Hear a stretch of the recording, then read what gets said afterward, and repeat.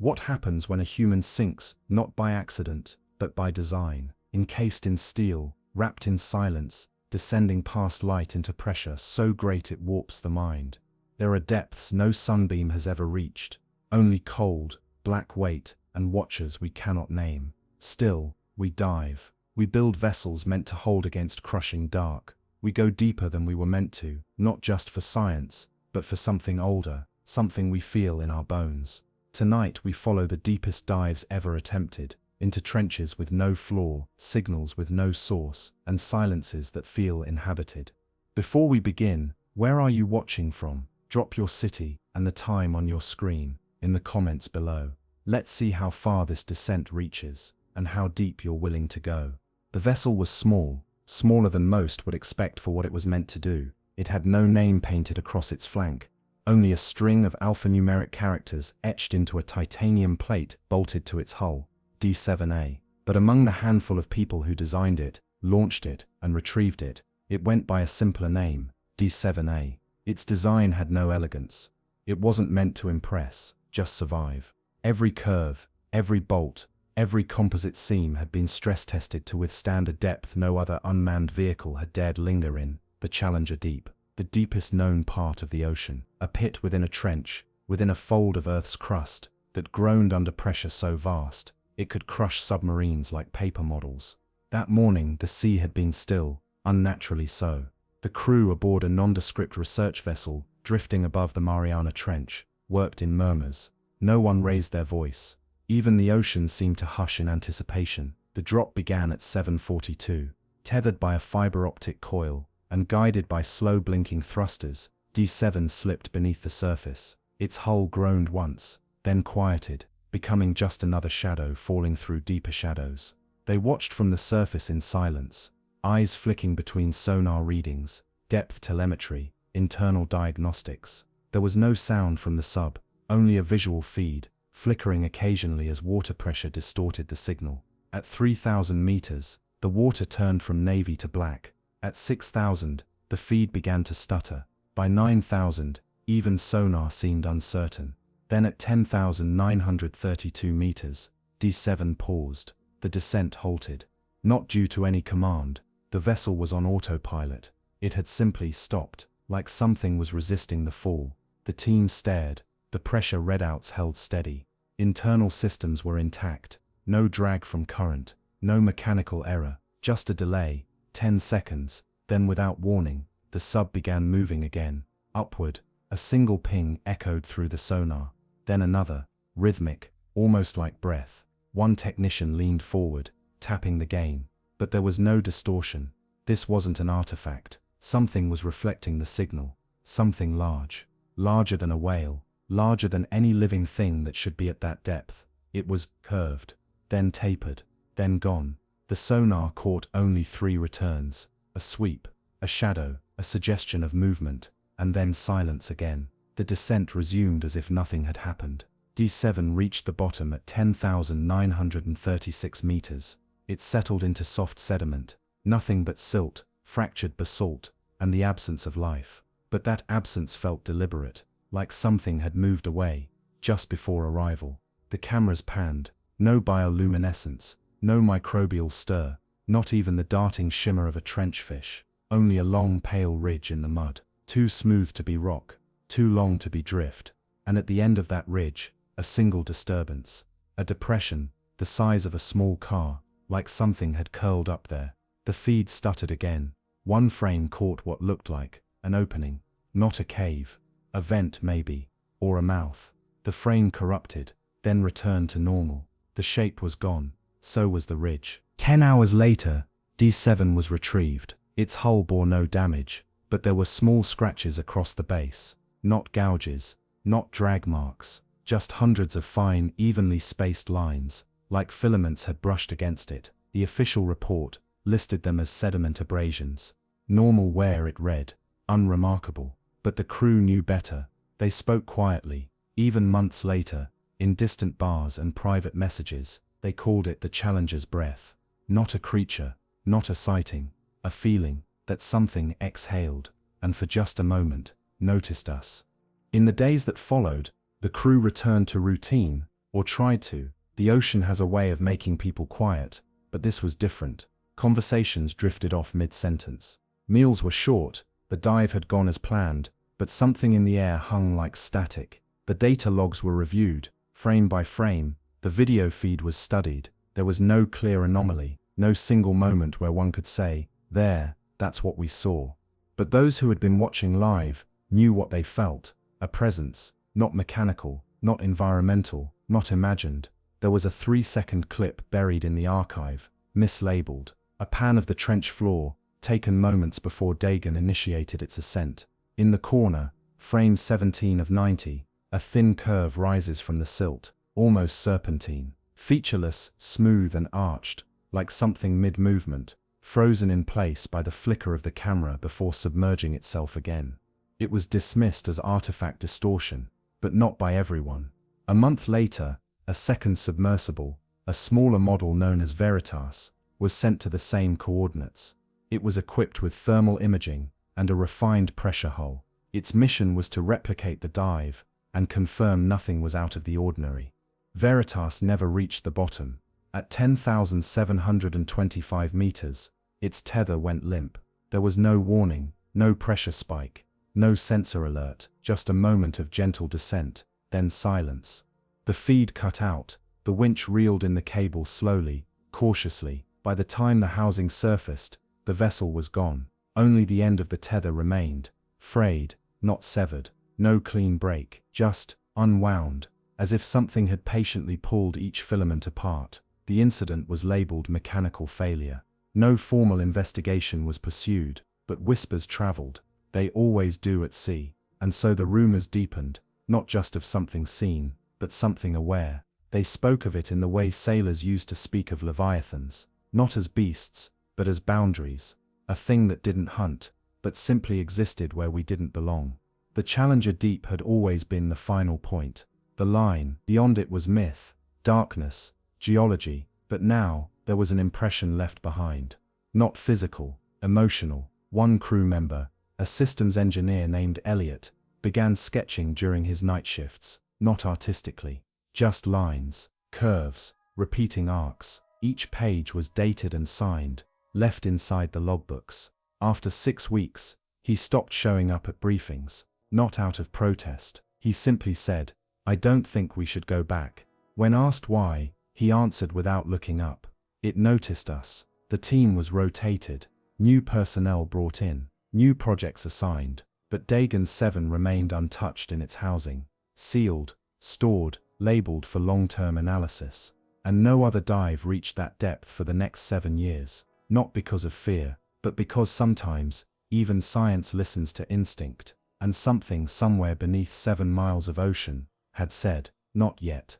Years passed, technologies advanced, budgets shifted, and gradually, the hesitation around Challenger Deep gave way to curiosity again. That's how it works with the unknown. Time softens its edges. Mystery becomes data waiting to be captured. Fear becomes funding. A new expedition was commissioned, this time under a joint initiative between marine research institutions and aerospace engineering groups. Their goal wasn't merely exploration, it was permanence. They designed an autonomous lander, Hades III, capable of resting on the trench floor for 72 hours without tether. No winch, no human oversight, just code, ballast, and silence. The lander was built in a clean room in Oslo, then shipped discreetly across 3 ports to the launch vessel waiting over the trench. Everything about the mission was quieter this time. No press releases, no sponsors on the hull, just names on laminated checklists and murmured confirmations in cold metal corridors. When Hades III descended, the team watched from a darkened control room. No one spoke during the drop. At 6,000 meters, the sonar returned a familiar hum. The ambient creaks of deep water pressure, faint gas shifts, distant particulate sounds. At 9,000, the static increased slightly, but readings remained stable. At 10,930 meters, something changed. The onboard accelerometer spiked briefly. The descent slowed, as if the water had thickened. It wasn't current. There was no lateral drag, but for 8 full seconds the vessel seemed suspended. Then it resumed, smoothly. Hades touched the seafloor with a controlled thud. Silt rose, shimmered, and settled. All readings remained nominal. Then the visuals came in. The first few hours were uneventful. Rock, sediment, the occasional glint of mineral. But then came the frame they didn't expect. A clean circular depression in the sediment, perfectly round, about 4 meters wide. No debris, no drift, just an empty impression.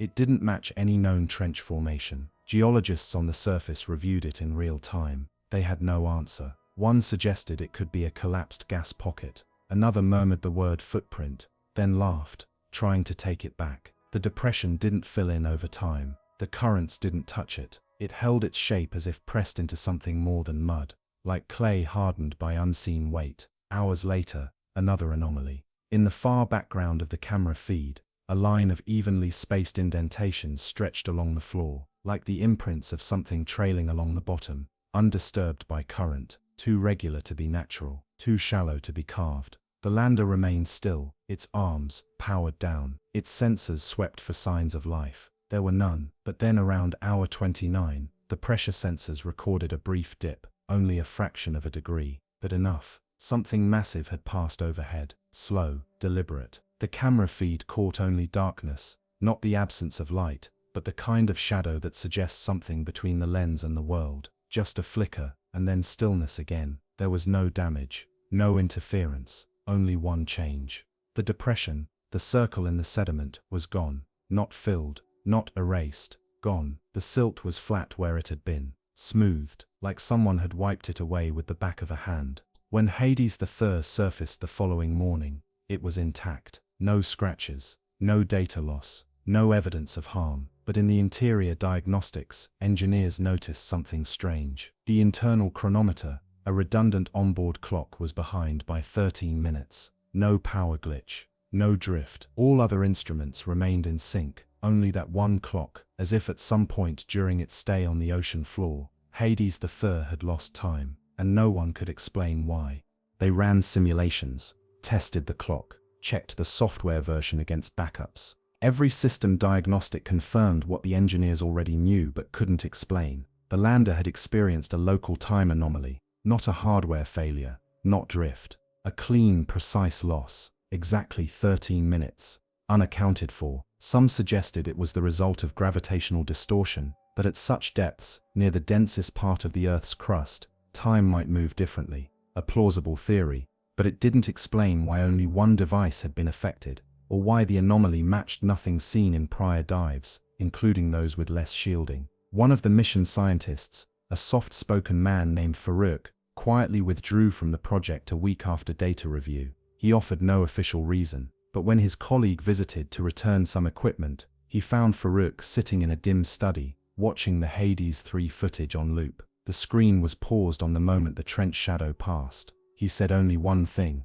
it wasn't swimming. When asked what he meant, Farouk hesitated. Then slowly, he continued. It didn't displace water the way it should have. There were no ripples, no silt stirred. It was like it passed through the medium, without touching it, like it was skipping time. The footage was archived, the reports filed, and Hades III was decommissioned. No formal statement was released, just silence. A silence that extended beyond the mission, beyond the team, beyond the trench. Other dives continued, but none to those exact coordinates. The seafloor of Challenger Deep remained, as always, a place of measured stillness, but not peace. Among deep-sea engineers, a quiet phrase entered the margins. They used it jokingly, at first, as a shrug, a placeholder for any glitch that defied logic, the breath again. But over time, it became more specific. It was no longer a punchline, it was shorthand, for the sensation that something else was down there. Not a monster, not a myth, something elemental, old, beyond anger, beyond hunger, just aware. Stories filtered up through research circles and subcontracted labs, private conversations, unpublished notes. A diver who refused to descend below 3,000 meters again. A data technician who deleted months of logs from his terminal after reviewing a dive report. A naval captain who, when asked why certain coordinates were blacklisted, simply replied, "There are places the water doesn't want us." And so the story of the Challenger's breath didn't spread the way stories usually do. It didn't trend, it didn't headline, it lingered, softly, among those who'd been close to it, close enough to feel the pause, to sense the stillness, to realize, the deeper you go, the more the ocean is not just a place, but a mind, a pressure without voice, a memory without language, something that watches, but does not blink, something that listens, but does not forget. Whatever brushed against Dagon, whatever silenced Veritas, whatever erased time for Hades, it never showed itself fully, but it never needed to. Just a breath, a ripple, a change in the way the silence bends, and somewhere 7 miles beneath the light, something waits in that stillness, not with teeth, not with malice, just the patience of stone, and the memory of movement. It begins with color, where there should be none, and depths where sunlight has long given up, where even bioluminescence fades into isolated flickers. There came reports of something unnatural, not glows, not flashes, but patterns, pulses, structured light beneath the cold black stillness of the Laurentian Abyss. The trench lies northeast of Nova Scotia, a quiet scar in the Atlantic seafloor. Unlike the Mariana, it hasn't attracted as much attention. It's colder, less dramatic, but deeper than most realize, over 6,000 meters in parts, and largely unvisited, except by accident. In the winter of 1994, a commercial cable-laying vessel, Arc Tern, passed over a segment of the trench to survey seabed integrity for a new transatlantic line. Their task was simple: chart sediment, avoid fault lines, ensure no tectonic instability. For the first 48 hours, the sonar behaved normally: smooth terrain, minimal drift. The crew relaxed. It was cold, but uneventful. Then just after 2 a.m., the automated submersible Petrel 2, sent to scan a narrow fault valley near the edge of the abyss, captured something strange. A flicker in the lower right quadrant of its camera, sharp, not the organic blue of jellyfish or microbial bloom. This was cleaner, almost geometric. A red pulse, followed by a green shimmer, then a soft ring of pale gold. The pattern repeated, then reversed, then stopped. The pilot dismissed it as an equipment echo, maybe interference from onboard systems, but the ship's geologist wasn't so sure. He reviewed the footage frame by frame, and noticed something troubling. The light wasn't reflecting from sediment, it was emerging from beneath it, as if something was buried there, and trying, gently, rhythmically, to communicate.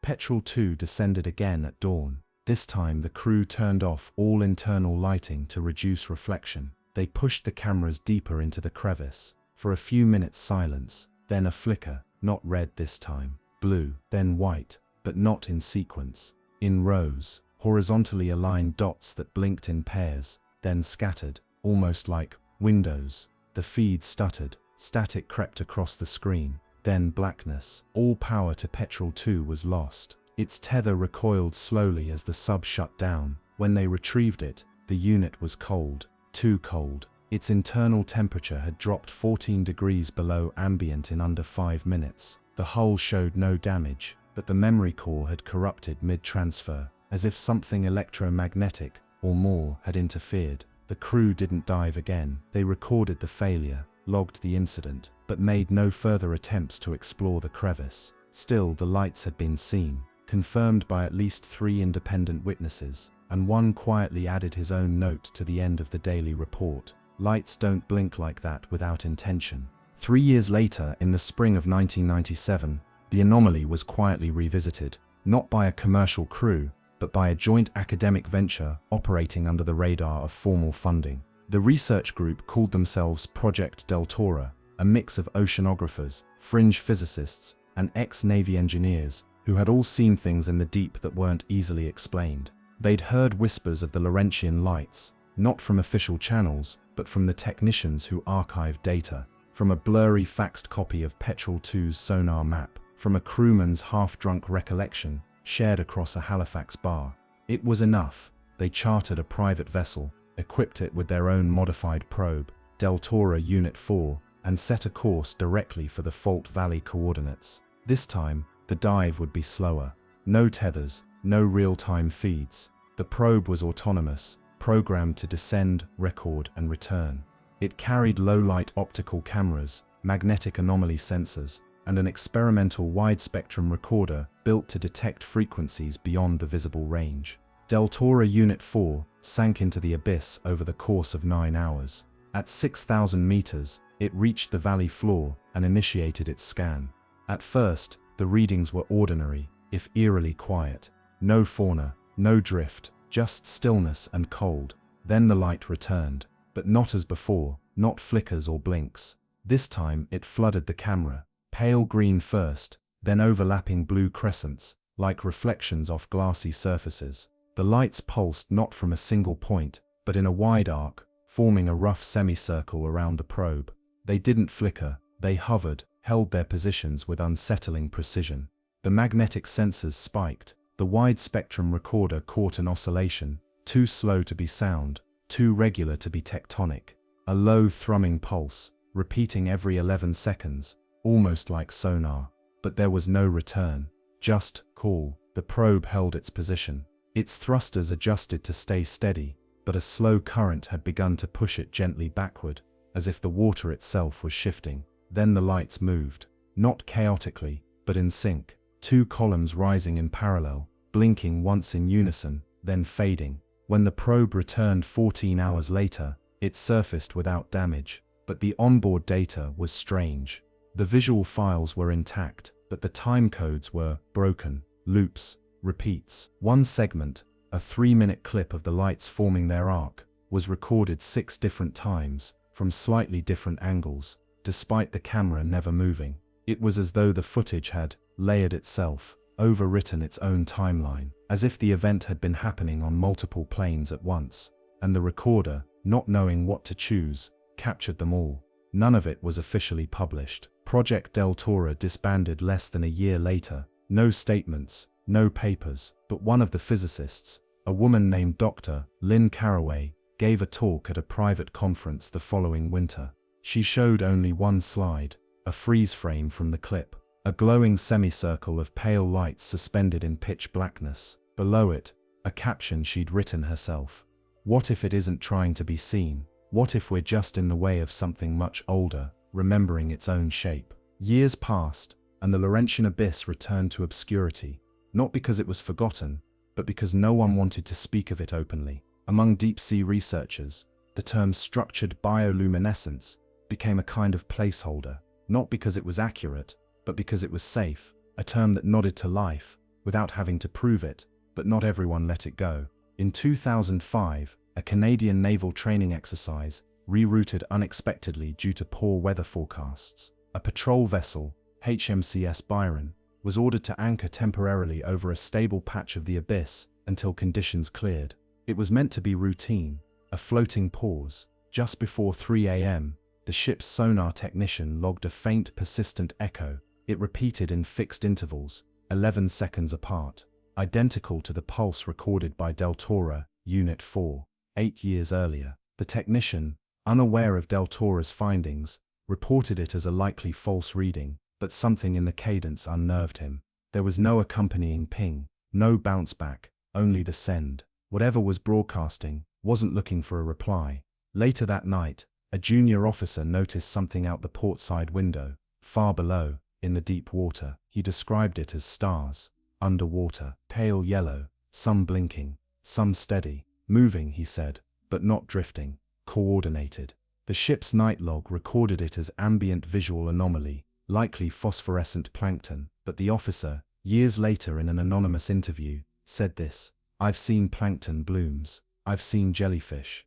This was different. The lights weren't just glowing, they were facing us." Another crew member described seeing a faint structure in the water, something massive, translucent, arching like a dome far beneath the surface. Not a craft, not mechanical, but organized, geometrically precise in a way no organic life had any business being. That structure was never captured on sonar. But the following morning, when the ship weighed anchor, something strange happened. The water beneath the hull surged upward in a silent plume, not like a geyser, but a lift. It raised the Byron 2 feet, just for a moment, as if the ocean had exhaled beneath it. No damage was reported, no cause was found, but the event was logged, and that log, like others before it, quietly disappeared from the official archive within 6 months. Only a printed copy remained, filed in a forgotten drawer by the sonar technician, who hadn't been able to sleep since. He'd started having dreams, of light in the blackness,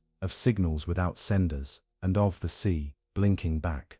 The most recent known attempt to document the Laurentian lights came not from the military or academia, but from a private venture, an independent deep-sea cinematographer named Alain Dorset, known for his minimalist underwater films and obsession with filming what others missed. He had no crew, just a custom-built capsule he called Emile, equipped with 8K low-light optics, reinforced glass, and a ballast system designed for silence. In late autumn of 2019, he descended into the Laurentian Abyss alone. His plan was simple: record 40 hours of continuous video at depth, then surface with everything intact. No tether, no broadcast, only internal storage and sheer trust in engineering. He launched without fanfare, under overcast skies and a falling barometer. His final message before submerging was a quiet audio log. "There's something about this place that doesn't want to be found. But I'm not looking for answers. I just want to see what's there when no one's watching."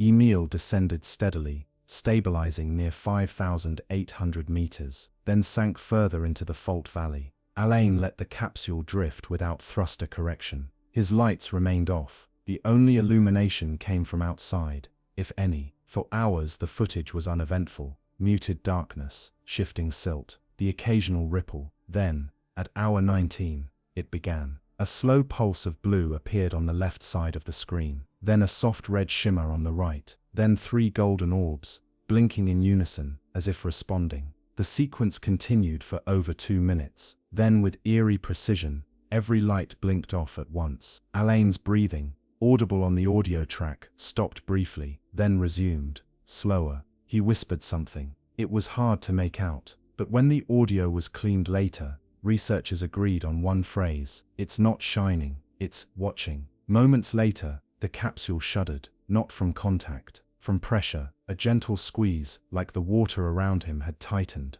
The camera caught nothing but murk, but a faint structure appeared on infrared, just briefly, an arc, high above the capsule, moving, ever so slightly, against the current. Alain did not surface at dawn as scheduled, but 12 hours later, Emile reappeared, buoyancy failsafe engaged. Inside, Alain was asleep, heart rate slow, oxygen steady, but his eyes didn't open for another 3 hours. When he did, he spoke only once, to the paramedic checking his vitals. "There's no light down there, not like we think. It's memory. The ocean remembers things, and sometimes it plays them back." He never dove again, he never published the footage, but a single still image leaked a year later, a black frame, empty, except for 6 perfect points of pale gold, arranged in a semicircle. No timestamp, no metadata, no depth reading, just the lights, and beneath it, in handwritten marker, "We were never supposed to blink back." Somewhere east of Tonga, hidden beneath a fold in the Pacific crust, there is a shaft, long, narrow, vertical. It doesn't appear on seafloor maps, not because it's small, but because it wasn't supposed to be there. It was discovered by accident in 2012, during a deep-sea mineral survey conducted by a private resource firm scouting for hydrothermal vent fields. Their sensors were sweeping across the lower basin, a volcanic stretch known for its complex terrain and geothermal activity. The terrain below was expected to be chaotic: ridges, fissures, sediment plumes. But in one area, just southeast of a caldera shelf, the sonar returned something different: an absence. A clean, symmetrical vertical void, stretching deeper than the equipment could immediately trace. Nearly 400 meters wide at the mouth, tapering in perfect concentric rings, as though carved, not formed. Its edges were smooth, unnaturally so, as if heat had fused the rock long ago and left behind only memory. They called it Site Theta. The name never made the press. It never left internal documents. The probe they sent down, a tethered unit built to resist intense pressure and volcanic plumes, descended cautiously. The entrance to the shaft was already deeper than they liked, 6,400 meters below surface, and no currents moved within it. For the first 200 meters of descent, the walls were visible, gray, featureless, occasionally veined with old mineral deposits. Then came the blackout, not a power failure, but a sensory one. Light ceased to reflect. The walls disappeared. It was as though the sub had passed into a space where the concept of distance no longer applied. The altimeter read that the sub was descending faster, but nothing pushed it. No change in ballast, no propulsion. Something was pulling, gently, evenly. They cut the cable at 7,100 meters, not because of damage, but because the signal had begun to echo. Not return sonar pings, actual data loops. The feed was repeating 3-second clips, delayed by a half-second, then doubled again. Like the probe was no longer broadcasting from a single point in space. It was recovered 3 hours later. No scratches, no wear, but the housing was warm, too warm for ambient depth. Inside, the camera had melted, not burned, melted, and every surface was slightly magnetized. The footage from the descent was irreparably corrupted, but one frame survived, half-rendered, blurry, more noise than image. It showed a faint outline of the shaft's interior just before the blackout. At the center of the frame, a smooth vertical band, almost metallic, and to the left of it, something that looked like, not a marking, not a fracture, but a shape, an arc, too symmetrical for erosion, too soft-edged to be mineral. The engineers debated endlessly. Some said it resembled a conduit, others claimed it was an illusion, the result of feedback or pressure artifacts. But one analyst, reviewing the magnetic data, offered a quieter observation. It's not pulling us with gravity, it's pulling us with memory. The shaft didn't match any known tectonic formation. It wasn't a vent. It wasn't a collapse. There were no heat plumes, no signs of lava flow, no seismic activity in the area for decades. Still, the pressure readings were unusual. At exactly 7,103 meters, the point where the probe was cut loose, the ambient pressure dropped, not increased. Dropped, as though the deeper interior of the shaft wasn't under the same compression as the ocean around it. There were only two possibilities: a massive hollow chamber, or something that altered the environment itself. Both options raised more questions than answers. In the weeks that followed, the data was shelved. The company classified the discovery as geological instability and rerouted its survey route. But the recordings leaked, not publicly, but through back channels, to universities, to defense contractors, to quiet circles who watched trench anomalies like signals from another world. A year later, an independent submersible team attempted an unmanned descent at Site Theta. Their drone, Kauri 5, never reached the shaft. At 6,300 meters, 100 meters above the mouth, its onboard gyroscope began to fail. It spun slightly, then jerked back into place. Then again, faster. Before contact was lost, its orientation sensors recorded an impossible reading. For 6 full seconds, the drone had been rotating along an axis that did not exist in three-dimensional space. When the cable was retrieved, it showed no break, no tension marks. It simply ended. The discovery of the shaft and its strange effect on probes and instruments remained unofficial. No scientific journal would publish without verifiable data. No government acknowledged the location, but those who'd been near it couldn't stop thinking about it. There was something about the verticality of it, not just a hole but a path, not collapse, direction. A theoretical physicist from Tokyo University who consulted on the Kauri 5 incident gave a quiet lecture to a closed audience. He described the shaft not as a trench, but as a spatial vector, something that exists less as a structure and more as a behavior, a place where location behaves differently. His final slide showed a series of concentric waves collapsing into a single vertical line. Beneath it, one phrase, gravitational memory conduit. When asked what that meant, he said, "Imagine something so old that even space has begun to forget it, and that forgetting makes space fold." In 2016, a military satellite scanning for deep-sea anomalies over the Pacific recorded an unexplained magnetic surge centered on Site Theta. The signal lasted 0.8 seconds. It was shaped like a vertical column, rising directly upward for nearly 3 kilometers before vanishing mid-ocean. There was no light, no heat, only magnetic distortion. It wasn't an explosion, it wasn't natural, it was a pulse, upward, precise, deliberate. Later that month, a French deep-sea diver named Lucien Vail, traveling with an independent survey team, went missing while diving far north of the shaft. He was never found, but his helmet camera washed ashore 3 weeks later on a reef in Tuvalu, over 1,800 kilometers away. Most of the footage was corrupted, but one segment survived. In it, Lucien is floating near a quiet ridge, inspecting sediment samples. He's calm, breathing steady, then static. The screen flickers. When the image returns, He's no longer at the ridge, he's falling, straight down, no bubbles, no current, just a silent vertical descent, surrounded by absolute black. He doesn't speak, he doesn't seem to struggle. In fact, he's perfectly still, as if frozen. The video cuts out 2 seconds later. Experts analyze the footage frame by frame. There are no indicators of motion, no weightlessness, no turbulence, as if space itself shifted and dropped him. The theory: he had passed near the shaft, not into it, just close enough, and something caught him, not with force, but with alignment, like a key slipping into the right lock, or a frequency finding its twin. No further dives have been recorded at Site Theta, not officially, not since Lushan. The region remains charted as a deep geological depression, marked hazardous due to suspected hydrothermal instability, a convenient fiction accepted by surveyors and satellite agencies alike. But within certain circles, quiet academic forums, encrypted logs pass between submarine researchers, the shaft is still discussed, not as a geological puzzle, as a threshold. In 2020, a marine acoustics lab based in Wellington conducted an unrelated hydrophone test across the South Pacific Basin. Their data caught something odd, a repeating sound pattern near the coordinates of Site Theta.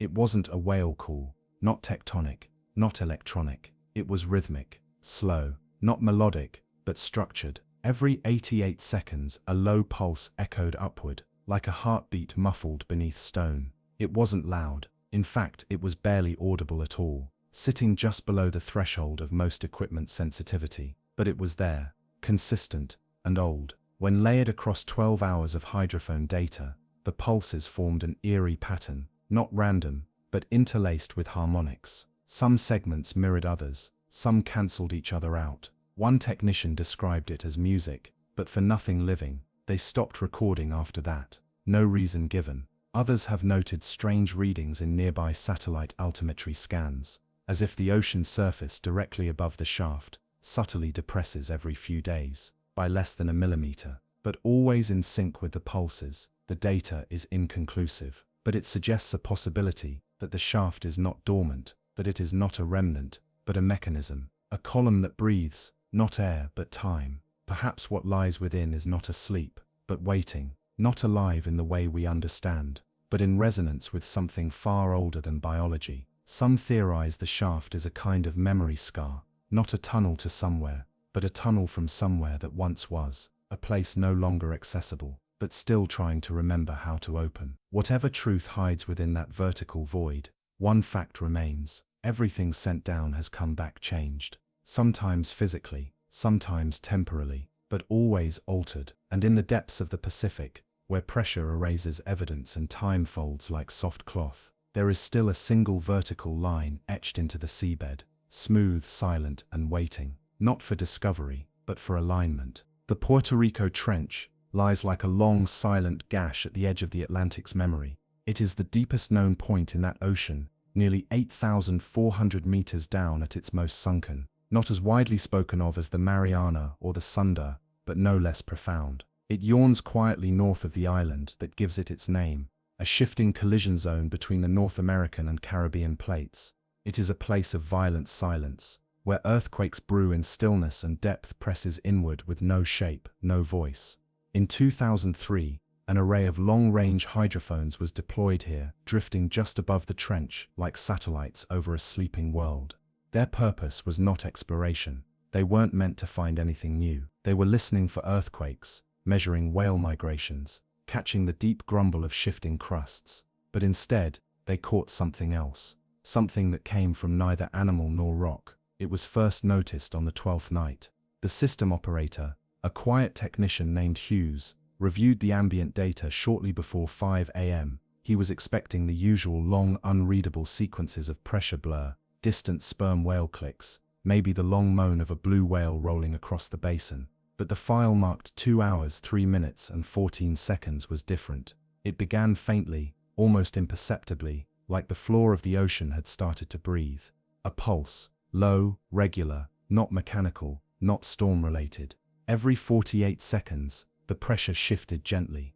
The frequency was outside the range of most animal calls, and yet it had structure: rise, pause, fall, and repeat. They called it the pattern. The term wasn't scientific. It came from one of the interns who noticed the rhythm in spectrograms. To the untrained eye, it looked like Morse code or sonar pings. But it wasn't Morse. It wasn't sonar. It didn't repeat in a way we could decode, only in a way we could recognize. The same beat, the same spacing, the same haunting sense that something was not broadcasting, but remembering. Over and over again, the signal came from the same coordinates every night, not just the same region, but the same point.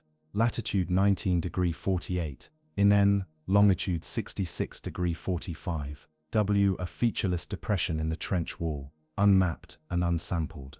What made it even stranger was that the signal only occurred between 2 o'clock and 4 o'clock a.m., never before, never after. Each session lasted between 6 and 8 pulses, then silence. There were no thermal spikes, no electromagnetic surges, no seismic movement, nothing but sound. For weeks, researchers recorded it, trying to triangulate a source. They assumed it had to be mechanical, an abandoned instrument perhaps, malfunctioning deep below. But no record showed any device in the area, and every test run on the frequency revealed something unsettling. The waveform behaved like speech, not human speech, and not in any language we knew. But the structure was unmistakable, amplitude rise and fall consistent with phrasing, breath-like pauses between each pulse, and harmonics that echoed, layered against each other like two voices speaking at once, one above, one below. An audio linguist from the University of Florida was brought in as a consultant. After reviewing the files, she said quietly, "It's not speaking, but it's not speaking, either." Attempts to amplify the recording, or simulate its effects on trench acoustics led to unpredictable results. In one test, when the pulse was played back into a controlled saltwater tank filled with trench pressure water, the pressure sensors began to fluctuate erratically. In another, played through a vibration plate to simulate tectonic material, a repeating interference pattern formed. When graphed, the pattern showed concentric ovals, like ripples locked inside each other, never fading. Someone offhandedly referred to it as listening back. The phrase stuck. A bathymetric drone was dispatched to the coordinates.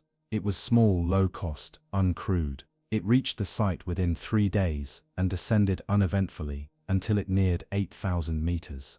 Then its sonar returned a signal no one expected. A pocket, an opening, not a cave, not a vent, a hollow, roughly circular, 90 meters wide, hidden in the slope of the trench wall. No previous scans had recorded it. It didn't reflect temperature, light, or movement. The drone paused at its edge. For 23 seconds, the video feed showed nothing but black, then static. Not full interference, something more subtle. The kind of distortion that suggests movement behind a lens, rather than in front of it. The last few frames showed the trench wall beginning to ripple, not visually, acoustically. The sonar feed trembled, soft, rhythmic, like the trench itself was exhaling through stone. And then, the drone's pressure housing imploded. There was no warning, no external contact, just a sharp collapse, silent, instant, final. The remains were never recovered. The project was shelved, the funding dissolved, and all recordings of the pattern were transferred to classified archives. But not before a few copies circulated, quietly, among acoustic researchers and oceanographers who still believed the sound wasn't accidental, not random, not unknown, but perhaps forgotten. In 2007, 4 years after the last recorded pulse, the pattern returned. No announcement, no warning. It simply resumed, as if a clock had restarted after a long, patient pause. The hydrophone team, by then operating under a new name and funding stream, had maintained only partial monitoring in the region, relegating the trench to quarterly scans. The signal slipped into their recordings unnoticed until a graduate student, cataloging archived frequency logs, spotted the familiar rise and fall. It was unchanged. Same rhythm, same depth, same time, beginning just after 2 a.m., ending just before 4 o'clock, as if it had never left at all. Except this time, it brought something new. A secondary tone, faint, barely traceable, like a second voice layered beneath the first. Out of sync, slightly slower, an echo offset by precisely 0.8 seconds. When the spectrogram was rendered and inverted to highlight anomalies, researchers found something that stole the room's breath. The second tone mirrored the first. Not a copy, not a reflection, a twin. Inverted, yes, but tonally identical, one ascending as the other fell. A call and response. But the most unsettling detail was this: when the two tones overlapped at exact harmonic intervals, every ninth pulse, there was a fluctuation in local water density. Not theoretical, measured, confirmed. It was small fractions of a percent, but undeniable. The water became, for brief moments, marginally lighter, less saline, less compressible. No model could explain it. A theoretical oceanographer suggested the tones were creating a kind of resonance chamber in the trench, a standing wave, not in sound, but in space. He called it acoustic lensing, though the term didn't fully describe what was happening. If he was right, the trench was behaving like an instrument, not just conducting sound, but amplifying and shaping it, folding it inward like light through a prism. And if that were true, then it raised the question no one wanted to say aloud. Was the trench being used, not geologically, not randomly, intentionally, a message, an opening, a song? In response, a new expedition was proposed, not to descend into the trench, but to listen better. The silence that followed was not just an absence of sound, it was a presence. Something about it pressed on the recordings, like weight. For nearly a year, the hydrophones continued to listen, their sensors drifting in deep cold, tuned toward nothing. And yet those reviewing the data felt watched, not listened to. Watched. There were no new anomalies in the trench, no further echoes, but strange readings began to appear elsewhere. At first they seemed unrelated, slight deviations in time-coded buoy data, thermal mismatches between overlapping satellite passes, sudden localized drops in conductivity in the water column above the trench. None of it was significant enough to flag independently, but when plotted across time and space, a pattern formed, not in the sound, but in its absence. Where the signal had once echoed, now there were perfect voids, spectral holes, where ambient ocean noise, currents, marine life, tectonic drift, vanished completely. As if the trench wasn't just quiet, but actively absorbing sound. Some began to speculate. They wondered if the previous signal hadn't stopped, but had instead changed its shape, evolved beyond acoustics, or withdrawn behind a wall we couldn't penetrate. The term acoustic cloaking was suggested, but no one could explain how a geological feature could choose to disappear, let alone affect the water column 2,000 meters above it. And then, without warning, something returned. Not a sound. A shape. On July 4, 2009, a NOAA research drone mapping the seabed near the trench's northeastern rim captured 6 seconds of visual data before its camera failed. The footage was grainy, distorted, but showed something unmistakable. A slow, wide ripple in the sediment, not from above, but from beneath. The silt shifted outward, in a ring. Then came a second ripple, smaller, faster, as though something was breathing, or moving its weight in preparation. Then darkness. The feed cut to static. The drone's systems went offline. It drifted to the surface 17 hours later, its cameras melted, an onboard clock running backward by 14 minutes. It made no sense. Atomic clocks don't drift that way, data doesn't reverse. But there it was, log entries with negative timestamps. No one could explain it.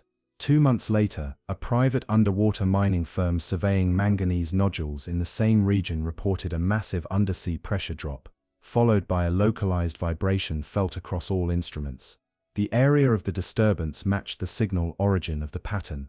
The mining operation pulled out that week. No formal reason was given. Whispers circled again, that the trench wasn't geological, that it wasn't even natural, that maybe it wasn't just a trench, but a chamber. And perhaps the pattern had been a kind of test, a calibration, a knock on the inside of a locked door. One paper, circulated unofficially by a retired seismologist from Portugal, proposed a theory both elegant and terrifying. What if the trench is not the source of the sound, but its instrument? What if we haven't been hearing what lives there, but what is being played through it? By 2011, interest in the Puerto Rico Trench had drifted into obscurity again, at least in the public eye. The ocean, as it often does, buried its anomalies beneath routine. New expeditions shifted focus toward methane clathrates, coral ecosystems, and undersea landslide studies. Funding drifted elsewhere, and the whispers about the pulses, the echoes, the strange footage faded into a kind of professional folklore. But in the deep silence continued, a silence so persistent that some began to treat it like a phenomenon in its own right. Researchers noted that marine life avoided the area entirely. No whales, no squid, not even plankton in detectable numbers. It was a desert at 8,000 meters, a strip of trench with no signatures of life, no movement, and no thermal anomalies, just stillness. And stillness in the ocean isn't normal. Something is always moving, always feeding, always migrating, but not here. A paper out of Reykjavik University quietly described it as a dead band. The term didn't catch on, maybe because it felt too literal. One researcher, a sonar specialist with a background in bioacoustics, described her experience reviewing data from the region during a conference Q&A. It felt like the water wasn't empty, she said. It felt like it was listening, not in a metaphoric sense, literally, like I was intruding on a frequency that wasn't meant for us. That year, a multinational research team launched a new initiative, codenamed Project Penumbra. Its stated aim was to study the acoustic properties of deep trenches under climate-induced sound shifts, but in practice, it had one goal: revisit the pattern. The team deployed an updated hydrophone web, larger than before with broader bandwidth and built-in encryption. This time, they weren't just listening, they were waiting. For the first 29 days, the trench offered only quiet. But on day 30, something stirred. Not a pulse, not a tone, a shape. Sonar imaging detected an anomaly at 8,340 meters, just above the trench's lowest mapped contour. A structure, round and rising, where before there had only been sediment. The team scrambled to analyze the data. The shape was dome-like, 42 meters across, standing only 5 above the floor, as if it had been there all along, buried and sleeping. It wasn't static. Very slowly, the readings showed it was expanding, microscopically, millimeter by millimeter, every hour. No materials in the surrounding geology could account for this. The shape was seamless, reflective, and cold. The most troubling detail: the hydrophones closest to the structure had stopped recording sound entirely. Not failed, they worked. But they captured nothing. Flatline, zero ambient noise, zero static. As if the water near the structure had ceased to conduct vibration at all. The project scientists didn't announce the finding. There were no publications, no press conferences. But 6 days later, Project Penumbra was shut down, funding pulled, vessel rerouted, data sequestered. Unofficial sources suggest a classified US naval report cited unquantifiable resonance behavior and inconsistent spatio-temporal boundaries around the structure. That same month, reports emerged from nearby coastal Puerto Rican villages of unusual phenomena: cell phones losing time, tide shifting irregularly, dogs barking for hours without cause. In the sky, airline pilots reported mild instrument wobble over the same region, minor, but repeating, always at night, always between 2 o'clock and 4 a.m., the same window. The final known transmission from the Penumbra array was an encrypted file labeled Pay4, Last Echo. It contained a single tone 11.2 seconds long, identical to the one recorded years earlier, flat, undecorated, unexplained. But when played through the same spectrographic software used in 2003, it produced a new shape: not a crescent, not a doorway, this time, an eye, perfectly symmetrical, iris-like, open, and with it came no caption, no commentary, just a log note, left by one of the junior researchers who stayed behind to archive the files. If it was listening before, I think now, it sees us. There is a region of the Java Sea known among marine cartographers as a soft shelf. It stretches quietly between Kalimantan and Java, shallow, warm, and seemingly uneventful. No deep trenches here, no roaring currents, no tectonic seams to trouble passing ships. But beneath the calm surface lies something stranger than turbulence: absence. In the summer of 1997, a joint Indonesian-Japanese research vessel was surveying the region for potential subsea floor gas hydrates, crystalline compounds locked in sediment, potentially useful as alternative energy sources. The team deployed a series of low-frequency sonar sweeps, bouncing waves across sediment layers to detect inconsistencies in density and structure. At first, everything returned as expected: fluctuating bands of soft clay, ancient silt, and fractured coral beds. But then, just north of Bowen Island, the sonar hit something impossible: a perfect dome. It measured 92 meters across and stood 14 meters high, rising from otherwise flat seabed like a buried temple. Its upper surface was smooth, not smooth like stone or like erosion, but geometrically smooth. No ridges, no cracks, no signs of life on its outer shell. The sonar team assumed it was an artifact, a misread, perhaps caused by temperature layering or signal bounce. So they swept again, then again. Each return confirmed the structure. Same shape, same location. A three-dimensional representation was rendered and revealed a distinct rim along the base of the dome, like a ring foundation. Whatever it wasn't naturally formed, and it wasn't small. 2 remotely operated vehicles were deployed within 12 hours. Both ROVs were mid-tier, outfitted for sediment sampling and live-feed video. They descended without issue. Visibility was low, but as they approached the dome, something happened. The water around them grew hazy, not due to silt, but due to interference. Static filled the cameras, not erratic, pulsing. Every 4.7 seconds the video would distort in a rhythmic ripple, as though the dome was emitting a low-frequency wave invisible to sensors but visible to lenses. Then, as the first ROV crested the dome, its lights flickered. The metal arms of the vehicle began to vibrate, mildly, like the sound of a tuning fork, except no one heard it. Only the instruments recorded the tremor. A second later, the connection failed. The cable went limp. No snap, no break, just inactivity. A slow fade. The second ROV, positioned 50 meters away, captured the last transmission. In it, the first ROV's lights are seen dimming, not flickering, fading, like a candle behind glass. Then its silhouette appears to fold inward, collapsing gently, not crushed, not broken, more like swallowed. There was no retrieval. Divers refused to go down. The team made several quiet attempts to re-establish communication with both ROVs, but no signal returned. So they did what scientists are sometimes forced to do in the face of the inexplicable. They left. They logged it as instrument failure due to localized EM fluctuation and moved on. But not before saving a set of frames, images of the dome, recorded in strips of corrupted color and broken resolution. And in one frame, just one, something strange appears. At the top of the dome, a shape, thin, curved, etched like a scar across its surface. It almost looks like a symbol. One geophysicist described it offhandedly in the log as resembling a partial spiral, like the coil of a chambered shell, but incomplete. That phrase stuck. The team began calling it the Nautilus mark. No one knew what it meant, but something about it felt old, not just pre-human, pre-memory. The images were quietly circulated, not in journals or databases, but between colleagues, passed along as curiosities. The frames were corrupted, yes, but not in the usual ways. There was a rhythm to the distortion, lines bent where they should have broken, colors shifted in gradients rather than glitches.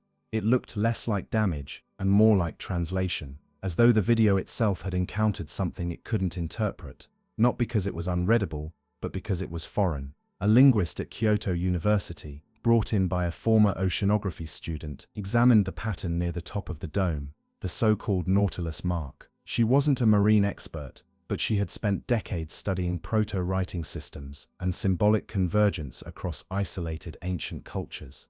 After several days of analysis, she published nothing. But in a private note attached to her final assessment, she wrote, "This is not a language, not in the way we use the term. It is more like instructional memory." Her phrasing baffled the researchers. She tried to explain symbols that don't convey ideas, but behavior. Not information, but activation. She compared it to the way ant pheromones guide movement, not as commands, but as conditions that unlock pathways. Still, nothing conclusive could be drawn. The dome sat, undisturbed, in shallow obscurity. The team filed the data. No new funding came, and in time the incident settled into footnotes. Until 2002, when a commercial salvage crew operating 40 nautical miles east of the dome's last recorded location reported something strange. They were searching for a sunken Dutch cargo vessel, rumored to have gone down during WWI. Instead, their sonar picked up a flat plane, uniform, bare, and then, nothing. Where the dome had once been, there was now only absence. No structure, no mound, no debris, just smooth seabed. A second sweep confirmed it. The coordinates matched. The surrounding terrain was unchanged. But the dome was gone, not collapsed, not eroded, gone. There were no impact signs, no residue, no density variation in the sediment. It was as if the dome had lifted, or perhaps been lifted, without disrupting the seafloor beneath it. The only anomaly found during the survey was a ring of slightly magnetized pebbles forming a loose arc around the area, not arranged artificially, but not natural either. They were nearly identical in size, shape, and orientation, like the scattered remnants of something that had once been precise. When measured for polarity, the pebbles pointed not north, but downward, every single one, as if drawn to something beneath that no longer occupied the space. The salvage crew didn't linger. They retrieved no wreck, found no treasure, and logged the zone as geologically unstable. But one diver, the only one who briefly entered the water, reported something unusual in his debrief. As he swam near the location, his depth gauge began to flicker. The numbers rose and fell erratically. For a moment the screen displayed an impossible reading, -92 meters. Negative depth. He surfaced immediately. The reading returned to normal. The incident was chalked up to electrical interference. But when the dive log was uploaded, that same diver received an anonymous message in a private forum. It contained only one line. "The dome remembers you. Do not return." He deleted his account the same night. The diver, who received the warning, never returned to sea. He refused interviews, declined all expeditions, moved inland, to a quiet town in Sumatra where, according to locals, he rarely spoke and often wandered the shoreline at dusk, staring at the water as if it were listening. And then came the transmission. In 2006, a European marine research vessel named SV Mistral was operating near the Java Sea, mapping subsea fiber optic routes. Their towed sonar array, trailing nearly 300 meters behind, began recording low-frequency disruptions during a pass over the same coordinates where the dome had once been. It started with faint humming, low harmonic bands just below the threshold of ambient ocean noise. Then came a single tone, 12 seconds long, perfectly even in pitch. No tremor, no modulation, just a single sound, flat and unyielding. What alarmed the crew wasn't the tone itself, but what came after, a burst of data.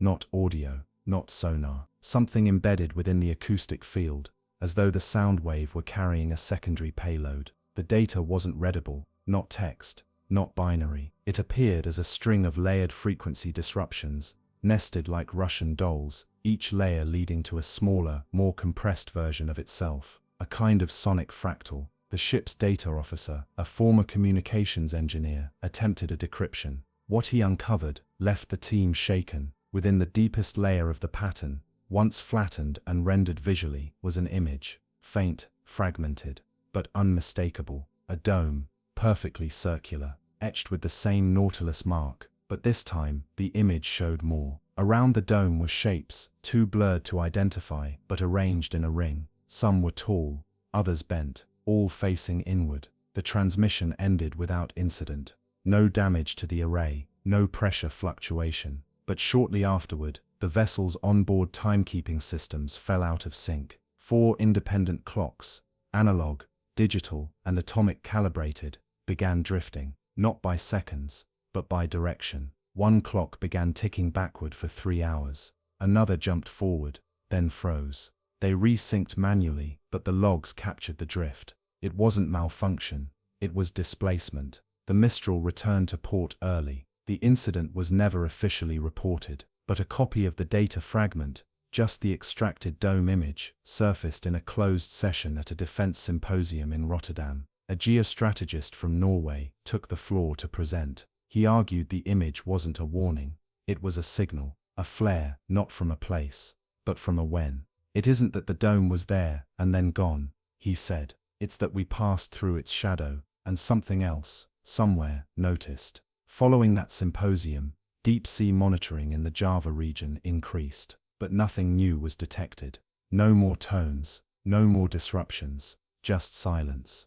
Except once, in 2010, when a trawler from Surabaya accidentally anchored over the site and reported its sonar echoing twice. Not once, twice. The second echo arrived 1.4 seconds after the first. Same terrain, same depth, but from a position 17 meters above the seabed that shouldn't have been there. Some called it a phantom return. Others believed it was something else entirely, a delayed reflection, or a memory of the dome, held in place, echoing through time. Whatever it was, it vanished just as quickly. The dome did not reappear, but the water still trembled, not visibly, not to the hand, but to the instruments. A gentle rhythmic pressure shift, almost like breath, faint, unexplained. And on some nights when the sea is very still, fishermen speak of sounds, not voices, not music, just a low hum rising from the deep, like the earth remembering a shape it once wore and might wear again. By 2015, the dome was considered myth. Among oceanographers, it had faded into legend, a strange sonar return, an anomaly buried in corrupted footage, the kind of story that gathers weight only in retelling. There were no new surveys of the area, no expeditions, no second looks, but the ocean never forgets. And sometimes, it doesn't let us forget either. That year, a team of marine biologists from Singapore was conducting a routine population study of cuttlefish and reef octopuses in the Java Sea. Their research was shallow, focused within 100 meters of the surface. They had no reason to think about sonar, no reason to look down, until one of their acoustic tags stopped responding. A tagged octopus, tracked since adolescence, vanished. Its signal dropped instantly, without warning, not moved, not faded, gone, like it had fallen out of the map itself. Concerned it had been taken by a predator or snagged on debris, the team lowered a small scout drone to investigate. It returned within the hour, nothing unusual on the footage, until they reviewed it in reverse. Somewhere in the final 2 minutes of the descent, the drone's footage revealed a distortion, not on the image, but in the water itself. Bubbles, thousands of them, rising not from below, but from a horizontal plane in the mid-water, as if exhaled from nowhere, and with them, for just a second, a silhouette, curved, impossibly large, a shape that echoed the memory of the dome. The team dismissed it publicly, said it was a fault in the ballast vent, but privately, they submitted the footage to an oceanic anomaly research archive in Reykjavik. There it was analyzed by a mathematician named Alvar Sonner, who'd spent years studying time-folded seismic patterns. He watched the footage on loop, then slowed it, then inverted the contrast, and there, inside the rising bubbles, he found something that did not belong. Letters, not language, but arrangement. 7 points of light, symmetrical, moving together in a slow spiral. They didn't blink, they didn't scatter, they turned, like a clock, or a lock. Sonner submitted a paper under an alias. In it he wrote, "The pattern behaves as if it is not random. It is architectural, not built, but remembered. A structure manifesting through pressure and time." No one responded, not officially, but 2 weeks later, the Reykjavik archive was taken offline. All dome-related entries were removed, and Sonner, he vanished. No forwarding address, no publication trail, gone, like a name scratched off a wet window. Later that year, deep-sea listening buoys in the eastern Indian Ocean recorded a low-frequency signal, far below human hearing, moving westward at a speed slower than any current. It passed directly over the former dome site, and when it did, every instrument in the region, from tide meters to GPS clocks, drifted backward by 9 seconds, then returned to normal. No explanation was ever given, but those watching closely noticed something else. The signal's waveform, when mapped vertically, resembled a shell, a perfect logarithmic spiral, the same shape. Again, the dome hasn't returned. No images, no contact, but somewhere beneath the Java Sea, the seafloor hums gently every few days. The frequency isn't random. It rises and falls with the tides, as if something underneath is listening, or breathing, or remembering. And when researchers ask why the site hasn't been explored again, why no one's gone back to study what might still wait below, the answers are always vague. Budget, logistics, unstable silt. But sometimes, late at night, one of them will say something quieter, something harder to forget. The dome isn't gone, it's just not here yet. Above the Arctic Circle, where the sea ice fractures like glass under pressure and the sky glows in long hours of twilight, something ancient is awakening. The melting has been slow, steady, but relentless. Each year, the ice retreats a little farther, exposing regions untouched by light for tens of thousands of years. New currents form, old ones weaken, and in that shifting silence, something once buried begins to breathe again. In 2021, a research collaboration between Norwegian and Russian climatologists sent a pair of deep-water sensors to study the seabed beneath the Makarov Basin, an underexplored trench wedged between the Lomonosov and Alpha ridges in the central Arctic Ocean. The goal was to monitor methane plumes, ancient gas locked in permafrost now thawing beneath the seafloor. The project was technical, controlled, carefully risk-assessed. But on the fifth dive, the Bathyscaphe Era 4 sent back a report that no one expected. Not data, a video. It showed a slow descent through grey-lit water. Then, as the craft neared 3,500 meters, a shape came into view. At first it looked like ice, a white ridge, half buried in sediment. But as the camera swept closer, more detail emerged. It wasn't jagged. It was smooth. Too smooth. Curved like bone, but too large and too symmetrical. The probe rotated. The shape continued. A long arc, ribbed along one side with regular notches. Then it turned again, and for just a moment, the feed captured something unbelievable. A face, not human, not even animal, just the suggestion of eyes. Two dark depressions, spaced like sockets, staring out from beneath layers of ice-crusted mud. The video feed shimmered, glitched. The camera shifted, and the shape was gone.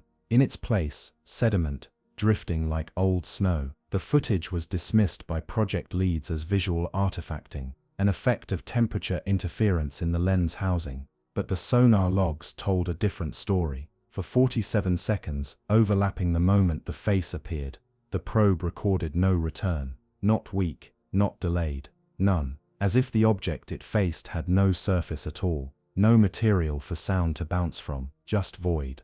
The team quietly flagged the incident, then moved their study farther west. Public reports made no mention of anomalies, but the Arctic keeps its secrets poorly, especially when they melt. The story of the face, or what appeared to be a face, spread quietly. It never reached public channels, never touched the media, but within deep-sea research communities, it was passed like a coded whisper, not out of fear, but out of disbelief. A sighting beneath the Arctic, in a trench barely explored, impossible, and yet the footage was archived, privately, encrypted in cold storage. And then in early 2022, something else happened. A seismic buoy stationed north of the Laptev Sea began detecting faint tremors, not from plate movement, but from beneath the permafrost. Deep, regular pulses. They weren't violent, they didn't resemble earthquakes. They came like breath, slow, controlled, spaced at near-perfect intervals.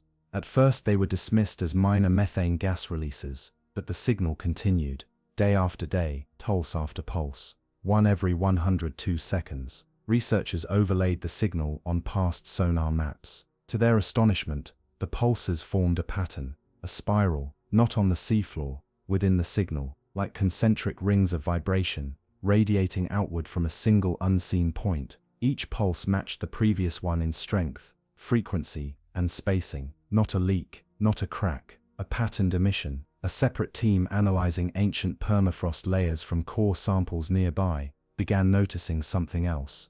The ice wasn't just thawing, it was thinning unevenly. Some sections vanished entirely, as if consumed, melted from below, not above. Thermal readings didn't add up. There was no heat source, and yet the ice retreated, in straight lines, radial curves, forming half circles that matched the shape seen on the Era 4 dive. Not random, not chaotic, structured, as though something beneath the Arctic shelf wasn't just rising, but reshaping the land above it. And then came the drift. A German icebreaker, Luderitz, was surveying climate data near the same basin. For nearly 20 minutes, its onboard navigation drifted off course by over a full nautical mile, without any change in wind current or ice conditions. Gyroscopes spun, compass readings jittered. The water beneath the hull grew still. Crew on board described the moment as like sailing across a glass eye. Utter calm. No waves, no movement, no sound. Then a low hum began to vibrate through the ship's frame. Not from the engines, not from the sea. A resonance, like standing in a cathedral just before the choir begins to sing. And as quickly as it arrived, it ended. The ship's systems returned to normal, navigation corrected, but all data for that 20-minute interval was unrecoverable, wiped, not corrupted, gone. The incident was never officially reported, but in port, a junior technician copied the incident log to a private drive. It contained one strange annotation in the ship's sensor data, a single word, generated by the automated anomaly parser, silhouette, no other information, no coordinates, just that, like something had moved beneath them, too large for detection, but close enough to cast a shadow. The Arctic isn't a place of drama, its changes arrive slowly, like sleep. Permafrost cracks not with thunder, but with the quiet sigh of ancient air, releasing bubbles older than memory. And in that silence, deeper than deep, something begins to rise, not in form but in effect. In the months that followed the Luderitz incident, a new anomaly emerged.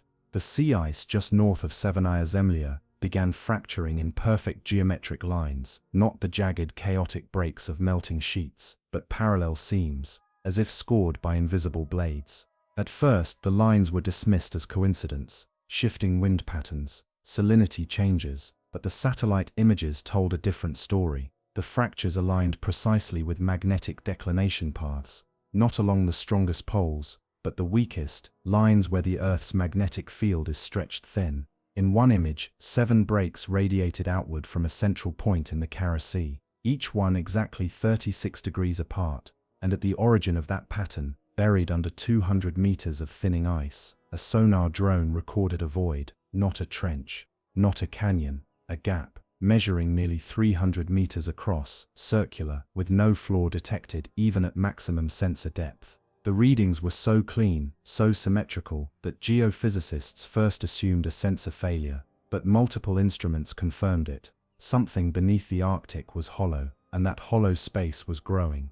The Russians sent a crew, not scientists, not journalists, but a single autonomous drone, encased in ceramic plating, launched under radio silence. It did not return. The last transmission, archived silently and leaked months later, contained less than 6 seconds of video, a wall of smooth dark stone, no sediment, no life.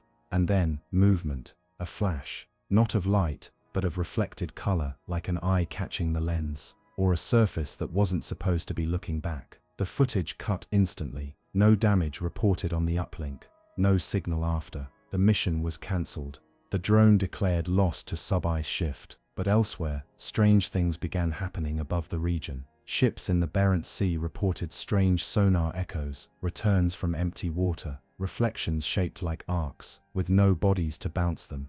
In Longyearbyen, Norway, multiple residents claimed to hear low tones at night, deep, pulsing sounds that seemed to come from beneath the ground, not loud, not constant, just present, as if something was breathing through the land itself. A Swedish research base on the Laptev coast documented 2 unexplained animal strandings. Dozens of narwhals and beluga whales swam toward shore, confused, circling, before beaching themselves. When necropsied, all showed signs of extreme disorientation, but the most telling detail, their inner ears were severely damaged, as if struck by a tone too low for human ears, but strong enough to shatter equilibrium. A biologist noted, it's as though they were running from something, not away, but beneath.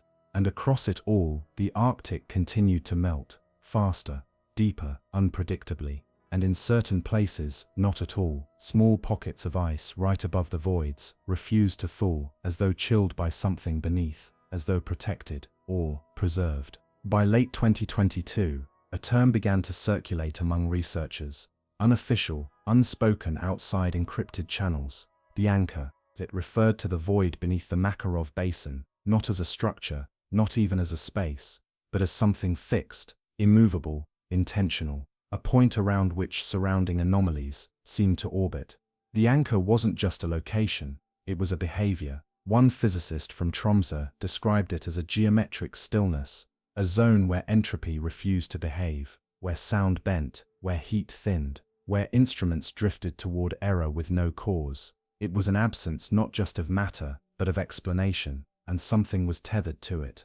Satellite readings revealed gravitational irregularities in the region, not significant, far below the threshold of major concern, but consistent. Every 11 days, the pull of Earth's gravity dipped just slightly over the anchor's coordinates, then corrected. Geologists theorized a subsurface magma chamber. Oceanographers blamed shifting salinity, but one mathematician offered another theory. that the void wasn't pulling at us. We were pulling at it, like something locked in place, and the planet itself was trying to move around it, like a hand sliding around a nail hammered through a spinning wheel. The idea was dismissed, too abstract, too poetic, but something strange kept happening in the data. Every time the Arctic sea ice receded past a certain threshold, the void seemed to respond, not by changing shape, not by rising, but by broadcasting, not audio, not seismic waves, but time. A French team monitoring chronometers along polar research vessels noticed that local atomic clocks were losing sync when passing near the anchor's coordinates. Not by milliseconds, by interval. One clock slowed, one advanced, a third reversed, ticking backwards for 71 seconds before correcting itself. This couldn't happen. Atomic clocks are the most reliable instruments on Earth, and yet near the anchor, nothing held. The idea gained traction that perhaps the void wasn't just hollow, but operating on a different set of rules. A pocket of space untethered from time, as we understand it. A chamber of stillness, not silence. A place where time doesn't flow, it waits. Then in January 2023, an ice core sample retrieved near the anchor site showed a chemical composition that didn't belong, not because it was alien, but because it was anachronistic. Trapped in a bubble 5 kilometers down, the gas inside matched atmospheric conditions from 2.3 million years ago. Not unusual in itself, until tested again 2 weeks later, the sample had changed. Isotope ratios shifted, molecular structures warped, as if the trapped air was still responding to an atmosphere that no longer existed. The implication was horrifying. Time inside the sample was still unfolding, as if it hadn't finished happening yet. The lead chemist removed his name from the report. No one published. The sample was sealed in vacuum storage and quietly moved to a cold archive in northern Finland. It has since gone missing. The anchor has not moved. It does not expand. It does not erupt. It does not rise. But it continues to bend the world around it. And with each season as the Arctic melts farther and faster, the void beneath the sea remains fixed, untouched by heat, immune to pressure, as if waiting. Some believe it is a relic, others, a machine. But the most unsettling theory is also the simplest, that it's not a thing at all. It's a threshold, not meant to open, not meant to close, just meant to exist, until someone or something remembers the shape of the key. East of Australia, west of Fiji, sits a chain of islands known more for volcanoes and cyclones than for quiet. But beneath their warm tropical waters lies a place the ocean seems to avoid. Ivers have a name for it. Though never on the record, they call it the Silent Room. It lies offshore from Vanuatu, near an unremarkable trench, fold roughly 3,400 meters deep. There are no sunken temples here, no domes, no spirals etched into the sand, just stillness. It was first discovered in 2009 by a geological mapping vessel from New Zealand, conducting sonar sweeps across subduction zones. One of their side scan returns came back blank, not garbled, not incomplete, blank. For a stretch of exactly 600 meters, the sonar returned no terrain at all, not flat seabed, not ridges, just a void in the map, an erasure too clean to be natural. The team assumed a system glitch, but when they reran the scan, the same result returned. 3 more passes confirmed it.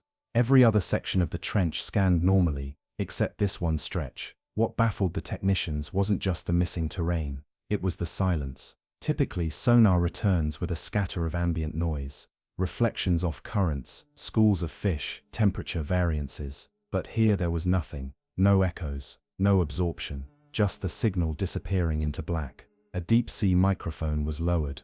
It was meant to capture baseline ambient sound, wails, tectonic murmurs, even the creak of distant shifts in rock. Instead, the recording came back as flatline, not dead static, just absence. The sea wasn't quiet here, it was empty. Later that year, a dive was arranged. A small ROV, the Wrecker 3, was deployed with low-light cameras and passive sonar. It descended slowly, pausing at intervals to record data. At 2,900 meters, the silt began to thin. The seabed became unnaturally smooth, resembling wet slate. No coral, no debris, no fish. Then the audio feed cut. The visuals remained, for now, but the ROV's microphone, recording clearly for the entire descent, went completely silent. No signal loss, just zero data. as if it had entered a space where sound could not exist. The visual feed showed only more of the same: grey seabed, gentle currents, no motion. Then in one frame, something new, a ridge, barely visible, half buried in silt, perfectly straight, running parallel to the ROV's path for over 20 meters. Not a crack, not an uplift, a line, too perfect. Then the light flickered, the camera adjusted, and the ridge was gone, not obscured, not out of frame, gone, like it had never been. And in its place, a patch of darker sand, circular, 10 meters wide. A pulse of static hit the feed, and then everything went black. The ROV never returned. No snap in the tether, no mechanical failure warning, just silence. It had drifted into a blind spot on the seafloor and vanished without impact, without trace. The winch reeled back, an intact cable, clean, unbroken, nothing at the end but the steel coupling, softly swaying in the current like it had never held weight at all. The recovery team was silent. They reviewed the last available footage in the dark of the ship's operations room.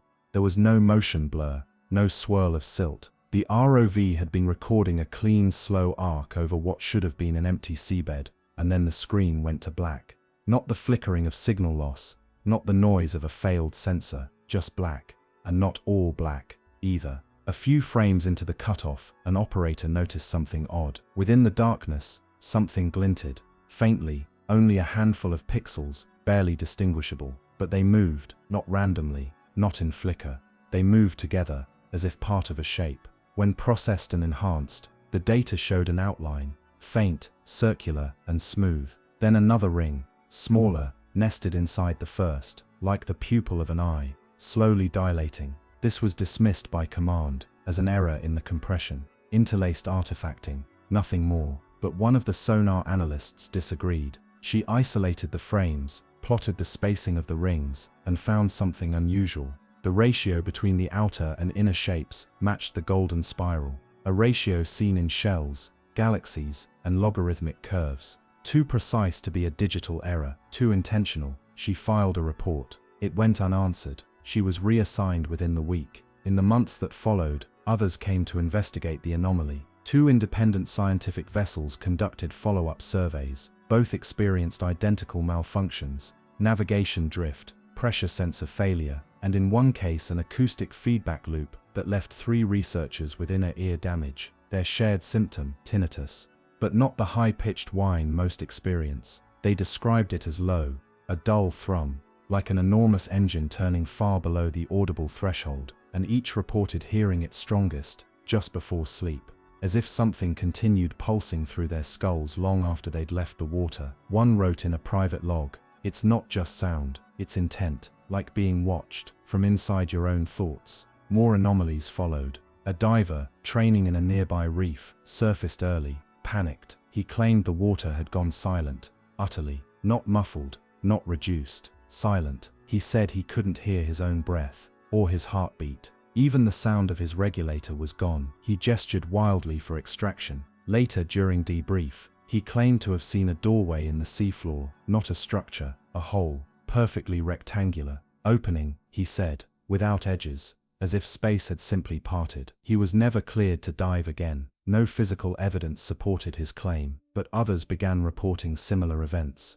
not always visual, but perceptual, as though near that part of the trench, reality frayed, not shattered, not broken, just loosened, as if beneath the silent room, something else waited, not in hiding, but in stillness, a presence that didn't reach outward, but let the world come to it.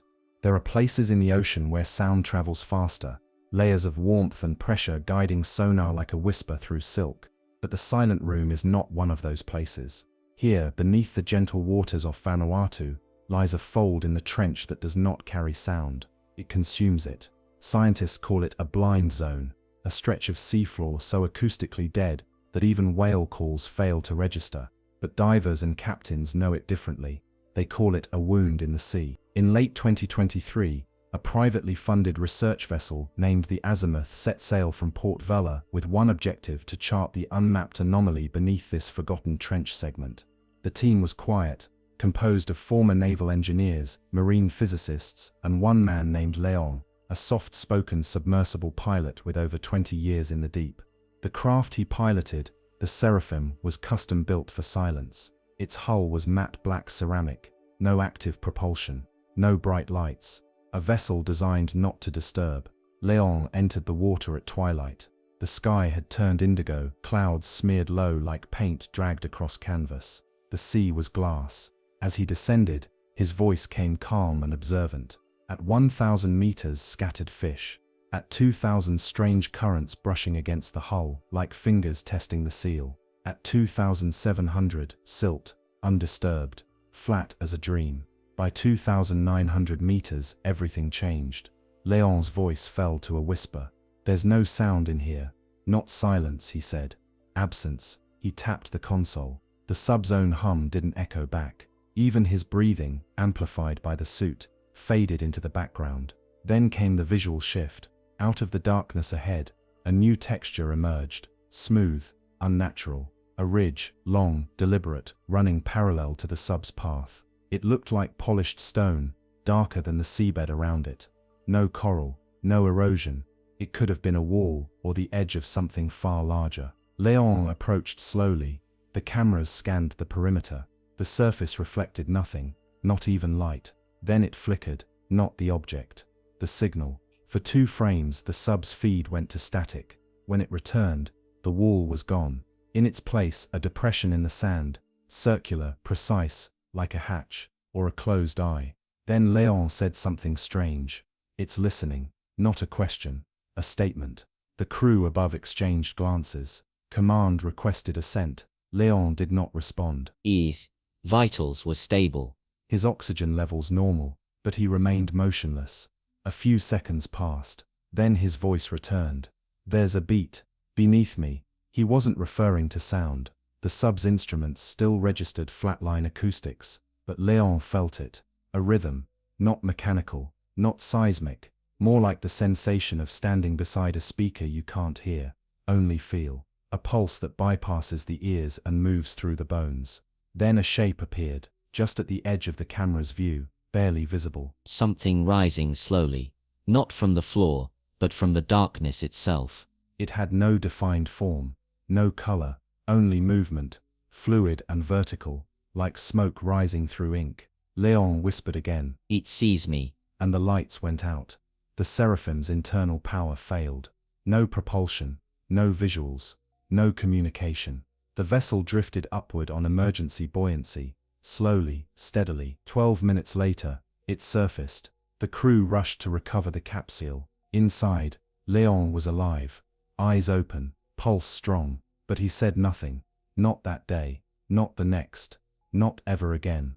Neurologists found no trauma, no stroke, no physical reason for his silence. His scans resembled sleep, not coma, not injury. A conscious body, with the mind in retreat.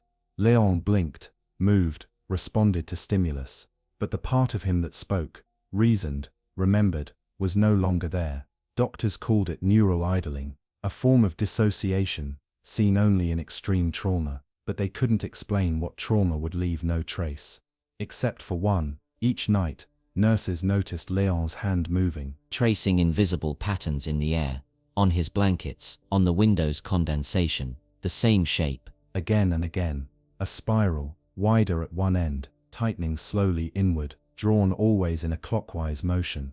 When asked, he gave no answer. But one night, a nurse asked if it was a shell. Leon paused, and blinked. Twice. The first sign of recognition since the dive. Was it a memory, or a message? Others have dived since. No one has found the same formation. The silent room remains, still and blank, and depthless. And yet, sonar pings sometimes return a curved echo, a faint suggestion of mass, just beyond the scan range. It always disappears on the second pass, as if it doesn't want to be seen, only known. It has now been years since Leon's dive. The footage is locked away. The logs classified under maritime safety statutes. The official story remains unchanged. Instrument failure, pilot stress, submersible malfunction. But the crew of the Azimuth never accepted it. Not fully. One technician, now retired, still dreams of the last sonar ping they received. A warped return that shimmered not like a shape but like a curve of distance itself, bending back on itself.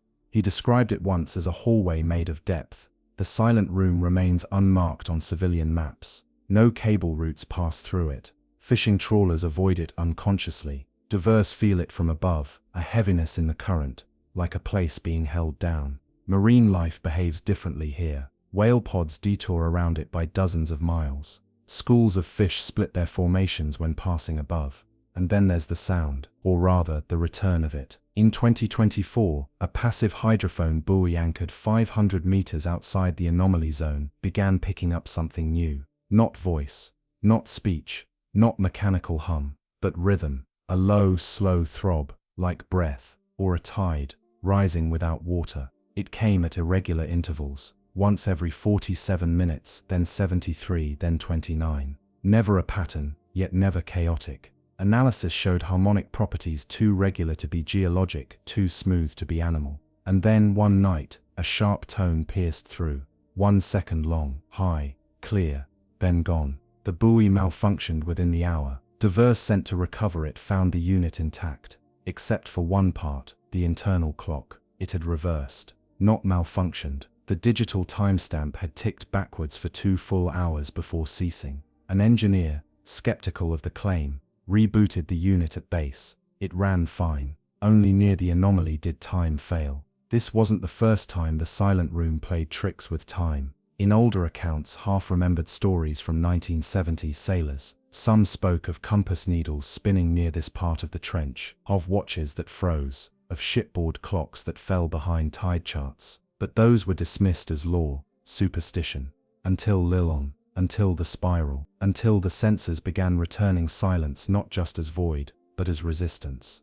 The latest theory, whispered only in late-night meetings and anonymous reports, is that the silent room is not empty, it is not dead, it is occupied. But by what? Theories stretch into strange waters. Some believe it is a geological cavity, formed by an ancient impact, a dome of compressed silence that reshapes the flow of acoustic energy. Others argue it is artificial, a chamber built not for sound but to withhold it, like a vault or a cocoon. One paper, never published, suggested the silent room was not a room at all, but an interface, a place where two frameworks of reality blur, where time folds and space forgets how to echo. The author described it as a subtractive place, not something added to the world but something removed, an erasure.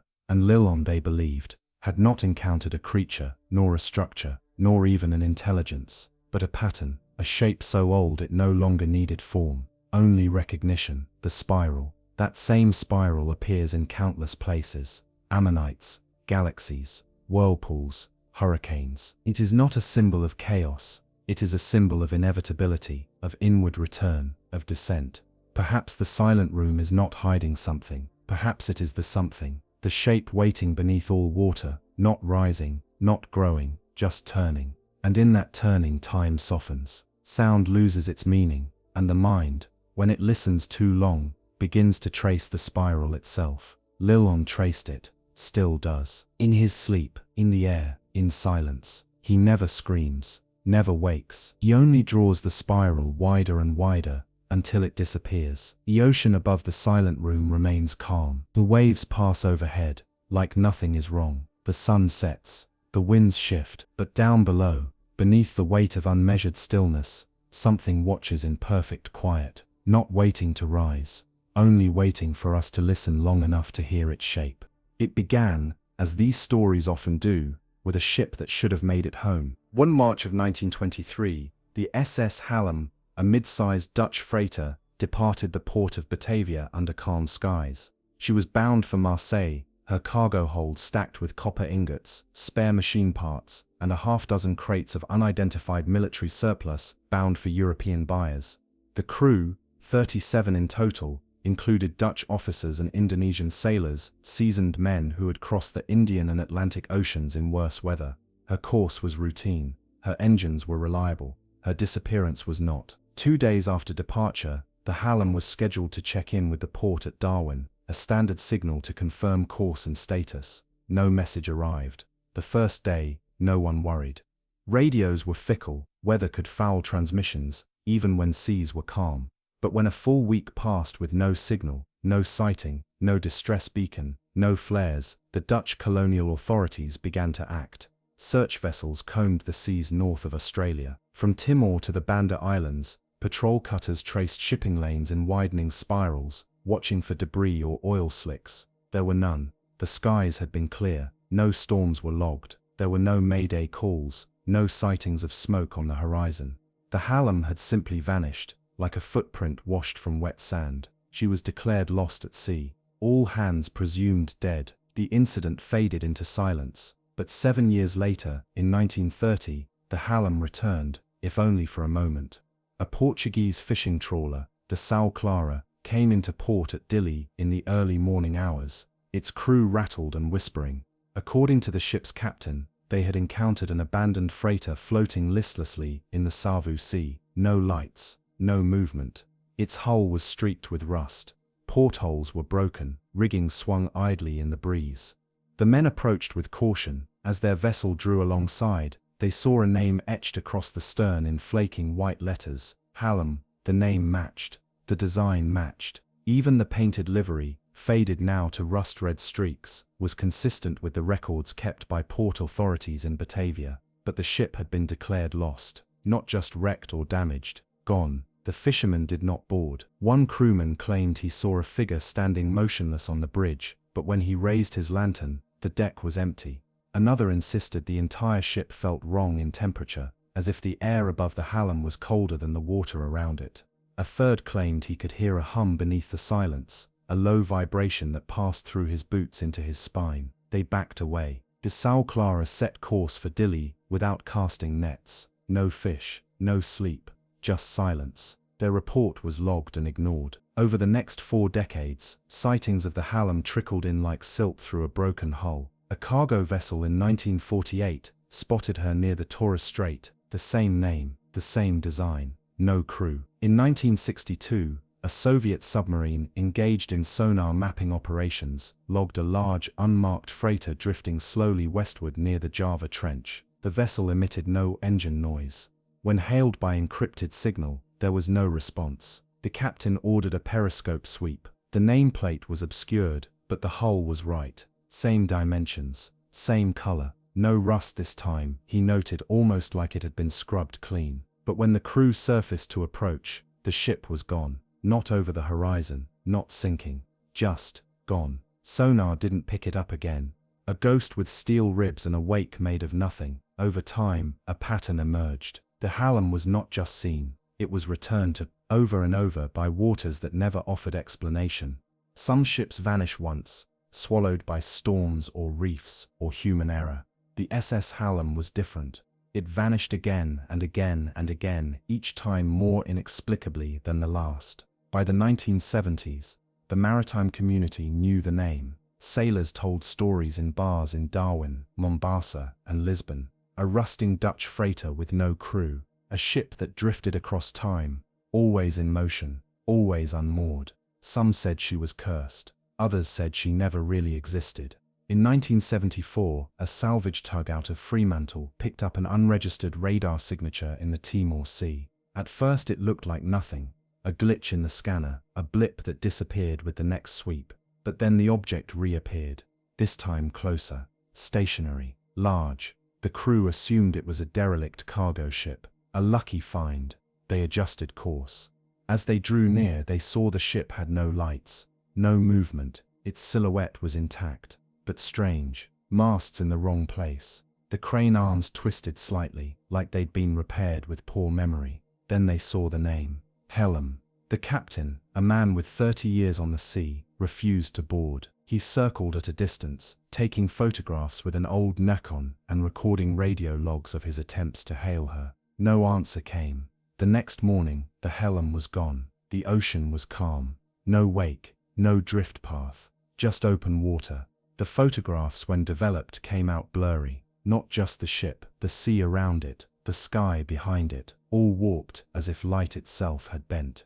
The negatives were sent to maritime authorities. No response was ever issued. Officially, the sighting never happened.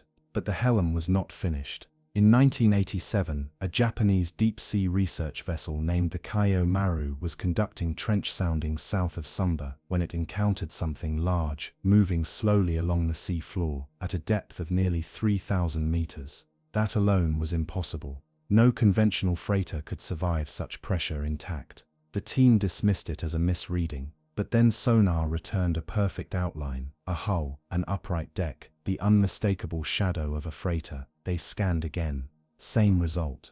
When they analyzed the object's dimensions, they matched precisely to the SS Hallam. Same length, same breadth, same deck height, and then the object moved. Not drifted, moved laterally, with speed too slow to be current, but too deliberate to be accidental. It turned slowly, and then vanished from sonar entirely, like it had slipped into a fold in the water. The Kaio Maru filed the report with Japanese maritime authorities. It was archived, untranslated, and left untouched for years. It was only in 2003, during a digitalization effort, that an intern came across the scan logs and matched the ship's outline to Dutch registry archives.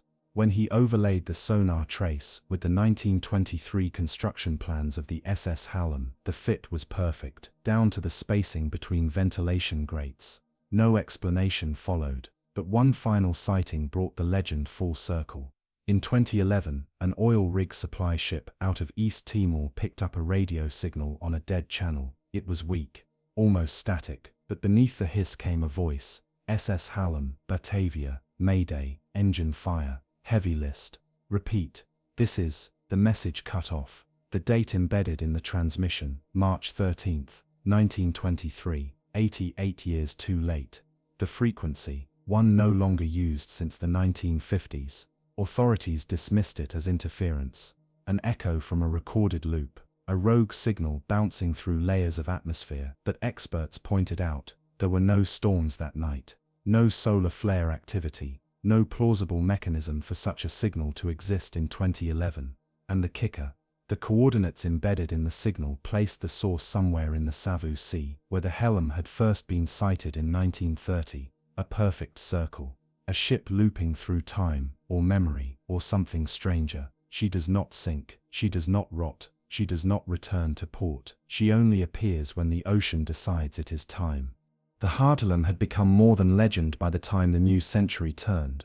To most, she was a ghost ship in the folklore sense, spoken of in the same breath as the Mary Celeste or the Flying Dutchman, but to a quiet handful of oceanographers, radio engineers, and deep-sea historians, she was something else entirely. A variable, a deviation, an unresolved equation drifting across decades of sea charts. In 2019, a small research team affiliated with a European satellite telemetry lab decided to test a fringe theory that certain areas of the ocean, particularly those associated with persistent anomalies, might exhibit non-random electromagnetic behavior.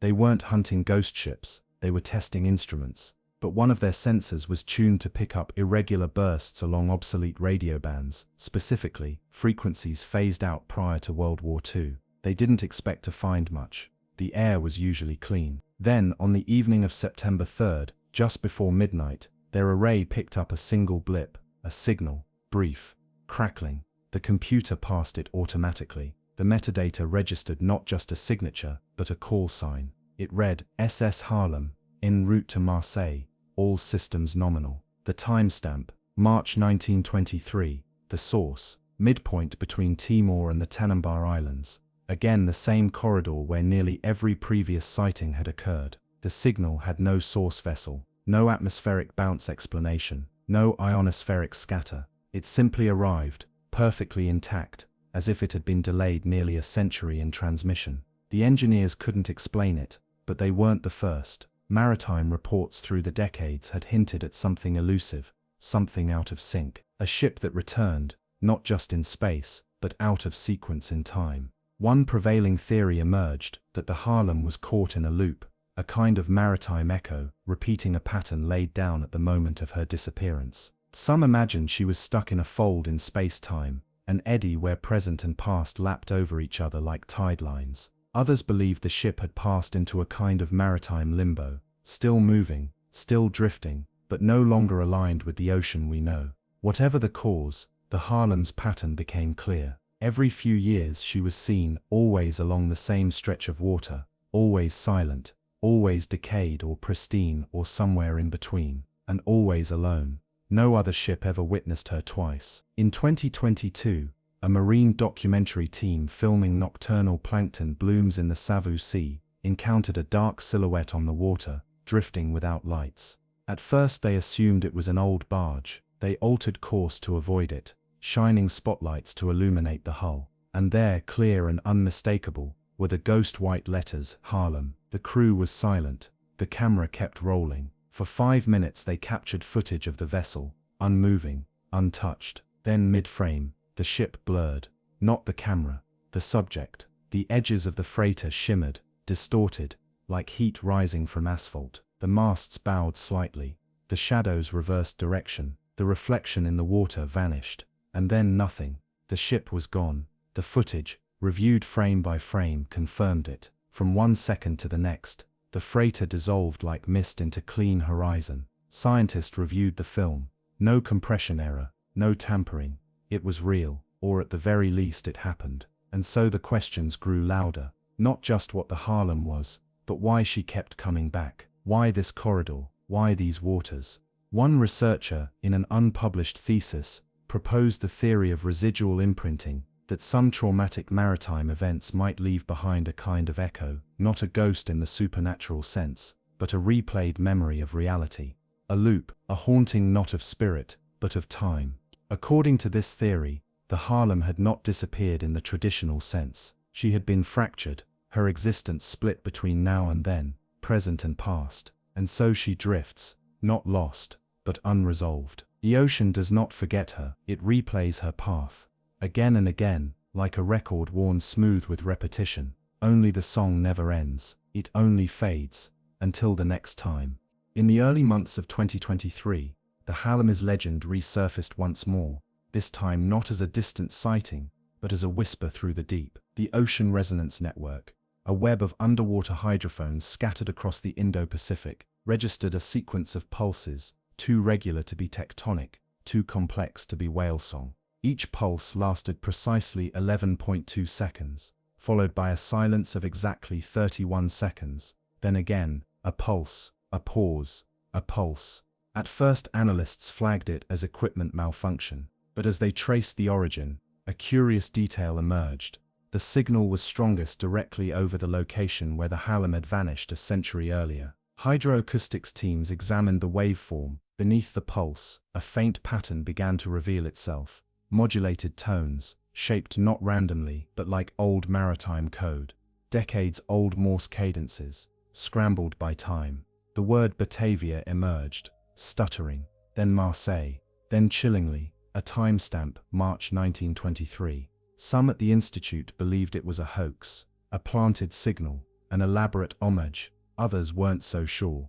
A marine physicist named Kerguelen took a particular interest. She began compiling all historical sightings of the Harlem, plotting them on a digital map, not by date, but by celestial alignment, tidal patterns, solar cycles, geomagnetic field anomalies.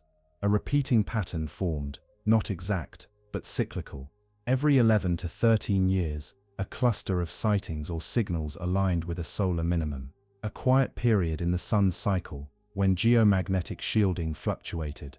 During these times, radio distortions were common, but Kerguelen believed it was more than that.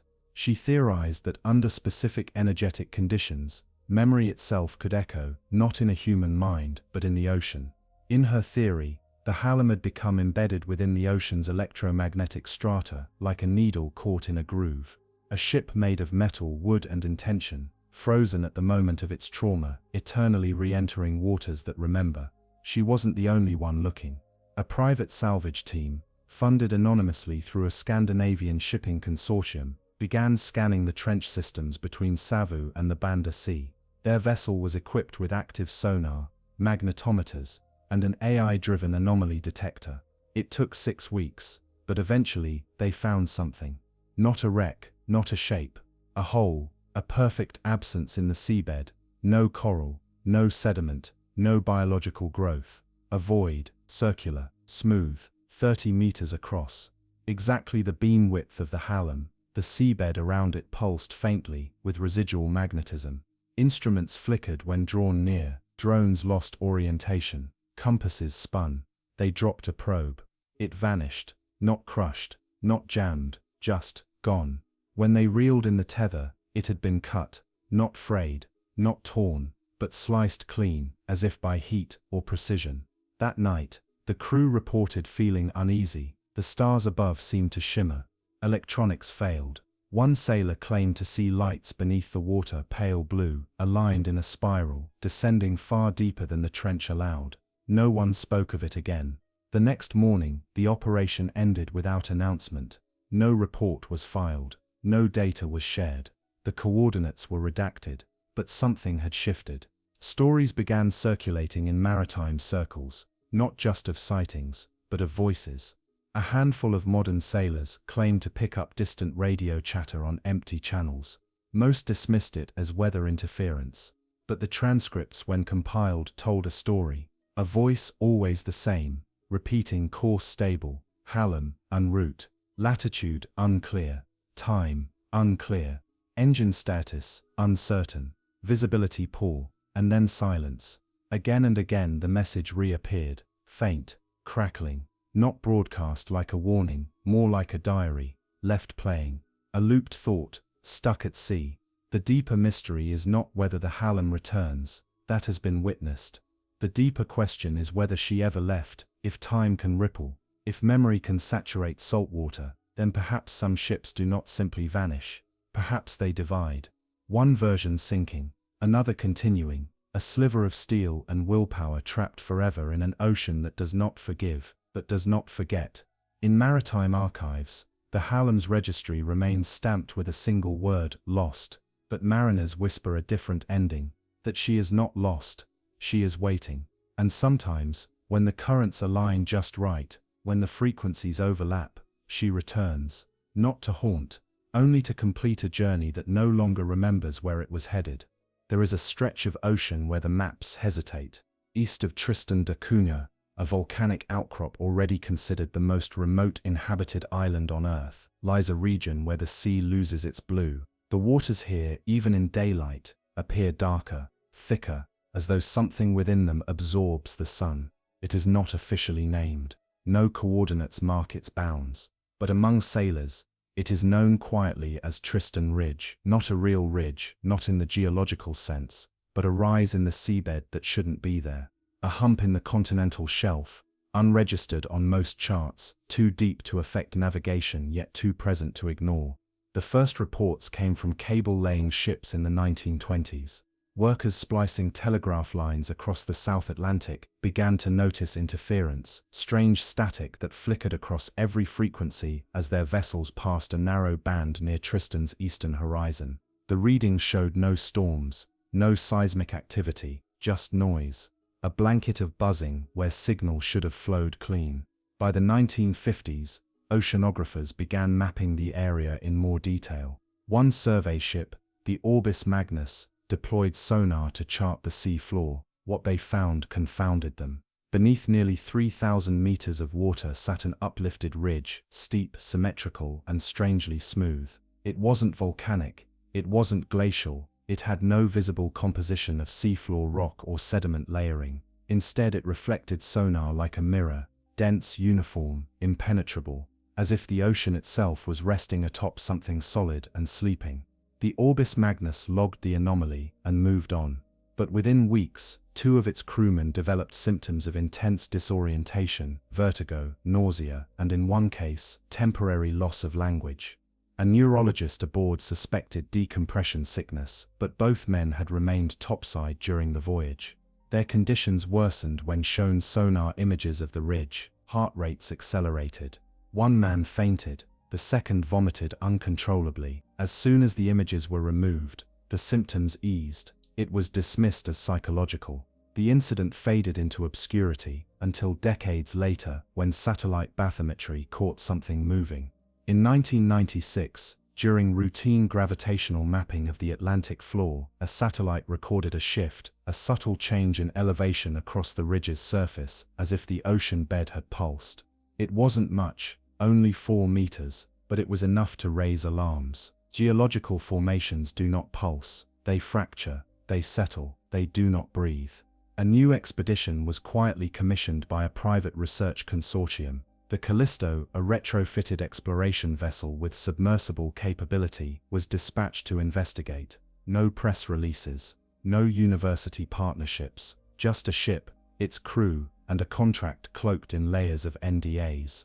They reached the ridge in late autumn, under overcast skies. The water was black beneath them, visibly darker than any other stretch they'd passed. The crew noted the eerie stillness of the sea, no birds, no foam. The wind itself seemed hesitant.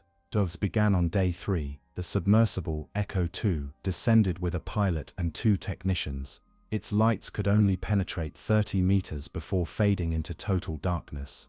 As they approached the ridge, sonar showed the same mirror-slick slope seen in 1954, only now it seemed to angle upward, almost imperceptibly. As if the ridge had grown, the team launched a tethered probe.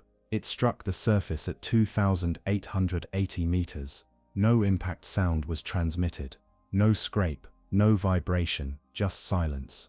The probe's camera returned images of something smooth, unnaturally smooth, curved in shallow arcs, like machined plating coated in fine marine dust. No barnacles, no sediment buildup, nothing living. They moved closer, then the probe stopped responding. Tether retraction failed. Signal cut. They reeled in the line. It came back melted, not broken, not torn, but softened, like plastic over heat. The dive was aborted.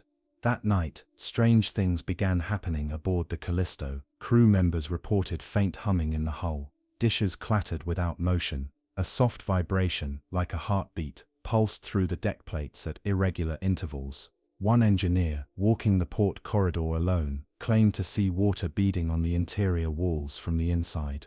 It vanished when others arrived. The captain ordered a withdrawal, but on the final day, the water changed. At dawn, an oily film coated the sea surface, black, iridescent, slick as tar. Samples were taken. Lab results would later show no known compounds, no oil, no plankton bloom, no industrial byproduct. Just an organic residue and trace iron. As if something deep below had bled, they left, quietly. The final log entry from the Callisto's science officer reads only, "We did not find the ridge. The ridge found us." In the months following the Callisto's return, something strange began to ripple through maritime channels. An unspoken reluctance, a widening berth. Ships passing near the coordinates of the ridge adjusted course with subtle evasions. Routes detoured by tens of kilometers without explanation. Captains logged technical reasons. Imaginary storms, sudden fuel optimizations. But among the crews, the reasons were whispered plainly. The water had changed. The ridge was awake, and something beneath it was watching. In March of 1997, a South African fisheries patrol ship, the Intaba, recorded a sonar anomaly while trailing a school of migrating tuna east of Tristan. The fish clustered unusually tight, darted erratically as if spooked. The sonar revealed a descending column of biomass, dense, elongated, and descending straight through the school like a blade. It measured over 200 meters long. At first, the patrol assumed a whale pod or bait ball event, but the shape was wrong. It was uniform, tapered, lacking any fluke or appendages. It did not drift, it moved with vector stability, as though steered, and then it vanished, straight into the shadow of the ridge. 2 days later, the Intaba's communication logs picked up a repeating acoustic signal. 4 notes, descending in pitch, followed by silence. The cycle repeated every 43 seconds for 6 hours before ceasing entirely. Marine biologists analyzed the pattern. It did not match any known cetacean. It was too low for sperm whales, too structured for random seismic noise. And it contained one troubling element, harmonic stacking, multiple frequencies, layered like chords, with precise mathematical spacing, not random, engineered. The Intaba crew reported unease and fatigue during the signal's transmission. One sailor claimed he had vivid dreams of being underwater, beneath an arch, looking up into a dark dome, something moving just beyond the curve of vision. These were written off as stress-induced hallucinations, but the reports piled up. Satellite thermal readings over the region began to show anomalies. Patches of ocean, with lower than average temperature, not caused by upwelling or current variation. These patches pulsed outward from the ridge like concentric rings, visible only in time-lapse overlays. Then came the blackout. In June of 1998, a fiber-optic data cable running from South America to South Africa, one of the main Atlantic trunks, went offline. No impact event, no seismic disturbance. The signal dropped as if unplugged. A repair vessel was dispatched to the fault point, which lay uncomfortably close to Tristan Ridge. When they lowered the inspection drone, they found the cable sheared, clean, precise, as if cut with something hot and sharp. The edges of the insulation were fused. The metal fibers inside glowed faintly under infrared. Then the drone's camera feed cut to static. When it was recovered, its casing was warped, its interior components partially magnetized. The footage showed only one usable frame before corruption, a glimpse of the seabed, smooth, convex, carved with what looked like shallow grooves, linear, overlapping, like ancient etchings or sediment runes. They showed the image to an oceanographer. His only response, "That's not seafloor."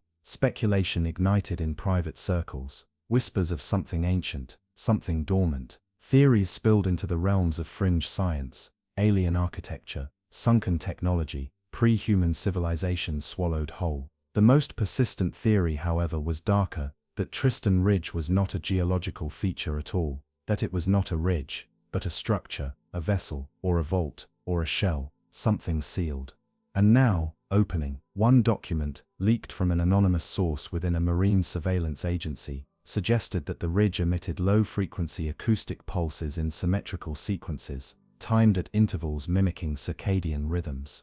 The pulses increased slightly in amplitude every 11 years, aligned once again with solar minima. Some scientists began calling it the heartbeat, but others took a different view. They believed the black tides weren't a sign of awakening, but of bleeding, that something beneath the sea was dying, and in its death throes it was distorting the ocean around it, warping currents, scrambling frequency, emitting cries that slipped between electromagnetic layers, heard not as noise, but as feeling. Ships passing through the ridge's corridor began logging strange onboard effects. Compass needles would spin slowly, counterclockwise for hours at a time. Steel plates vibrated without engine movement, batteries drained, clocks lost time. One British cargo vessel reported cabin doors opening in unison at 3:13 each night for a full week.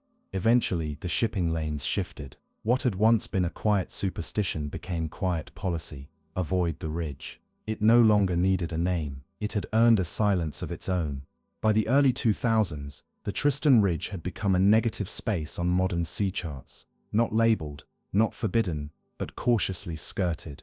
Vessels of all types rerouted slightly to avoid its domain, even if they never acknowledged why. Like the instinctive path of animals avoiding something their ancestors feared, the ocean traffic thinned where the ridge waited. But deep-sea entities have patience. In 2007, a French scientific expedition known as Projet Thalassa aimed to revisit unexplored trenches across the South Atlantic. Their objective was simple: map and monitor seafloor topography using a fleet of autonomous underwater vehicles. One of these routes, due to an unexpected equipment failure, detoured near the coordinates historically tied to the ridge. They didn't announce the detour. No media alerts, no funding acknowledgement. But what they captured was far stranger than expected. The AUV, named Nerody, was fitted with state-of-the-art bathymetric sonar and hyperspectral imaging.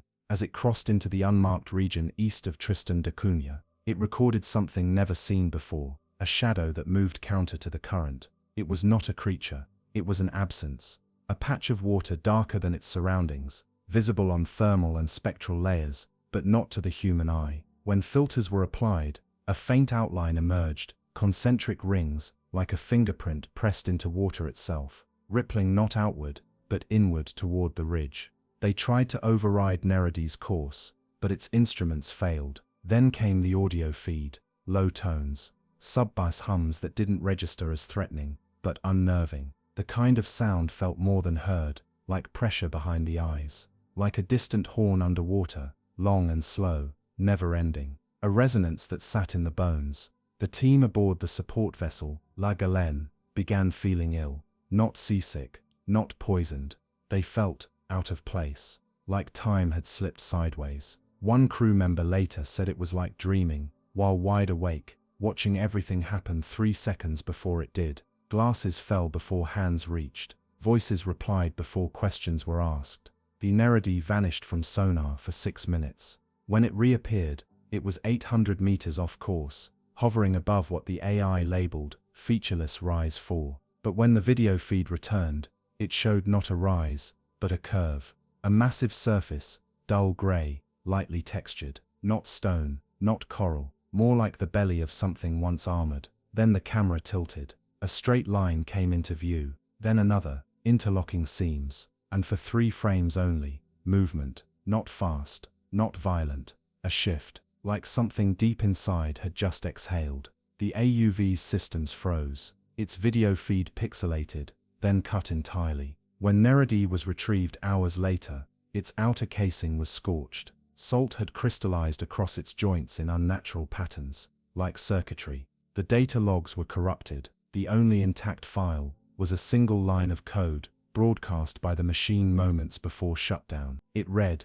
"Input acknowledged, awaiting further contact." The research team was instructed to terminate the expedition. No public explanation followed, but whispers escaped. Satellite scans in the following months revealed a growing thermal anomaly beneath the ridge, a pocket of cold surrounded by gradually warming currents, the reverse of normal vent behavior. And once again, small patches of black tide appeared, even hundreds of kilometers away. Surface samples showed similar organic compounds as before, but now with a trace signature of degraded protein structures, not synthetic, not familiar. Some suggested they were the byproduct of biological decay. Others said they were shedding. Then came the tremor. On August 14, 2009, at 3:42 a.m. GMT, a single localized vibration was recorded across 5 ocean floor seismographs, spaced across a 600 kilometers radius. It wasn't an earthquake, it was too uniform, too rhythmic, as if a door had opened and closed slowly.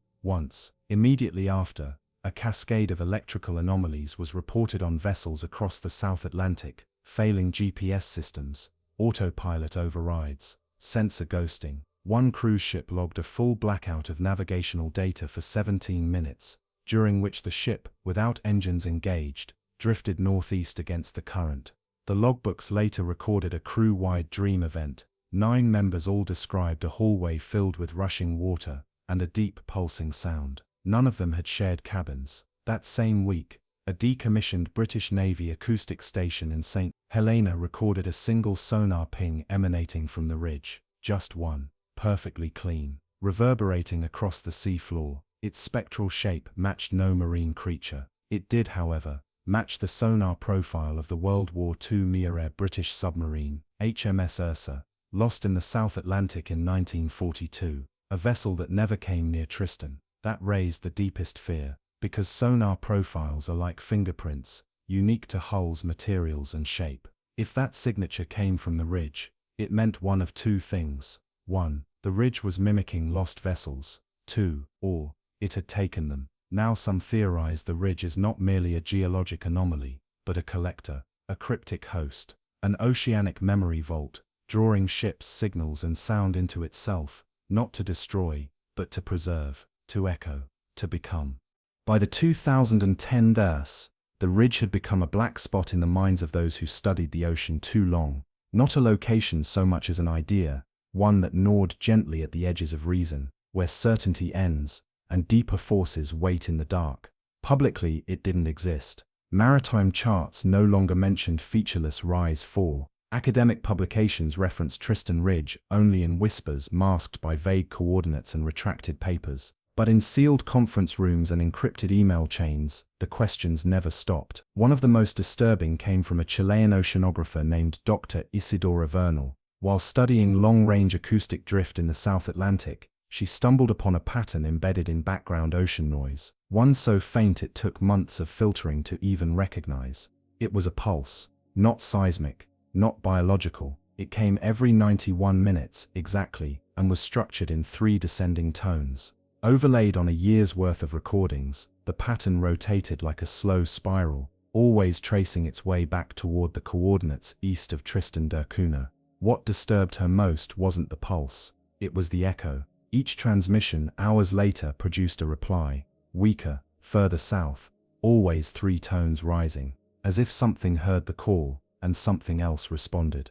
She proposed a radical idea that the ridge was not alone, that it might be part of a network, deep, unseen, and possibly ancient. A communication line laid not by cables but by rhythm, vibration, and water pressure. Perhaps the black tides weren't seepage from one anomaly, but the bleed-through from a wider circuit. The idea was too vast, too strange. Her paper was quietly rejected, and her funding dissolved. But not before another signal arrived. In 2016, a seismic buoy floating above the southern Atlantic picked up a broadband frequency spike during a storm. Interference, they thought.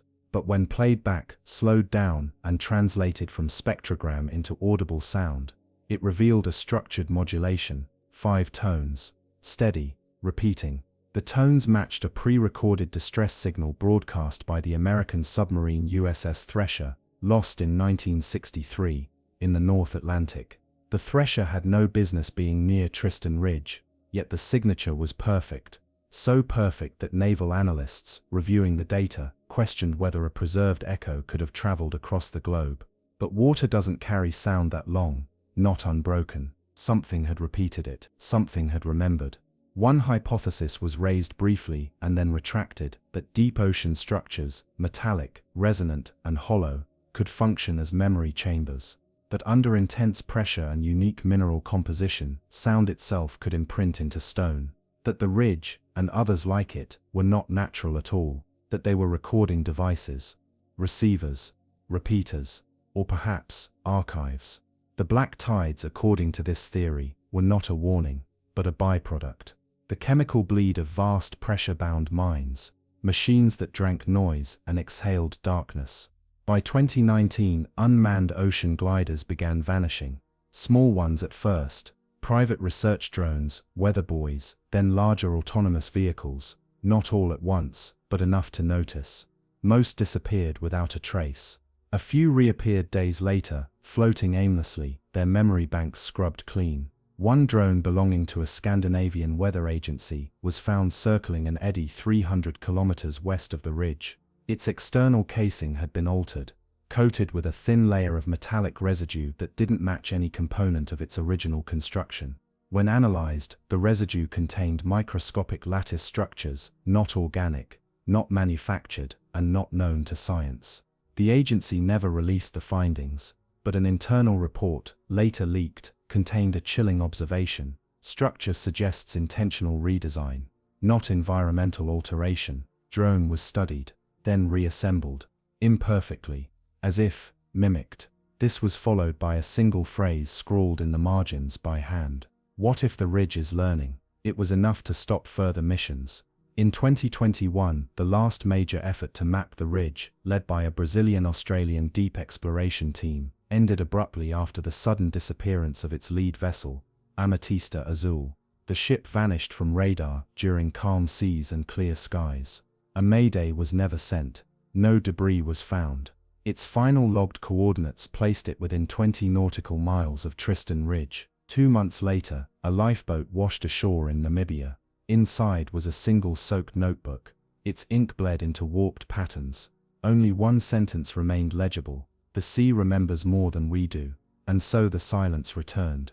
The currents once again moved around the ridge. Cargo ships traced arcs around it. Research vessels sought new subjects, and in the deep, below crushing pressure and centuries of cold, Tristan Ridge waited. Some believe it is a remnant of something older than language. A leftover rib of a species or intelligence that spoke in pulses and wavelengths instead of words. Something that never needed light to thrive. Others say it is a wound in the earth. A place where reality thins and the planet leaks secrets it can no longer hold. But most have no theory, only awe, and the good sense to avoid it. Because sometimes, even the ocean forgets what it swallowed. But Tristan Ridge does not forget. It listens, it replies, and perhaps, it remembers you. There is a station that no longer appears on maps. Its name was once listed as Oceanographic Research Platform 0, or as it came to be called in classified documents, Station 0. Built during the height of Cold War paranoia, it floated atop the Pacific's deepest basin, isolated by 600 nautical miles of open ocean in all directions.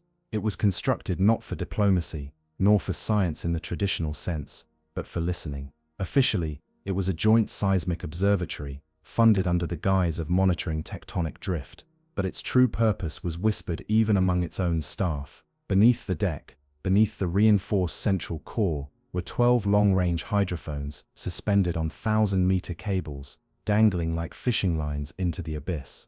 They didn't monitor quakes, they monitored absence, because somewhere in the ocean, something had gone silent. Not noise, but a sudden lack of it. And Station Zero was built to stare into that void. The structure was a marvel, modular hexagonal platforms ringed around a core command module, all powered by geothermal tap and wind spires. It had no anchor. Instead, it drifted gently over the basin, its position recalibrated weekly to remain centered above a particular depth. That depth was the anomaly, 10,871 meters, measured by sonar, but impossible to confirm, because when they tried to send anything deeper than 10,800 meters, it vanished. No splash, no echo, no signal return. Instruments sent below would simply disappear, as if slipping through an opening the water refused to close. They called it the Flawless Hollow, and above it, Station Zero waited. Reports from early staff journals, long since redacted, mention oddities in the station's atmosphere. Electronics worked, until they didn't. Clocks fell out of sync with Greenwich Mean Time, flashlights dimmed near the core level, batteries drained faster on the starboard side than port. And then came the voices, not over the comms, but through the hull. Low, wordless, humming, not loud, not frequent, but real enough that the night shift refused to patrol alone. One technician, a communications specialist named Lynn Marovic, recorded a log entry that survived only as a transcript, buried in a forgotten annex of NOAA archives. It read it again, not a sound, more like knowing, like a shape pressing into my thoughts, like something outside wants to be inside, not the station, but my mind. And it's getting closer. She was rotated off station the next day. She never returned. Her name was erased from most logs after 1987. Still, the station continued to operate. Every week, data was collected from the deep hydrophones. Every month, a drop capsule would deliver new sensors, cameras, and remote drones to attempt another descent into the hollow. None ever came back. But once, just once, a drone sent a return signal. It lasted 3 seconds. A video feed, glitchy, covered in static, but clear enough to freeze all motion inside the station. The image showed something vast, unmoving, yet not inert. A smooth plain, blacker than the ocean around it, stretching into shadow. In the foreground, a curve, metallic, part of a ring, or a hatch, or a lid. And then, a flicker, a reflection across the surface, not from the drone's light. Something else. A glow from within. The camera cut. The drone was never recovered. That week, wind turbines failed. Communication uplinks flickered. The station's emergency power stayed online, but no external contact was possible for 72 hours. When the systems finally reconnected, they found the logs empty. No data between 0200 and 0520 UTC. But during that exact window, a seismic reading, measured 2,000 kilometers away, registered a hollow thud, not from tectonic movement, but from somewhere far deeper, a noise that suggested something had closed, or locked. The researchers tried again and again, each probe designed stronger, more pressure-resistant, but none returned. And after each attempt, another piece of the station's stability would erode. Software glitches, flickering lights, team members reporting dreams of falling. The dreams were all the same: a descent, darkness, a door, and something waiting on the other side. The station persisted, but the ocean was not amused. One morning in 1992, Station Zero went silent. Not an alarm, not a signal, just nothing. When a reconnaissance flight passed overhead 16 hours later, they found open sea, no debris, no oil slick, no trace of infrastructure. Where the station had floated, the water rippled unnaturally, as if stirred from below. And just beneath the surface, the pilot reported a single dark shape, circular, motionless, slowly sinking out of view. The Flawless Hollow had taken back its secret, and Station Zero became a ghost. No official record remains, no coordinates, no satellite reference, only a name, passed in hush among deep-sea cartographers and retired hydrophone engineers. Station Zero, a place that listened too long, and perhaps heard something meant to be forgotten. After Station Zero vanished, the world turned its eyes elsewhere. Funding evaporated. Maps were updated to omit the basin. Deep-sea observatories in the Pacific shifted focus to coral bleaching, tectonic drift, and migratory whale patterns, safe topics, far from the hollow that swallowed a floating city. But the absence lingered, and the signals never really stopped. For over a decade, the hydrophone arrays once connected to Station Zero remained dormant, disconnected cables suspended in the dark like forgotten vines. Then in 2005, during a quiet upgrade of Pacific monitoring lines, engineers at a Japanese marine surveillance station noticed something peculiar. 3 of the oldest, longest hydrophone cables, once thought to have failed, were transmitting again. No error beacons, no drift noise, just a faint, steady hum, constant, not random. When translated into sound, the transmission resembled a chorus, a layered harmony that did not resemble whale song, seismic pressure, or submarine communication. It had no modulation, no breath, but its frequencies aligned with a peculiar pattern, the resonance of Station Zero's original structure, as though something in the deep had memorized the station's shape and was singing it back. The engineers, unsure what to make of it,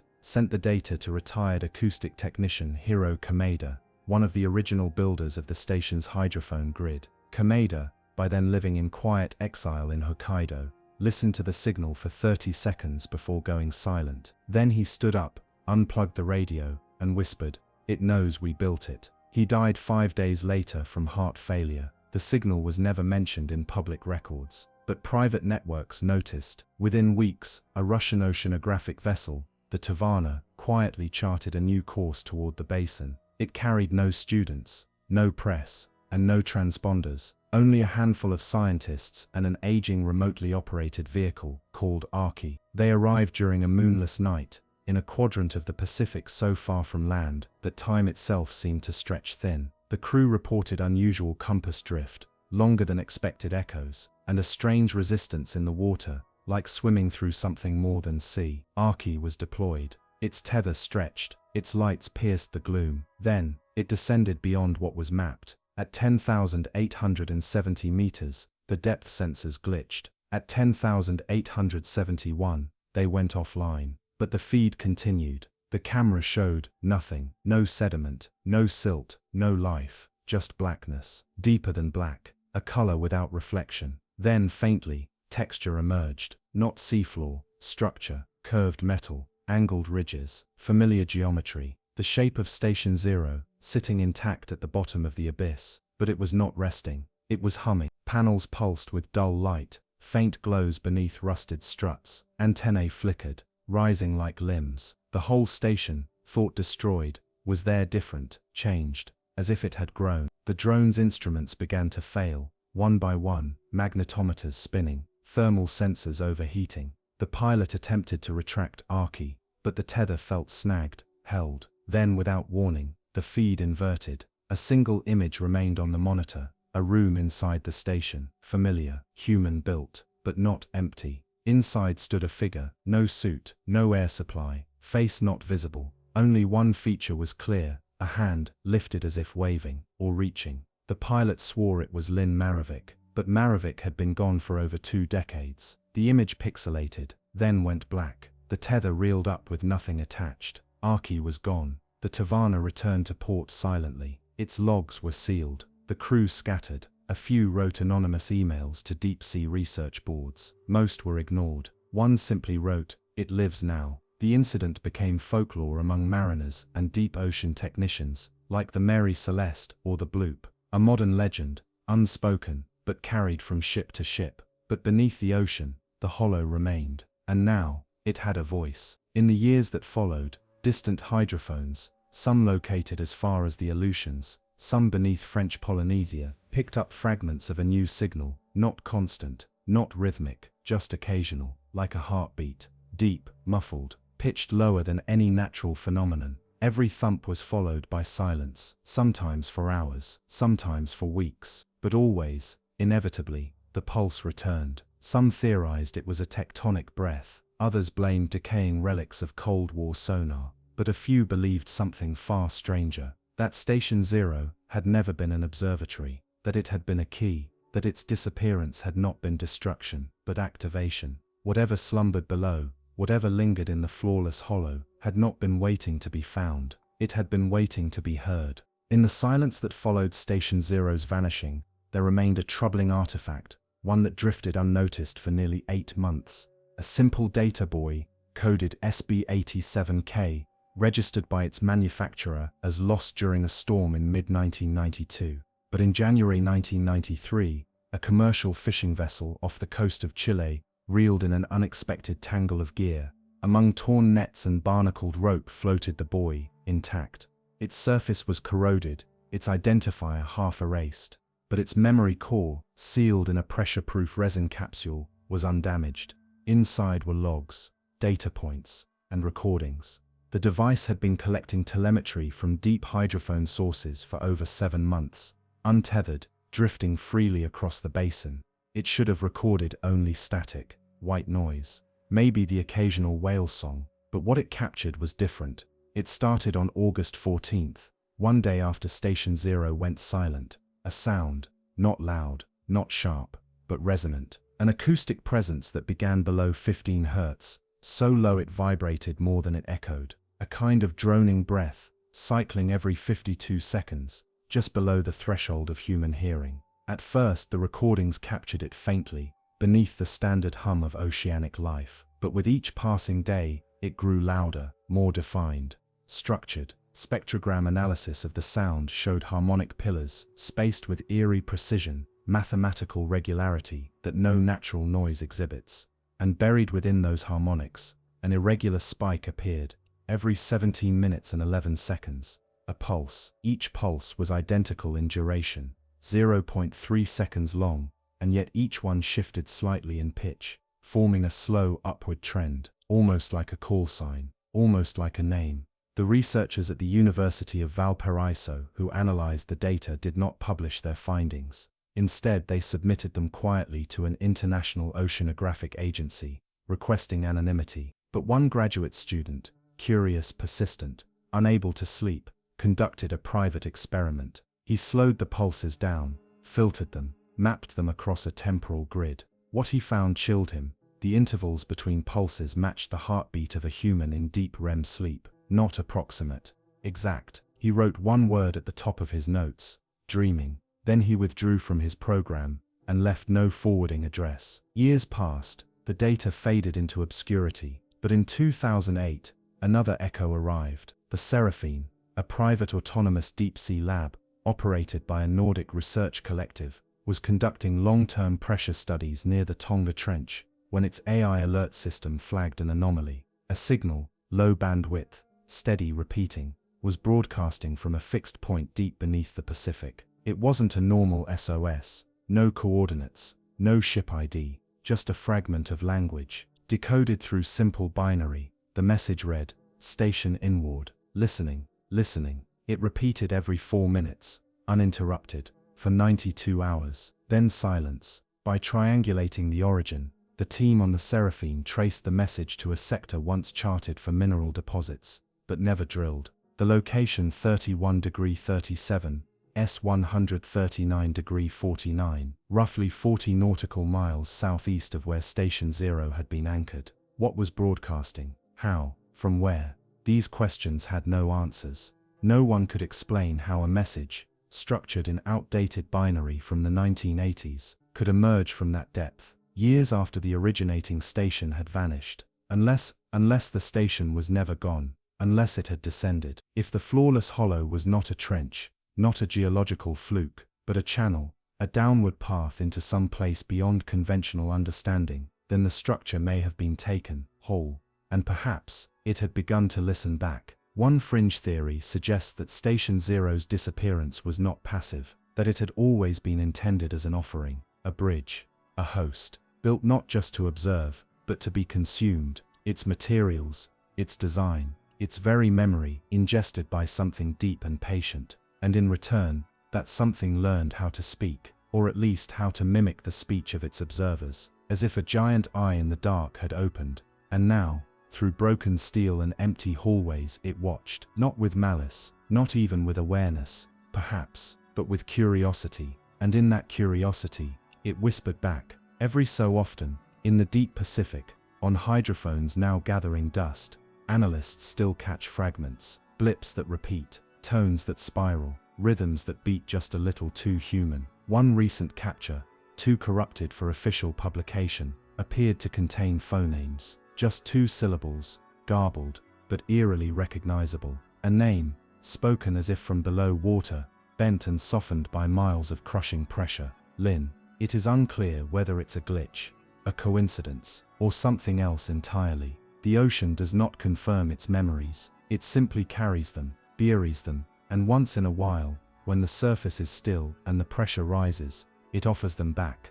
In the vast catalogue of undersea recordings gathered in the decades since Station Zero's disappearance, a certain folder remained untouched for years, partly because its contents were incomplete, partly because no one knew who had compiled it.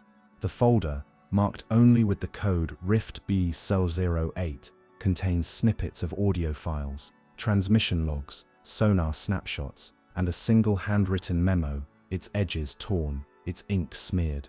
The memo read, "If this place was meant to be forgotten, we failed. If it was meant to be remembered, then we have only begun to listen."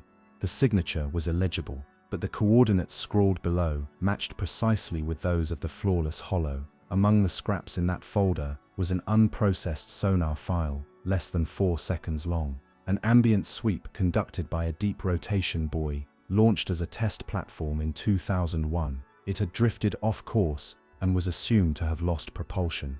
But the file captured something strange, a reflection. At 10,900 meters, far deeper than the surrounding seafloor should allow, the sonar ping bounced back, not with the usual soft return of sediment, but with a sharp angular profile, curved, concave, seamless, almost symmetrical. It was shaped like the hull of a vessel, but it was not the shape of Station Zero. This one was larger. The angle of its curve suggested a structure at least 4 kilometers across, sunk, dormant or buried. A shell, a vault, a listening ear grown too wide to close. Whatever it was, the sonar registered something else at the very center. A cavity, hollow, perfectly spherical, and cold enough to distort the return signal, as if it were absorbing sound, or holding something that should not be disturbed. Years later, an unmanned glider detected a similar echo from beneath the Philippine plate, thousands of kilometers away, same shape, same silence. Then another, and another. Mapped together, the echoes formed an arc, a global curve, buried beneath crust and trench, and mantle, a shape far too vast to be accidental. Some began to suggest the unthinkable, that Station Zero had never vanished. It had merely joined something greater, integrated, assimilated, that the hollow wasn't a pit, but a doorway, and that the station, now awake, now humming with remembered voices, had been a key turned in the lock of the earth.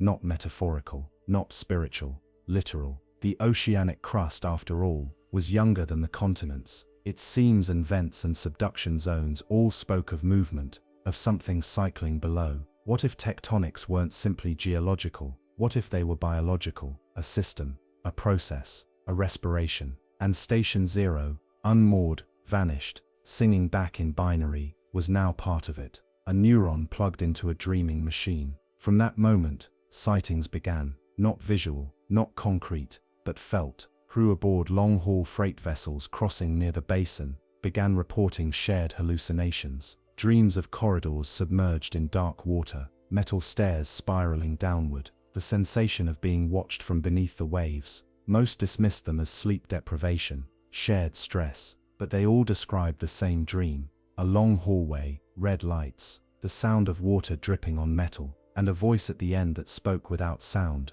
Come back. In 2016, a private expedition attempted to return to the original coordinates. The vessel was well equipped, deep-sea drones, seismic sensors, high-frequency sonar, but 300 kilometers from the basin, their GPS scrambled, compass readings reversed. The sky remained clear, the ocean calm. Then came a sudden drop in barometric pressure, far below what weather models could explain, like a vacuum pulling from beneath the sea. The lead researcher, a woman named Colette Armand, logged a final entry before the expedition turned back. "We're not supposed to find it. Not now, not yet, maybe not ever, but it knows we're near." Her team returned. The instruments did not. The data was lost. Only the logs remain, half corrupted, stitched together from half-remembered audio notes and flickering camera feeds. But one final frame survived. It shows the ocean, still, flat, and then at the center of the image, rising slowly from the horizon, a shape, distant, dark, not a ship, a ring, as if the sea itself had formed an eye, and just for a moment, it blinked. Today no institution acknowledges Station Zero. Its records are buried beneath decades of redacted budgets and fragmented memory. But sometimes, very late, in silent monitoring stations across the Pacific, technicians hear a sound in their headphones, a faint, distant knock, 1, 2, 3, followed by static, then silence, and they wonder, was it just a glitch, or did something remember? Beneath more than 2 miles of solid Antarctic ice, there is a lake that has never touched the sky. It is called Lake Vostok, and it lies sealed beneath the East Antarctic ice sheet, trapped under glacial pressure for over 15 million years. A body of water untouched by wind, light, or surface life since before humankind emerged from the forests. But despite its isolation, something inside Lake Vostok moves. The lake was discovered by radar echo sounding in the late 20th century, an anomaly in the ice signals, revealing a smooth, elliptical void, 250 kilometers long and up to 50 wide. Its sheer scale was staggering, larger than Lake Ontario, deep, still, pressurized beyond imagination, and yet liquid. Scientists theorize that geothermal heat from the Earth's crust, combined with the insulating weight of the glacier above, kept the water from freezing. It was a natural time capsule, a preserved ecosystem, a promise of ancient microbial life, untouched by extinction events, meteor impacts, and mass ice ages. But it was also something else, an acoustic mirror. During early geophysical mapping in the 1990s, Russian survey teams noticed a phenomenon. Low-frequency vibrations, natural shifts in the ice and crust, would reflect off the lake surface, but not always directly. Some waves would echo back with delay. Others would warp, stretch, or even return inverted. It was as if the lake was interfering, as if, deep within that trapped reservoir, there were shapes. Some thought them to be submerged ridges or thermal vents, but the shapes weren't consistent. They moved. A report from 1998, declassified in pieces, stated plainly, "We believe the lake is not still. It pulses." No cause was given, no measurements followed. The observation was quietly buried. In 2001, a Russian drilling team reached the upper layers of the lake. Using a borehole filled with freon and kerosene to prevent contamination, they punched into the sealed water chamber and pressure shot a geyser of lake water upward, over 500 meters, before freezing solid inside the shaft. The sample, though contaminated, contained traces of microbial life. Not unusual in itself, except 2 of the discovered microorganisms could not be identified using standard gene databases. One bore only a 15% similarity to known bacteria, suggesting an entirely new branch of evolution. But it wasn't the biology that disturbed the team. It was the resonance. Recordings taken near the borehole after breach revealed intermittent low-frequency hums, emerging in harmonic intervals. They repeated every 37 minutes. No machinery caused them. No known geological event matched their cycle. To some it sounded like machinery, to others, like music. When slowed and played through modulated speakers, the tones resembled a chord, 3 overlapping notes that vibrated like a deep, metallic lullaby. The drilling stopped. Years passed. Eons passed. International treaties tightened. Lake Vostok remained sealed again, its secrets frozen behind layers of pressure and paranoia. But whispers remained. A French climatologist working at Concordia Station in 2010 recorded a strange dream. "I was under ice," she wrote. "Not drowning, floating. The water glowed blue. And in the dark, there was something looking up at me. Not a creature, not a face, just awareness, like the lake was dreaming." She did not return to Antarctica the following season. In 2012, a new team attempted to re-enter the lake using a sterilized drill. They succeeded in reaching a new chamber, one beneath the known lake, smaller and more enclosed. They called it Chamber 5. It wasn't connected directly to the surface lake, but filled with its own briny liquid, and in that fluid, suspended like a single breath caught in stillness, was an object, spherical, metallic, seamless, roughly 1 meter in diameter. It did not corrode, it did not move. But when sonar was used to measure its interior density, the return came back empty, as if the sphere contained nothing at all, or something not measurable by current tools. They left it untouched. The team recorded 3 days of audio from inside Chamber 5. On the final night, at precisely 3:11 UTC, the microphones captured a new sound, not from the sphere, not from the lake, from beneath it, a low drawn-out sound, like a breath inhaling, followed by 3 knocks, then silence. That night, the base's seismographs registered a tiny vertical shift in the ice shelf, only 0.2 millimeters, barely enough to measure, but it was centered directly above Chamber 5, as though something had moved, and then the ice settled again. Today, access to the deepest layers of Lake Vostok is restricted. No new drilling has been approved. International regulations now prohibit penetration into subglacial chambers without unanimous consent. Officially, it's for environmental protection. Unofficially, it's because no one can explain what is listening beneath the ice, because the lake is still sealed, still silent. But once in a while, when the wind is low and the ice moans across the plateau, those stationed at nearby outposts say they hear it. Faint, far below their feet, the sound of something ancient, breathing, waiting, and dreaming beneath 2 miles of eternal winter.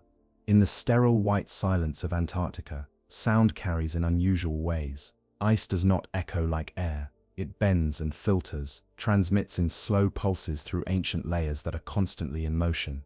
A whisper on the surface can reach strange places, distorted by pressure, warped by time, and yet some frequencies make it through intact. In 2014, a Swedish acoustic researcher stationed near Dome C, over 600 kilometers from Lake Vostok, picked up a rhythmic vibration in one of his deep-core ice sensors. The instruments were not intended for this kind of data.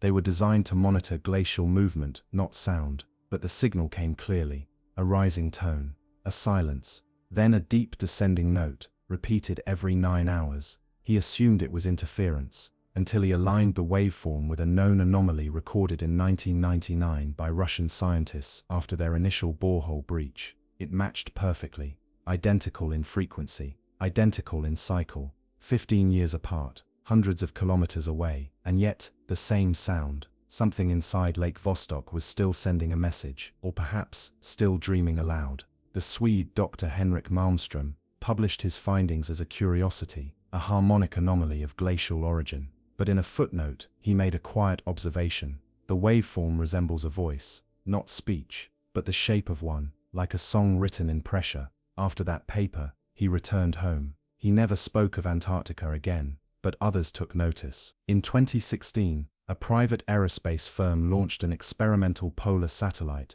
Orpheus 9, designed to map gravitational anomalies across the southern hemisphere. It wasn't meant to study the lake, but when it passed over East Antarctica, its instruments recorded a sharp dip in the gravitational field directly over Chamber 5, a void.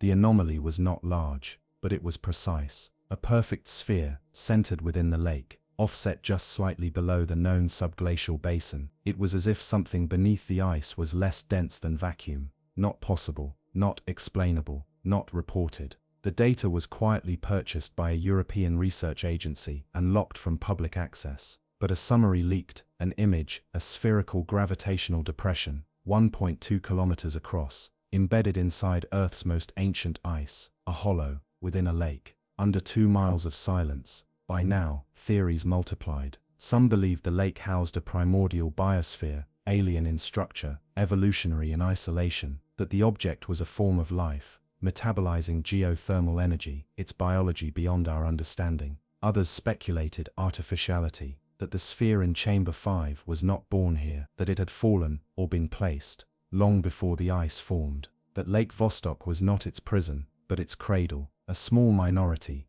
mostly silenced by peer review, proposed a more disturbing theory, that the lake was a mirror, not literal, not reflective, but dimensional, that beneath it was not a simple body of water, but a boundary, a skin, and the knocks, the hums, the pulses heard in every generation since its discovery, were echoes from the other side, not ghosts, not signals, but responses. In 2018, during a rare period of solar calm and magnetic stillness, one final expedition was permitted to lower an instrument package into the upper reaches of the lake, not deep enough to reach Chamber 5, but enough to sample undisturbed water. The sample was retrieved without issue.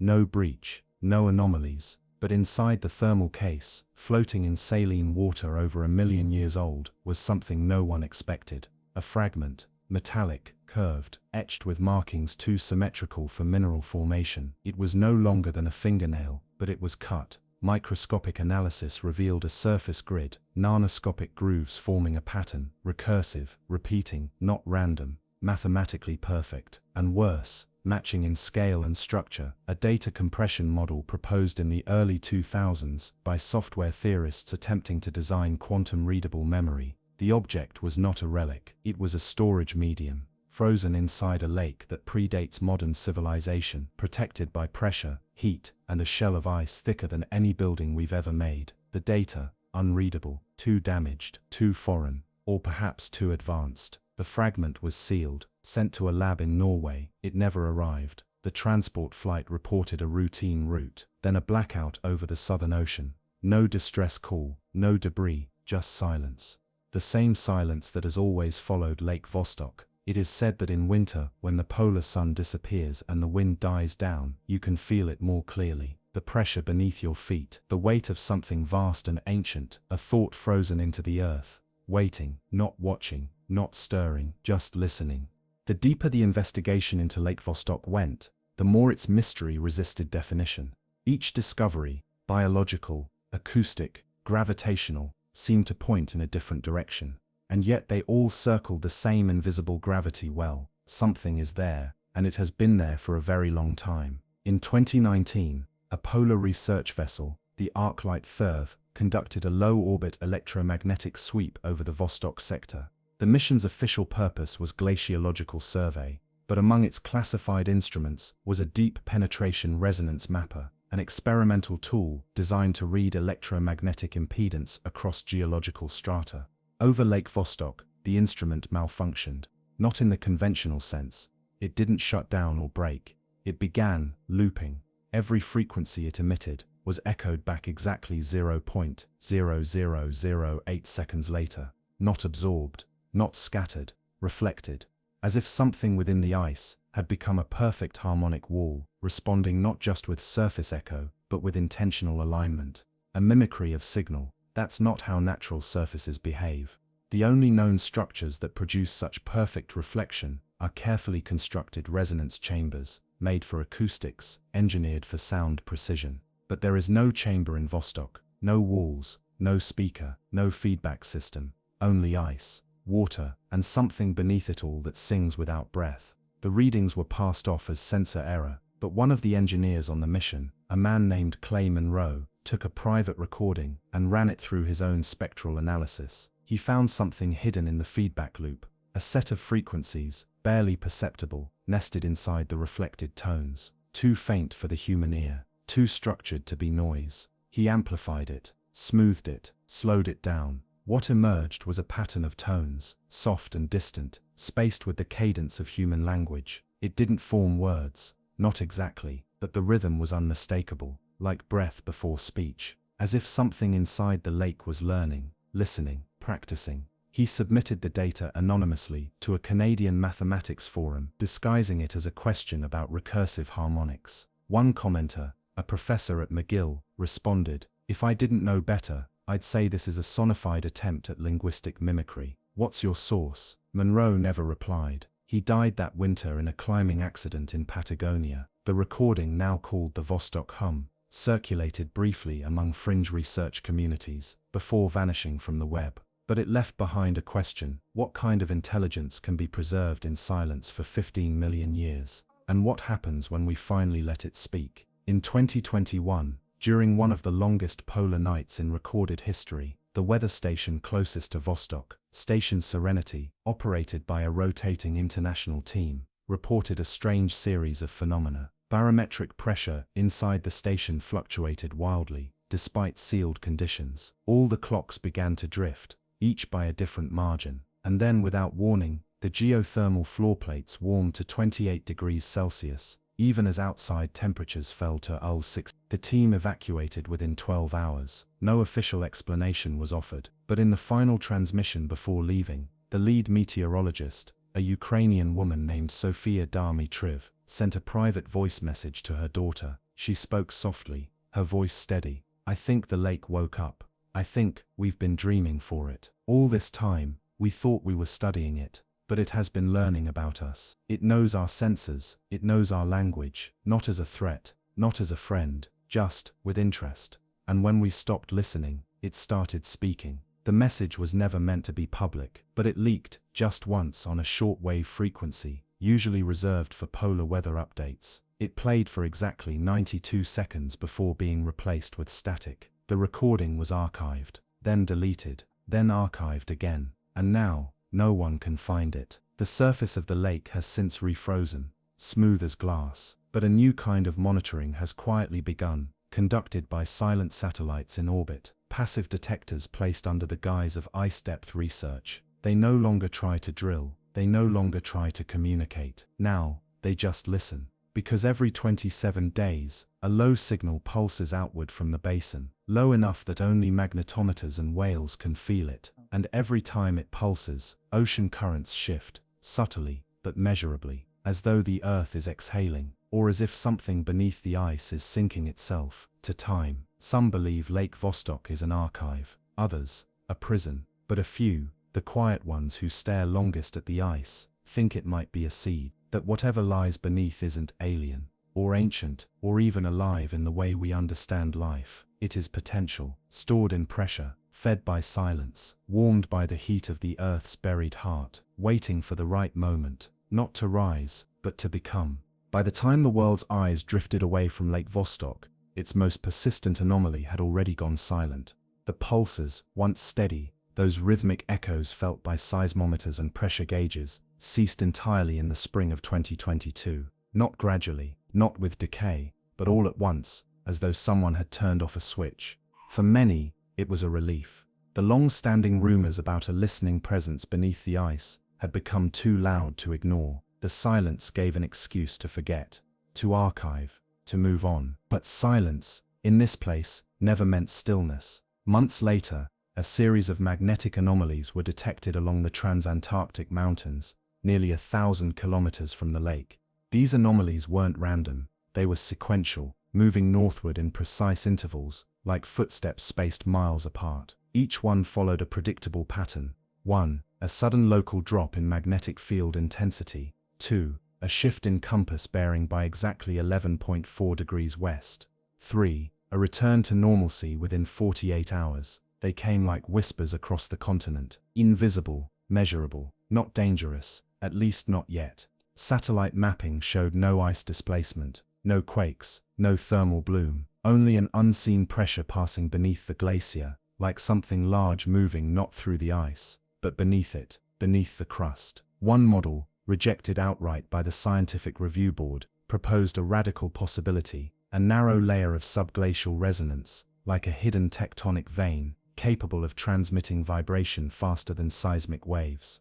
A kind of under-ice nerve, and Lake Vostok had been its origin point. A signal sent not outward, but inward, through the Earth, towards something buried deeper, something older. The implication was terrifying. That Lake Vostok, sealed and silent for 15 million years, was not the source, but the messenger. An eye that had blinked, a throat that had cleared, and now, the voice was traveling. At the European Southern Observatory in Chile, a deep space array detected something unexpected during a routine polar observation, a narrow-band burst of radio noise coming not from space, but from below the horizon, specifically, from Antarctica. The burst was brief, unpatterned, but its energy curve matched the electromagnetic profile of an FRB, a fast radio burst, like those detected in deep space, except this one came from Earth. It lasted 1.2 milliseconds, then vanished. And beneath Lake Vostok, once thought frozen, sensors detected a flicker of heat, a thin expanding sphere of warmth radiating from chamber 5. Not boiling, not molten, but just enough to melt the water's outer skin, as if something had drawn breath and let it go. After that, there were no more missions, no more drilling. The lake's region was declared a geological preserve, under international law, untouchable, unmeasured. But whispers continued to pass among technicians and night watch scientists stationed at remote outposts. Some spoke of hearing low tones in their sleeping quarters, too deep to be structural, too soft to be machinery, a sound like distant chanting, not voices, but vibrations, felt in the chest, in the teeth. One man stationed at Dome 4G documented a recurring dream, a city beneath ice, not ruins, not ancient, but vast and alive, suspended in bluish light. Its towers were translucent,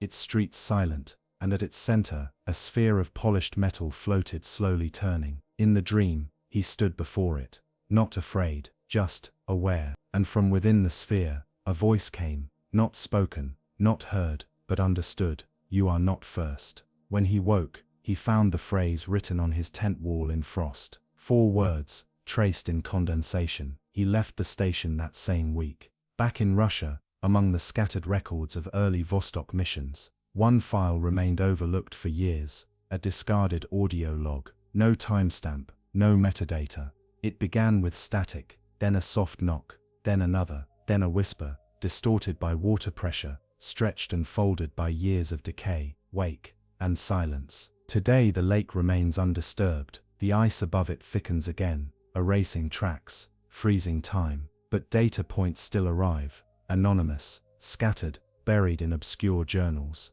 A rise in neutrino activity, a sudden deflection in cosmic background radiation, unexplained anomalies in ocean floor magnetic fields, perfectly aligned with Lake Vostok's longitude. And always, always, the pressure, the sense that something beneath is watching, not in malice, not even in awareness, but with a kind of patience we are not equipped to understand, a patience that measures time not in centuries, but in the thickness of ice, in the turning of the planet, in the breath between one signal and the next. Some believe the lake has gone quiet, but those who listen closely, those who still measure the hum of the earth, know better. They feel the waiting. And in their bones they know, Lake Vostok is not sleeping, it is listening. Far below the typhoon-swept waters of the western Pacific lies one of the deepest scars on the Earth's surface, the Philippine Trench. It stretches like a gash, a silent arc in the seafloor over 1,300 kilometers long, and more than 10,000 meters deep at its lowest point. Few have dared to explore it, and even fewer have returned with anything more than raw telemetry and hollowed-out silence. But in recent years, scattered whispers from expeditions, sonar anomalies and crew diaries have hinted at something else, something moving in the depths, something large, something that shouldn't be there. They call it the shadows beneath. In 2015, a Chinese deep-sea submersible named Hai Shen II descended into the trench on a mission to test a new ceramic composite hull rated for extreme pressures. The dive began normally, with live feed footage returning for the first 4 hours. The cameras showed exactly what was expected, a grey lunar landscape of silt, basalt ridges, and occasional glimpses of bioluminescent invertebrates. But then the feed cut out. Not from power loss or equipment failure. The data stream was still active, but the video was gone. Only audio remained, and what it recorded was unsettling. A low, continuous hum, not mechanical, not geological, something organic, pulsing like the breath of a sleeping beast. And over that hum, occasional clicks, like sonar, but irregular, arrhythmic, and unlike anything in the marine biology catalogue. 12 minutes later, the hum intensified. Then the signal dropped. When Hai Shen II resurfaced 36 hours later, automatically, on backup buoyancy controls, the crew found its exterior scarred, as if scraped by something immensely strong, but not jagged. No hull breach, no collision alert, but its internal pressure sensors had all flatlined at a depth of 9,900 meters. No explanation was given. No further dives were permitted. Yet, 2 months later, an independent Filipino expedition sent a remotely operated vehicle into the same area. This dive lasted 7 hours.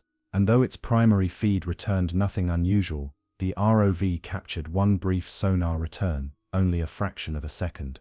It showed a moving mass, not a solid object, not a submersible, but something with mass, traveling laterally through the trench wall, not along the bottom. It appeared to be roughly 60 meters long, curved, segmented, like the spine of something impossibly ancient. When slowed and analyzed, the sonar image displayed heat bloom trailing behind the shape, as though it had stirred water untouched by light or warmth for centuries.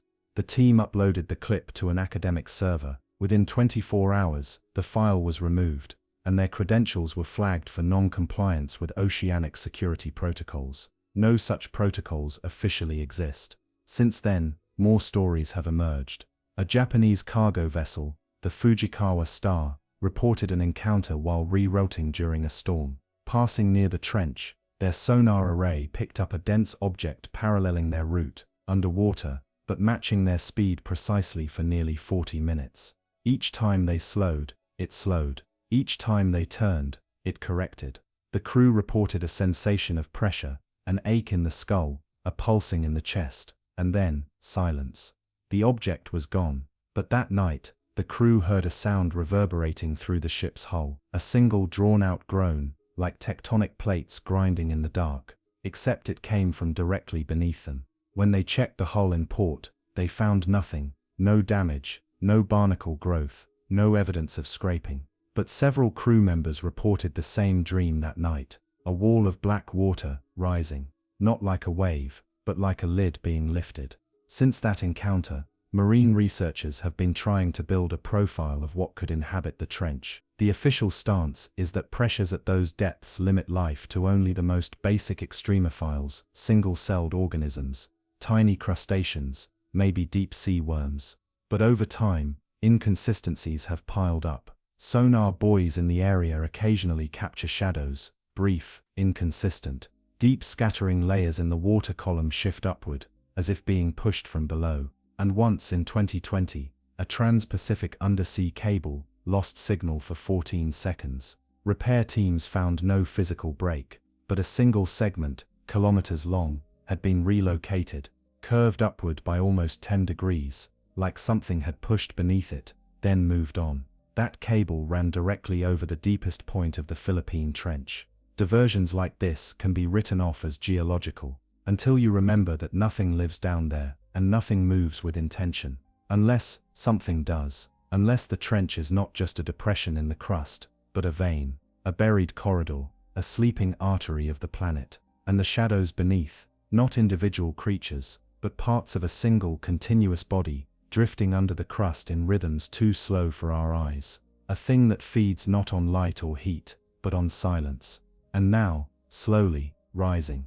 There is a kind of silence that lives only at the bottom of the sea, the kind that presses against your ears, not from absence, but from weight. The deeper you go, the heavier the silence becomes, until it no longer sounds like nothingness, but begins to hum with the memory of things that have moved and passed, unseen, beneath miles of pressure. The Philippine Trench holds that silence, and within that silence, there are moments when the darkness seems to curve, as though hiding contours too immense to be real. In 2021, a joint Australian-Filipino mission launched a deep-sea probe called Ichthys 7. Unlike earlier missions, this probe was equipped not only with cameras and sonar, but with pressure-sensitive microphones, magnetometers, and most importantly, a bioelectric field scanner capable of detecting disruptions in electroreceptive patterns common in marine life. It was not sent to find a creature, it was sent to measure the absence of one. At 9,300 meters, the camera feed dimmed to grayscale static,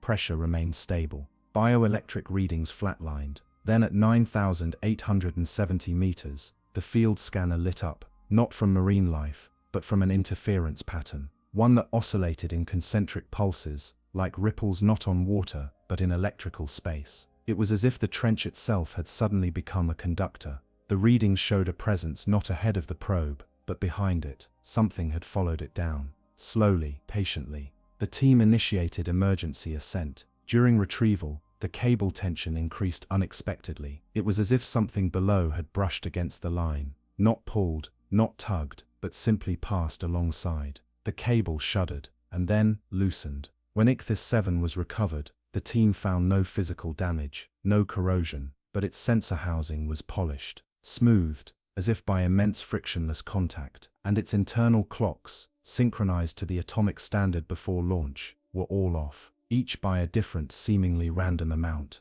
When the data was examined, the field scanner's final reading showed a ghost image, a shape, undefined but curved, moving through the trench like a limb, long and tapering. No texture, no surface detail, just mass. One researcher described it as a shadow with intention, not chasing, not curious, just passing, and aware that we were watching. The story did not reach the public, but in the weeks following the mission, seismic buoys along the trench edge detected a series of low-frequency pulses, too regular to be tectonic, too broad to be from any submersible. They came every 108 hours, each one preceded by a brief rise in water temperature, less than half a degree, and followed by deep water current reversals, as if some great volume of matter had moved through. Some oceanographers called it coincidence, some called it myth, but a few began calling it migration. The idea was ridiculed. Nothing of that size could exist at such depths, let alone move with purpose.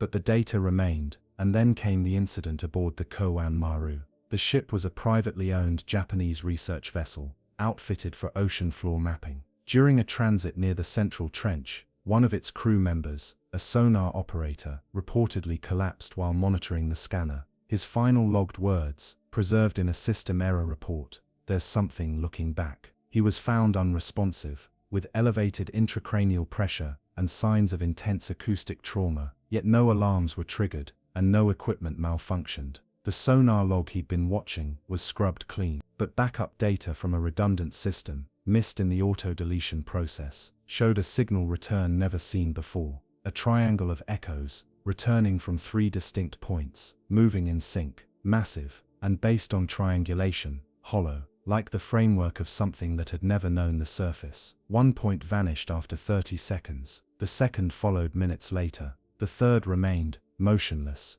until the Kerguelen Maru changed course. Then it too disappeared. No ships have mapped that sector since, but satellite gravimetry now shows something faint, a depression in the seafloor, not circular like an impact, but long and narrow, over 2 kilometers in length. New, not present in earlier data sets, and perfectly aligned with the trench's deepest channel. It is as if something passed by, something that dragged not with claws or tools, but with mass, reshaping the land by simply being too large to notice the difference. The theory no longer sounds like fiction. What lives in the Philippine Trench may not live as we understand the term. It may not feed, or move, or die. It may sleep, for centuries at a time, or listen, or simply drift through the Earth's deepest cuts, surfacing only when tectonic stillness allows its passage. If so, then the trench is not an abyss. It is a path, a vein through which the ocean dreams, long and dark and silent, and in which from time to time something stirs.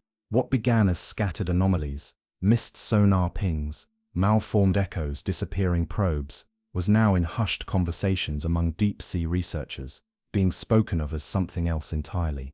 A presence. They did not name it. Scientists rarely do, when the data is soft, and the evidence comes as pressure rather than proof.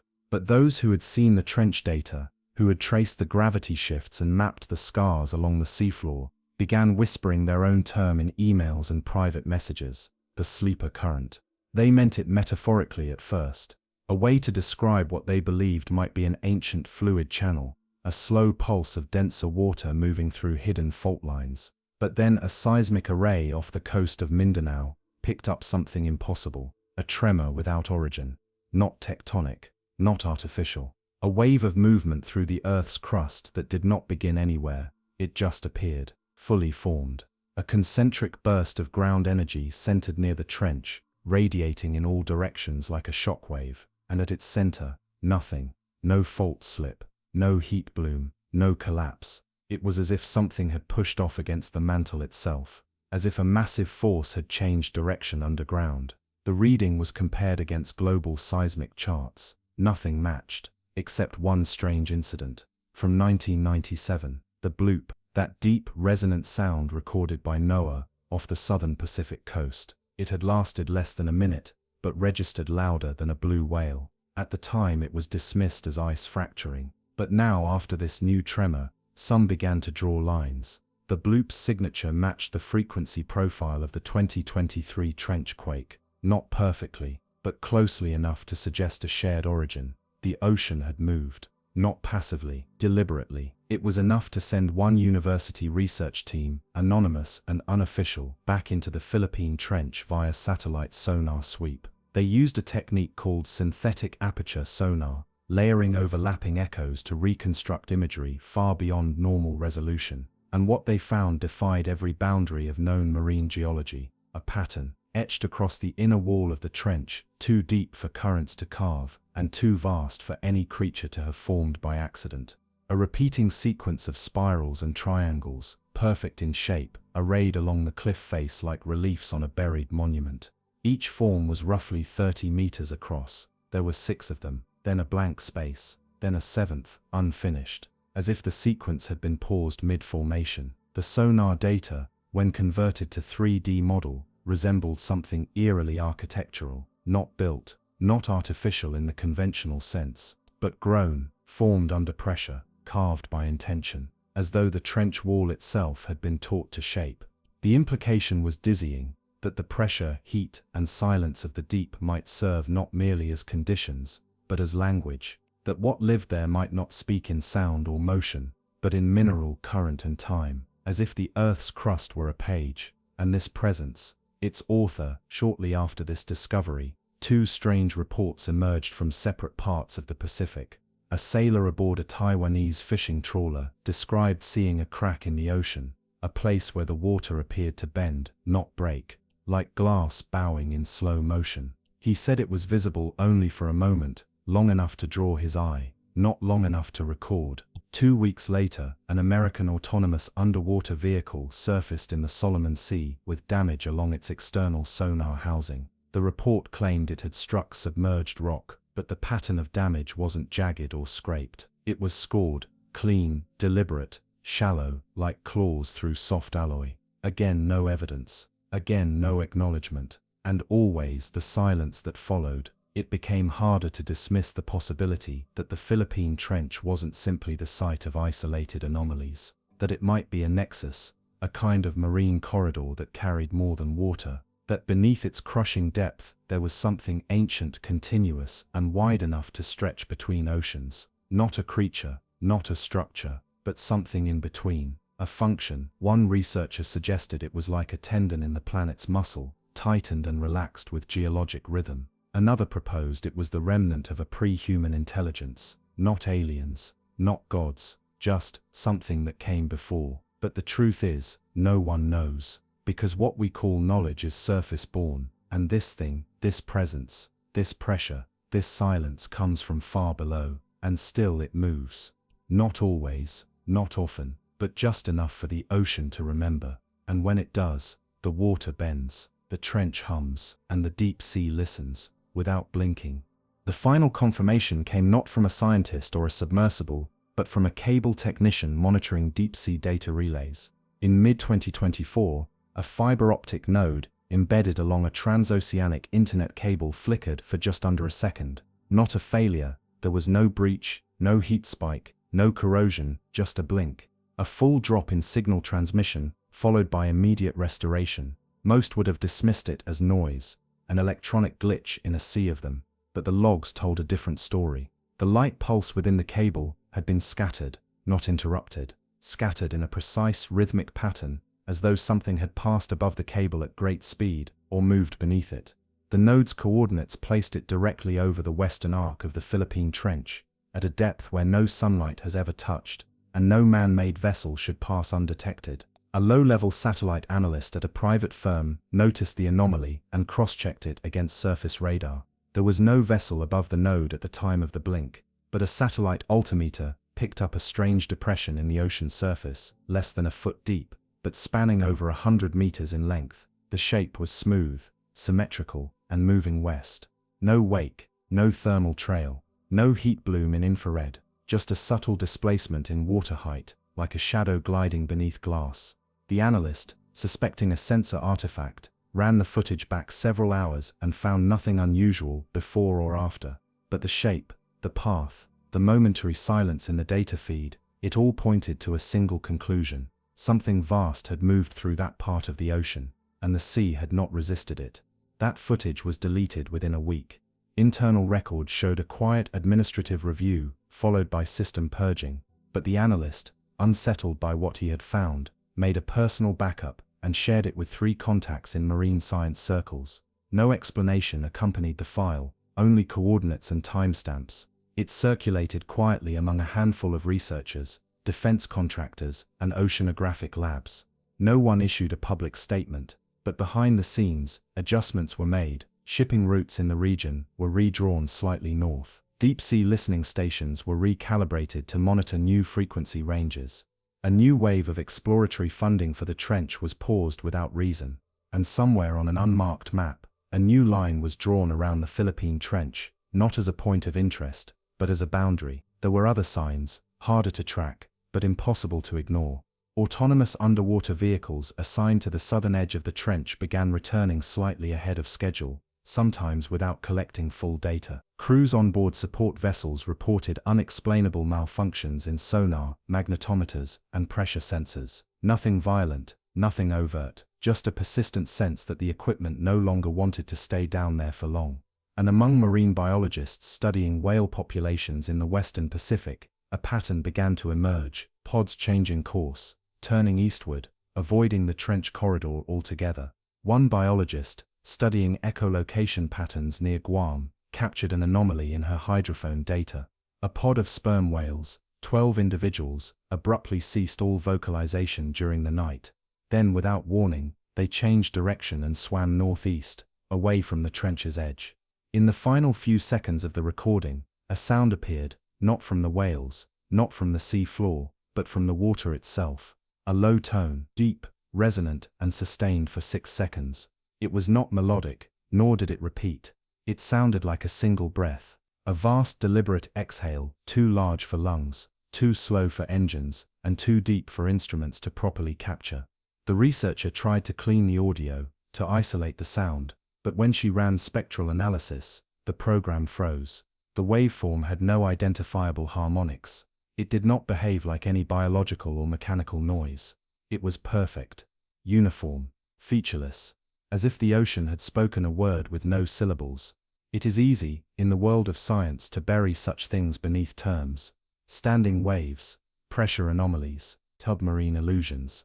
But deep beneath those explanations is a silence that resists language, a knowing that something else, something older, moves through those depths. Some scientists now refer to it only obliquely.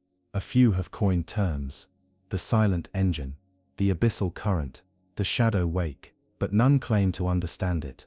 There are no grants, no press releases, only a shared understanding among those who have studied the trench for too long, that something else inhabits it. Not like us, not shaped by light or sound, not alive in the way we define life, but aware, moving, and indifferent. Whatever passed beneath that cable did not stop. It continued westward, through the trench's deepest corridor, disappearing into the layered black beyond our reach. And the ocean closed behind it like a wound healing in time-lapse. The Philippine Trench remains where it has always been, silent, unmapped in its lower reaches, avoided now not by law but by instinct. There is no danger signal, no siren, just a growing sense, among those who watch the sea, that something has stirred beneath the silence, the something vast, slow, and waiting. Not a monster, not a ship, something else.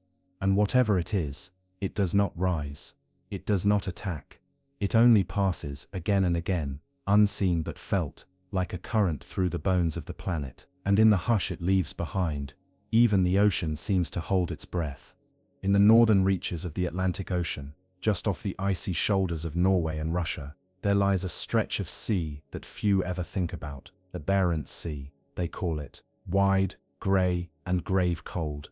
It is not the deepest. It is not the stormiest, but beneath its rolling tides, far below the crusts of ice that drift like glass, there is a region the locals do not name. They call it simply the Abyss. To sailors, it has long been known, not as a trench, not as a pit, but as a place where the compass jitters and the light fades too quickly. A place where submarines change course without explanation, where the sea floor cannot be mapped, and where light, when it comes at all, seems to vanish just beneath the surface. In 1974, a Soviet deep reconnaissance project, operating under the name Zarya 6, ventured into the Barents Abyss with a submersible built for silent passage. Its mission was not to explore, it was to hide. But during its descent, the pilot noted something odd, a pulsing shimmer like a beacon far below the surface. Thinking it was a sonar reflection or a decoy signal, they continued downward. The shimmer did not disappear. Instead, it multiplied. One by one, lights appeared in the blackness, not blinking, not drifting, but holding perfectly still.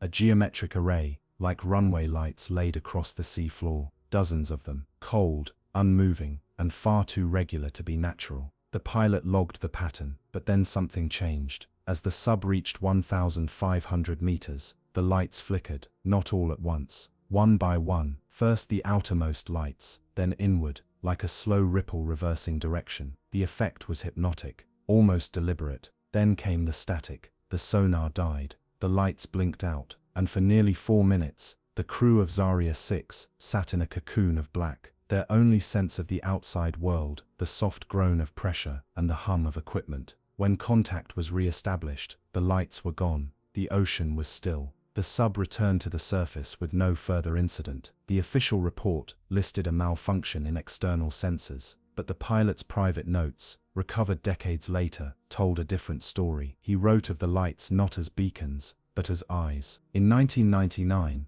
a Norwegian commercial trawler named Sundström passed through the same region during a calm night in early winter. The sea was quiet, the radar clean, but the deck crew reported seeing something in the water, soft pulses of bluish light, just under the surface, fanned out like a fan of bioluminescent rays. They described it as beautiful, almost artificial, as if a glass cathedral had sunk just below their hull. The lights followed them for 40 minutes. Then as the trawler passed a particular latitude, every light on the ship went out. Cabin lights, engine lights, emergency LEDs, everything. For precisely 37 seconds, when the lights returned, the ocean behind them was black. Nothing followed, but the entire crew swore the water was different after, thicker, somehow, more resistant, like sailing through ink. Reports of these disappearing lights go back centuries. In 1843, an English whaling journal recorded a garden of lanterns blooming beneath the hull. In 1912, a Russian explorer noted an inverted constellation, motionless under the sea, perfectly arrayed like the heavens. In nearly every case, the witnesses described the same thing, lights that did not move like fish, that held their positions for minutes, then vanished all at once. In 2020, a team from the University of Bergen deployed an array of light-sensitive cameras along the edge of the Barents Abyss to study deep-water bioluminescence patterns. They weren't searching for anomalies, but one camera, placed at 2,100 meters, recorded something inexplicable. At 3:12 UTC, the feed brightened, slowly, steadily, as a grid of points emerged from the darkness. 33 lights in total, forming a hexagonal pattern. They hovered in place for 6 minutes. Then in a single frame, they were gone. There was no flash, no movement, just a perfect cut to black. And then for one brief second, a reflection appeared in the camera lens. Not a flare, not a distortion, a reflection, as if something massive had passed between the lights and the lens. That footage was never released publicly, but researchers who saw it spoke of it with unease. The light wasn't the anomaly, the silence was. In that depth, everything should shimmer, scatter, or fade. But the lights remained perfect, stable, sharp-edged, impossible. One theory suggested it was a cold seep, methane bubbles reflecting ship lighting. But methane seeps don't form hexagonal grids, and they don't persist for centuries. Another theory proposed that a rare species of deep-sea jellyfish might be responsible, drifting together in synchronized colonies. But no jellyfish known to science glows in perfect stillness and geometric symmetry, and none are known to reflect back. In recent years, submariners passing through the abyss have begun disabling forward lights entirely, using sonar navigation only, not from protocol, from preference. They say the water feels wrong when lit. Some speak of seeing outlines in the light, brief cathedral-like shadows that stretch too high for the depth, too wide for any known structure, like ruins, or wings, or something else the ocean never wanted us to see. And when they switch the lights off, the sea returns to itself, dark, silent, undisturbed, as if the abyss was waiting to be left alone again. Whatever the lights are, creatures, illusions, signals, or remnants, they do not seek attention, they do not chase, or pulse, or communicate. They simply appear, and then vanish, as if to remind us that the ocean does not belong to us, but something deeper watches, from far below the reach of light, and occasionally chooses to be seen, only for a moment, only long enough to be remembered. Of all the sightings recorded near the Barents Abyss, perhaps the most haunting came not from a vessel or a probe, but from a human voice transmitted through static. In 1987, during a classified NATO exercise near the Norwegian Sea, an unmarked submarine, later identified as the NR-221, was conducting a covert listening mission along known Soviet naval routes. Official logs would later redact the vessel's exact location, but recovered internal memos placed it at the southern fringe of the abyss, hovering silently at a depth of 1,600 meters. The operation proceeded uneventfully for days, until in the early hours of the fourth night, the submarine's communication array began picking up irregular pulses. At first, the crew assumed it was electronic interference or pingback from their own sonar, but the pulses had a rhythm. Not Morse, not binary, something slower, almost too slow to register as communication at all. Just two tones, alternating every 31 seconds, low, steady, perfectly spaced.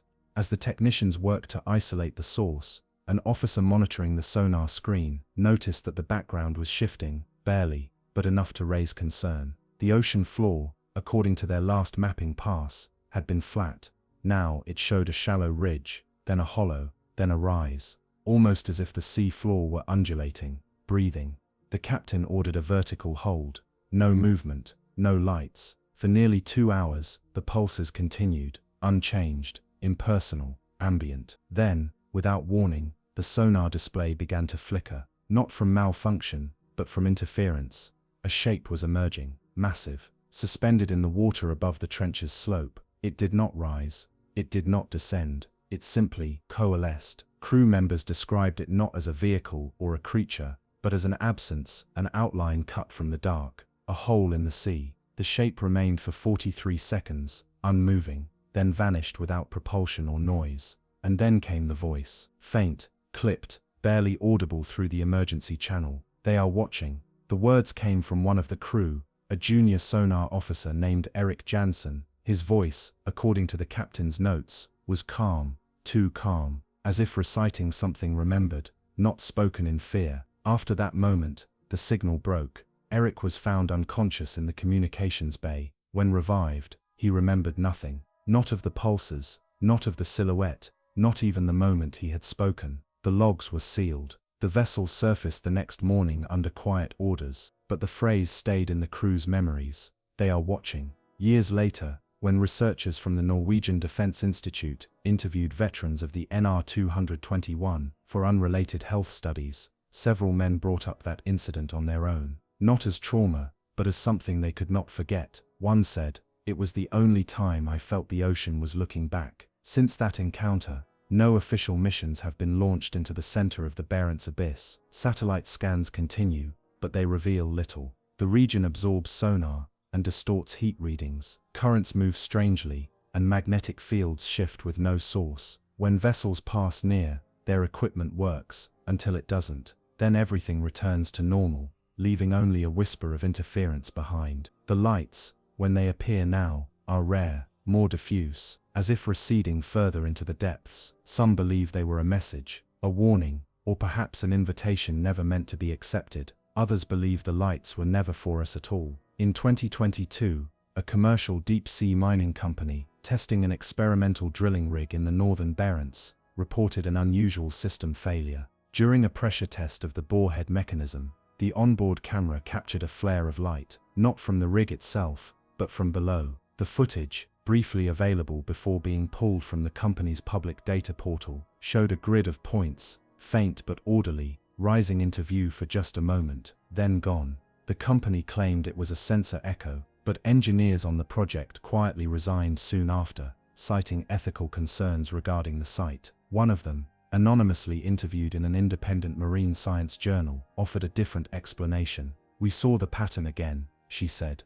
"Same one from '74, same as the naval records. It's not random, it's not a glitch, it's a structure, a lattice." She refused to speculate further, only adding, "We should not be digging there. It's not the pressure I fear, it's the silence." In the absence of firm data, mythology begins to grow. Among native Sami communities in the far north, old stories persist of lights beneath the water, spirits that live in the cold and feed on noise. According to some tellings, if you speak near their home, they remember your voice. If you shine light into their world, they shine it back, but not to reveal themselves, only to see if you'll follow. No modern scientist would cite these tales in a paper, but the stories, like the trench, remain unmoving, unexplained. And still the Barents Abyss lies in wait, a place where the ocean holds secrets not in its depth, but in its silence, where lights bloom like memory and vanish like breath, where human instruments falter, not because they are broken, but because they were never meant to understand what stirs beneath that sea. And in that dark expanse,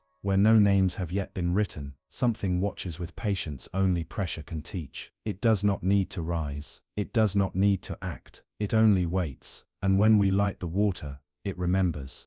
On clear nights in winter, when the clouds break over the northern sea, and the moon is low, fishermen along the Murmansk coast sometimes pause before launching their boats, not because of the weather or the weight of ice, but because the sea glows just faintly where it shouldn't. Not green like algae, not blue like bioluminescent plankton, something colder, like starlight that's sunk and forgotten how to rise. They don't speak of it directly, but they wait. And if the glow fades, they launch. If it stays, they turn away. Such stories remain unrecorded. They exist not in data, but in hesitation. And still those lights return quietly, intermittently, without rhythm or purpose. Sometimes they flicker once, a single point suspended deep below the keel. Other times they multiply, spanning wide arcs beneath the surface, like constellations pressed into water. But they are never random. Always they suggest arrangement. Always they appear without warning, and always they vanish. In late 2015, a deep-sea film crew from a Scandinavian nature channel received a rare permit to lower a camera pod into the Barents Abyss for a documentary on polar seabeds. The pod was uncrewed, neutrally buoyant, and equipped with full 360-degree capture. The descent was scheduled for 12 hours, with live telemetry feeding to a surface vessel. At first the footage was ordinary: silt clouds, cold currents, occasional drifts of jellyfish and crustaceans. Then came the absence. Roughly 9 hours into the dive, the camera stopped transmitting light reflections, not because its lights failed, but because they had nowhere to bounce. The water turned perfectly black, so black in fact, that the depth sensors began reporting faulty pressure readings, as if the pod had passed through a void, not just of light, but of matter. For 7 minutes, there was no image. Only the ambient hiss of the descent. Then faintly, one light returned, a point, pale, suspended in the center of the frame, no structure visible around it, no sign of where it originated. Then another appeared, and another, 8 in total, arrayed in a circle. No motion, no turbulence, no source. The team watched, transfixed. Some thought it might be a reflection, a trick of optics or miscalibrated sensors. But then the lights moved, not toward the pod, but downward into the dark, as if retreating. Each light dropped in perfect alignment, equidistant, before disappearing at the same moment, like a string being pulled through velvet. When the pod surfaced, all instruments were intact. The footage was reviewed, copies were made, but within a week, the production company reported a systems wipe. External drives, backups, cloud accounts, all inaccessible, the data corrupted. No investigation was filed. No replacement dive was scheduled. A former producer, years later, admitted in an interview that they'd received a brief message from an unnamed naval agency warning that further expeditions into that zone would be unwelcome. She never clarified which agency, only that the voice on the line had said, "Some things don't want to be remembered." Those 8 lights, their symmetry, their movement, their silence, have since become known in maritime folklore as the Circle of Witness. Among deep-sea divers, it's whispered that if you see them, you are not in danger unless you try to follow, because the lights never come to you, they wait to see if you come to them. In 2003, a private diving expedition, equipped with prototype exosuits, reported losing contact with one of their team during a deep descent near the abyss's outer ridge. The diver, a man with 20 years of experience, had separated from the group for less than 5 minutes when his locator went silent. Radio contact remained active. His voice, calm at first, became increasingly soft, not panicked, not rushed, just slow. He described seeing lights. When asked to elaborate, he only repeated, "They're not on the floor, they're inside it." After that silence, they recovered his body 2 days later, intact, no signs of trauma, the suit fully functional, but the black box of his exosuit revealed something strange: a final heartbeat, then a flat line, then 20 seconds later, another heartbeat, singular, deep, massive, recorded not from him, but from outside the suit, as if the sea itself had thudded once and stopped. There was no explanation. The company ceased further dives in the region. Today, the Barents Abyss is largely avoided, not by edict, but by unease. Research vessels pass wide, submarines drift quietly around its perimeter, and though the lights have not been widely seen in over a decade, their memory lingers. In the darkness beneath that stretch of water, something waits, not in sleep, not in motion, in awareness. We have never found a structure, never confirmed a species, never explained the lights, but they are always the same shape, same placement, same disappearance, like a ritual repeated without audience, like a question the ocean asks, again and again, and still, no answer comes, because the lights do not seek response, they seek witness, and in witnessing, we become part of the silence. The last confirmed recording of the Barents lights came not from a ship, nor from a diver, but from a satellite tasked with watching the sky. Launched in 2029, the Astris array was designed to monitor polar auroras and measure subtle shifts in magnetospheric activity. Its cameras, tuned for high-altitude light patterns, rarely captured the sea, but in the early hours of a sunless Arctic morning, one frame slipped through, an image later flagged by a junior data technician reviewing satellite drift logs. It showed the Barents Sea as usual, dark, windless, flat, but below the surface, faint, geometric impressions. Dozens of them, as if light were being reflected upward, not from waves or ships, but from something organized beneath the sea. The technician adjusted the contrast, filtered the noise, ran thermal overlays. Nothing artificial, no structures, no motion trails, just faint lattices of illumination, hexagons, spirals, circles, rising from nowhere, then fading again. It made no sense. Sea ice had formed in patches across the region, and there were no vessels present, no thermal traces in the surrounding waters. The images were dismissed as artifacts, internal reflections perhaps. But one expert in polar optics made a quiet note: the light patterns were too consistent for randomness. Not refraction, not interference. They were not reflected through water, they were beneath it. Around the same time, fishermen along the Kola Peninsula reported strange feedback on their radios, soft pulses, too low for speech, that echoed every 30 seconds. At first they believed it was sonar bleed from distant naval traffic, but the pattern repeated, precisely, for hours at a time, always in threes, always ending with a low resonance that made the boat hulls hum like something massive moving far below. One trawler captain, curious, turned off all electronic equipment and waited. When the pulses came again, he dropped a weighted microphone into the sea. What he recorded was simple: silence, to then 3 tones, rising, low, low, slightly higher, then silence again. He left the area by dawn. Not long after, a wave of satellite outages briefly affected long-range communication networks passing over the Barents region. Engineers traced it to geomagnetic fluctuations, natural, they said, random, but none had been forecast, and none returned after. There is a theory, passed quietly among oceanographers, that the Barents Abyss is not a trench or a geological anomaly. Not in the way we map depth or pressure. They say it behaves more like an echo, something that responds, not reacts, a presence, not a place. The lights, they suggest, are not illuminating the sea, but testing it, like sonar in reverse. as if they are not trying to see us, but to hear how we respond. Instruments fail not because of pressure, but because of interference. Memory fades not from trauma, but because the mind cannot frame what it saw. The sea does not threaten.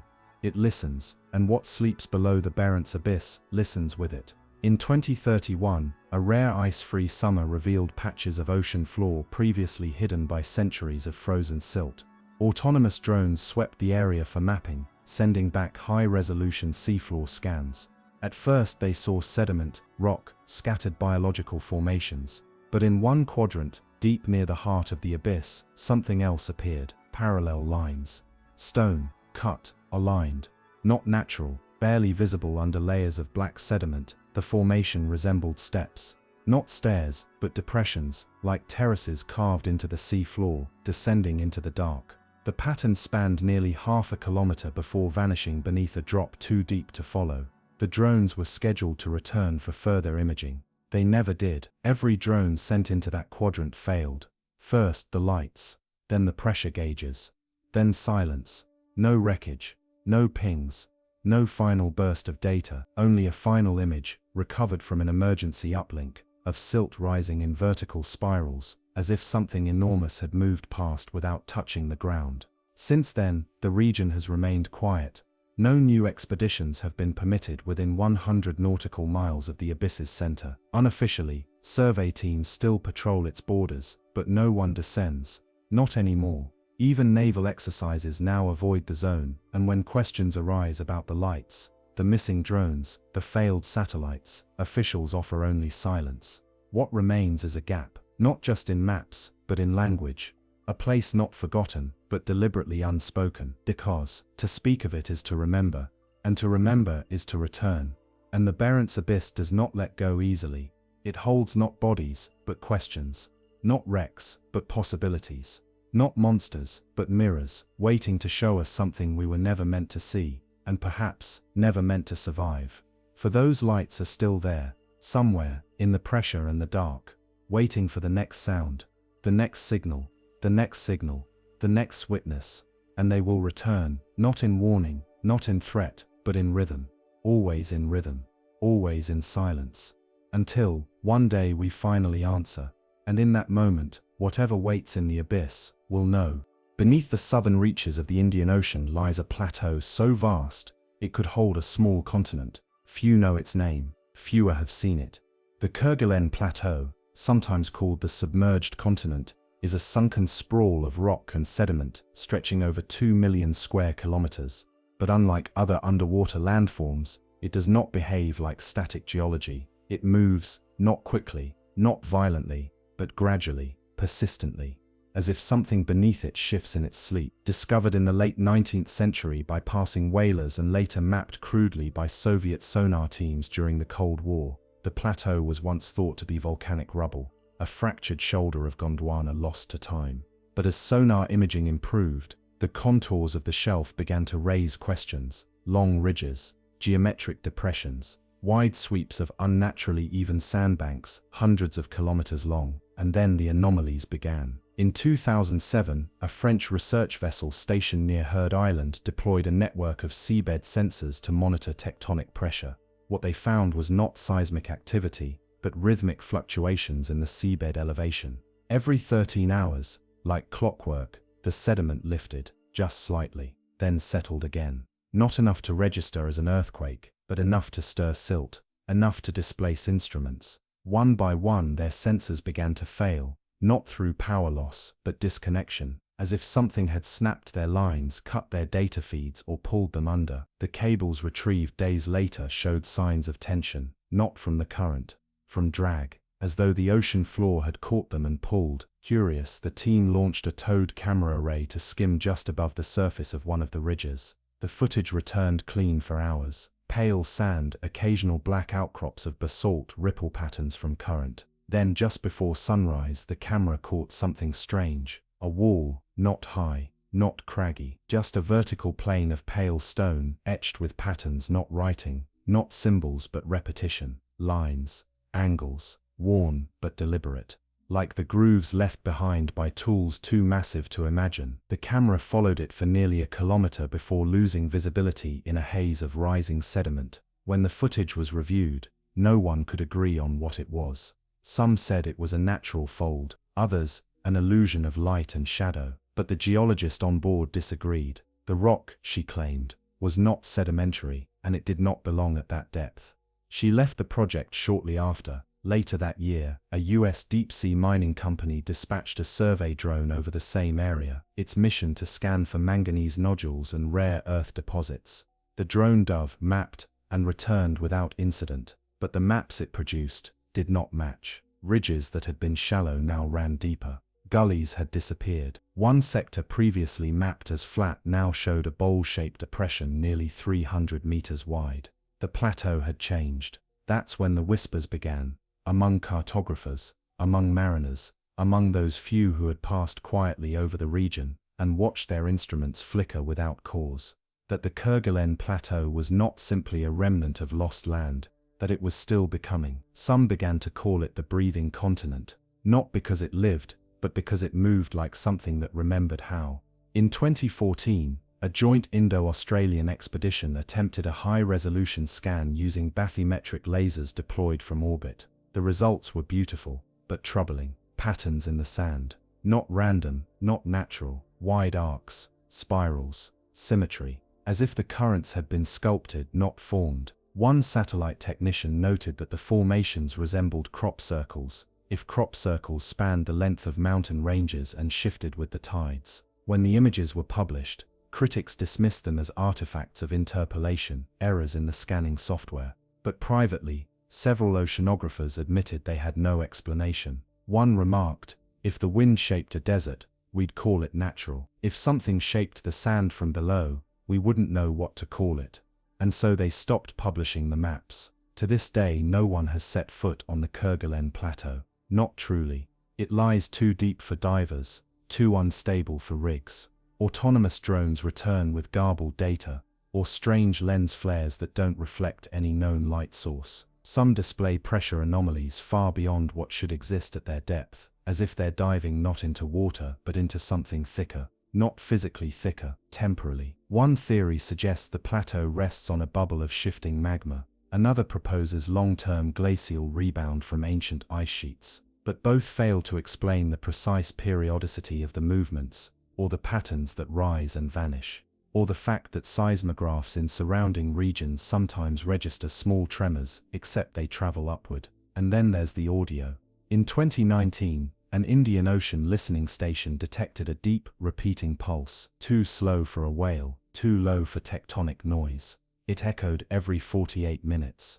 A low-frequency vibration that spread in all directions, curving around islands, bouncing off ridges, returning with altered timber as if it had passed through a moving structure. When the pattern was triangulated, its origin pointed directly to the plateau's center, just beneath a known ridge now dubbed by locals as the spine. Whatever lies beneath Kerguelen does not rise. It does not roar. It shifts, and with every shift the ocean rearranges itself. In the years that followed the pulse detection, attention toward the Kerguelen Plateau faded.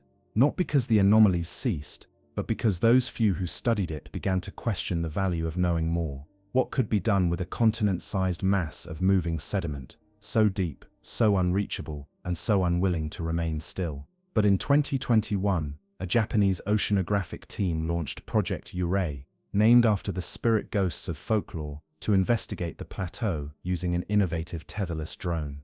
The machine, called the Shinkai Whisper, was designed to navigate autonomously, using water density gradients rather than GPS or sonar. It would drift, not dive, listening more than seeing. For 12 days, Whisper roamed the southern ridge of the plateau.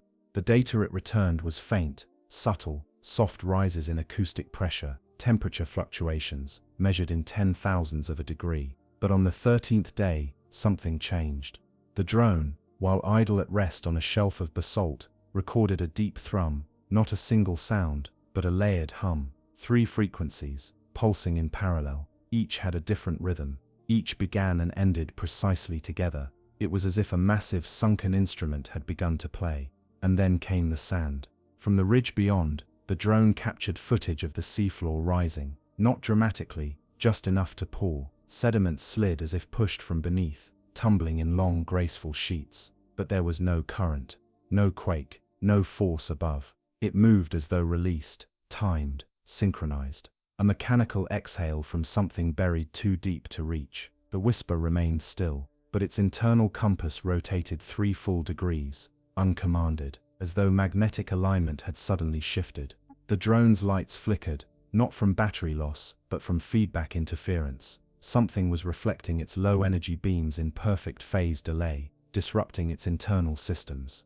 The team aboard the support vessel above, watching the live feed, described the moment in writing later as like watching a curtain open in reverse. Not a revelation, but a closing, a decision not to be seen. And then, without warning, Whisper was gone. Not destroyed, not silenced, gone. The tetherless data stream cut off mid-transmission. Final frame, a swirl of sediment, light flaring against something briefly visible, something curved, scaled, perhaps, or chiseled, like the edge of a structure meant to remain hidden by tides. The loss was labeled mechanical failure. The project disbanded within the year. But not all team members walked away quietly. One researcher, under a pseudonym, released an essay online weeks later. In it, she described what the footage could not, the sense, shared by those on the ship, that the plateau had responded, not to light, not to the drone, but to observation, as though the presence of human attention had triggered a withdrawal, a recoil.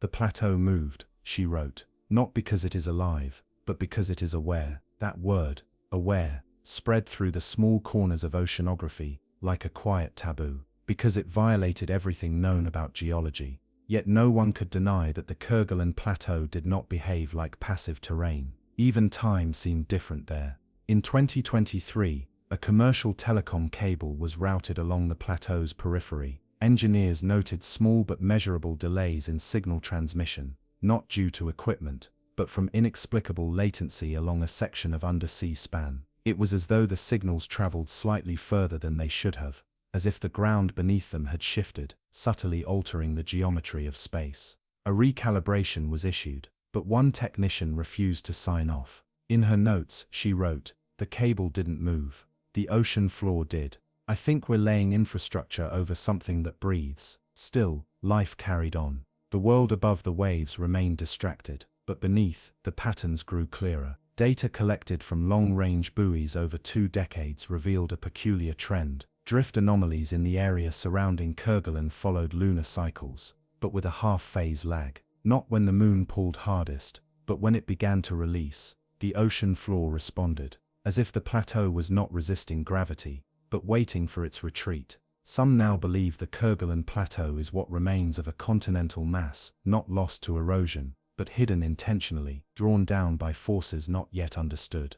And there are whispers, quiet, speculative, of pressure vaults, massive subcrustal cavities, where ocean and time pool like water behind a dam, where movements occur so slowly, so quietly, that they are missed not because they are small, but because they are vast. A single shift might take a century. A single breath might last a millennium, and in that time, entire ranges bend, sands ripple in patterns too massive for eyes to see, ridges stretch, vanish, and rise again, not as ruins, not as memories, but as structures still in motion, still forming. One cannot map Kerguelen, one can only glimpse it, like the shadow of a whale passing beneath your boat, there then gone, too large to grasp, too close to dismiss. It is not a place where things were. It is a place where things still are, unfolding slowly in the dark. And if one waits long enough, they begin to see that the ocean above is merely a reflection. What lies beneath is the original, and the sand still moves. It only waits, and when we light the water, it remembers. Not all mysteries beneath the Kerguelen Plateau rise from the seafloor. Some hang in the water itself, silent, suspended, barely perceptible. In 2024, a research vessel operated by a Norwegian-Australian collaboration encountered one such enigma, a temperature pocket. Not a warm one, as is often the case near hydrothermal activity, but cold, strangely, impossibly cold. The team had been conducting routine salinity sampling when their instruments flagged an anomaly, an abrupt drop in temperature over a vertical column nearly 50 meters wide. At first, they assumed it to be a sensor error, a calibration glitch, but after deploying 3 independent readings across separate submersible probes, the data remained the same. The water inside the column was 3 degrees colder than the surrounding sea. No currents, no upwelling, no signs of convection. The water was still. And yet beneath that column, the seabed displayed patterns, oddly regular grooves and scalloped edges that curved away in spirals. The team described them as something between raked gravel and fossilized ripples, as though something had stirred the sediment, not with force, but with patience. They dropped a camera into the cold pocket. For the first 20 meters, visibility remained clear, but then the screen filled with static, not digital noise, but visual distortion, like heat waves, except inverted. The water shimmered without motion, a sort of visual echo, as if the lens were not filming reality, but its memory. Then came the sounds, recorded by the microphone trailing the camera. The audio began with faint clicking, not marine life, not mechanical, repeating patterns, 2 short bursts, then a pause, 2 more, then silence. After a full minute, 1 long pulse, low and resonant, too deep for human hearing without modulation. The pulses continued for exactly 9 minutes and 12 seconds. Then without warning, everything stopped. No clicks, no pulses. The temperature equalized. The water within the pocket returned to ambient ocean levels. The grooves on the seabed, gone, covered by a fine dusting of silt, as though the seafloor had deliberately exhaled to hide them. Back aboard the ship, the team cross-referenced archival data and realized the same cold pocket had been recorded once before, in 1998,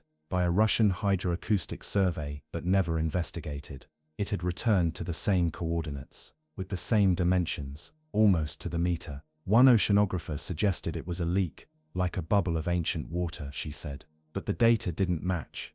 There was no change in chemical composition, no increase in pressure or salinity. The pocket hadn't leaked. It had been placed. By what or why, no one could say. But the experience raised new questions. If such anomalies could return, unchanged, over decades, was the plateau operating on a clock we couldn't read? Were these events isolated or connected?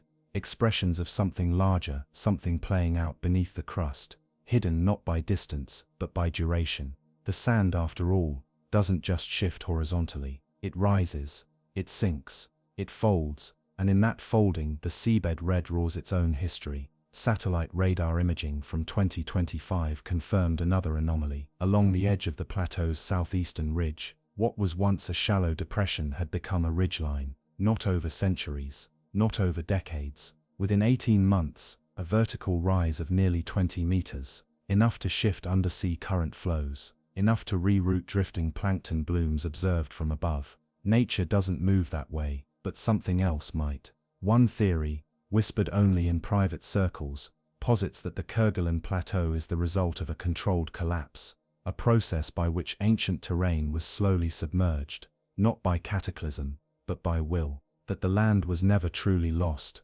only hidden, drawn downward into sleep beneath a shifting skin of silt and time. The patterns in the sand, the pulses, the symmetrical depressions, none of it, taken alone, proves intention. But together, they suggest something more than geology. Some researchers now speak of motive, not in a conscious human sense, not malice, not purpose, but design, as if the seafloor itself were a kind of machine or an organism, responding only when conditions are right, and when they are not, it waits, sometimes for decades, sometimes for longer. The deeper one studies the Kerguelen Plateau, the more familiar it begins to feel, not because we've seen it before, but because it resembles something we recognize: the repetition of breath, the pause before a heartbeat, the space between blinking lights on a distant shore, and yet we can't reach it.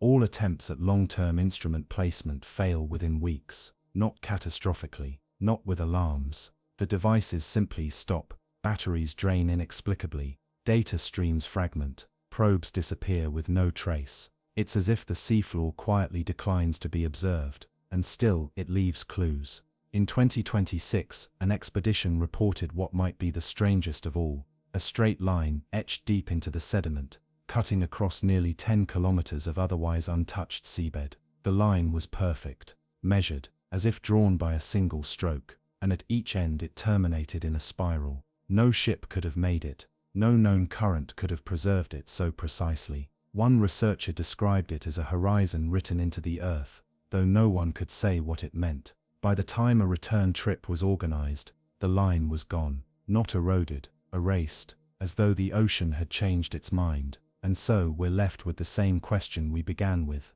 What moves the Kerguelen Plateau, and what else might be moving with it? There is a shape some researchers speak of when they recall their time near the Kerguelen Plateau, not a structure or formation, but an impression, a feeling that the landscape beneath them wasn't merely spreading out like any other ocean floor, but curving, bowing inward, as though the seabed were folding towards something at its center. The term one researcher used was concavity of intent. It's not a scientific phrase. It means nothing in oceanography, but those who've studied the region know exactly what it implies.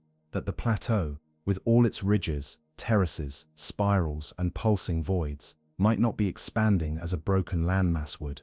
It might be gathering, like a flower, closing, like a hand drawing something closer. The idea took root after a series of undersea fiber optic cables routed across the southern rim began to display a strange pattern of signal compression. Not signal loss, but timing inconsistencies, packets arriving too quickly, then too slowly, then back to normal.